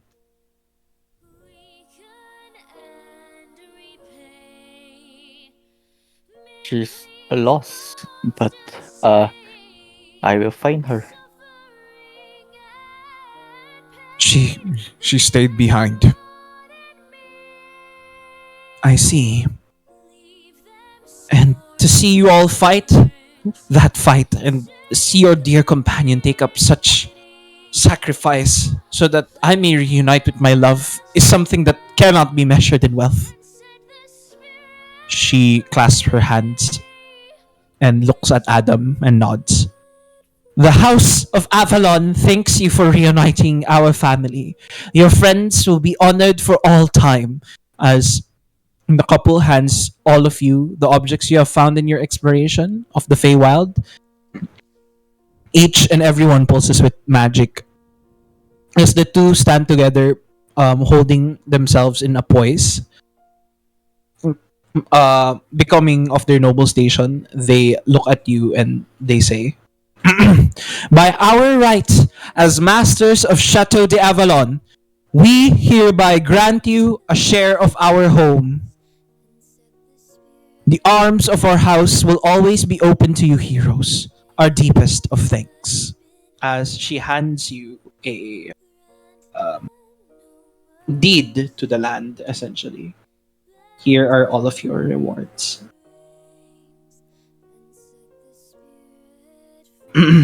There are so you guys get 100 gold pieces each, a gem of brightness that's been reflavored to our dream, a potion of healing, and some trinkets and Avalon's gratitude. Uh, for Ghost, you earned the Lost of Reverie. You chose to become the Lost in place of Faris, and you wander this domain with Sibyl as your companion. Um, Ghost, you can also, since you are a Lost of Reverie, you can also opt to get the magical gift of training for the Sylvan language. Um, Everyone else only gets the Avalon's gratitudes or reward. And for the trinkets, you guys can go ahead and claim which trinket you want, but this cannot be duplicated, so only one person can claim one trinket each. There's a black leather bound book, a silver paintbrush, a locket, a teddy bear, and a crystal that holds no one inside, yet whoever holds it feels the Archfey Sibyl whisper into the air. It's all your fault. Would it be okay if Leon gets the locket? Sure. And so then we can always see Alva?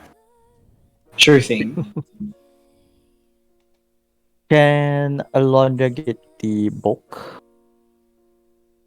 Sure. Unless what's his name? Razija wants it. Because this book is the same book. Then I will get the the crystal. Sure. Sure. Ah, wait. Sige. Since you're taking the crystal, it's the words change. The words change, and it says there, you will always be the Dark Mother's whore. Damn. Jeez. Oh, I need to put it in log shit. Censor it, please. Sure thing. Damn, bro.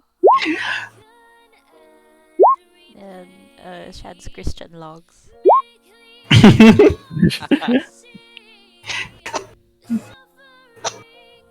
my Christian locks, DM.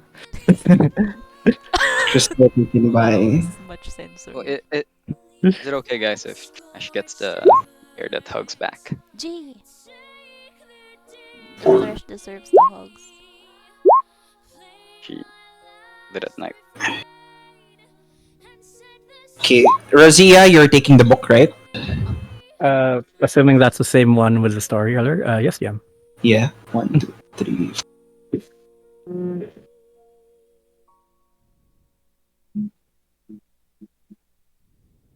Anybody taking the paintbrush?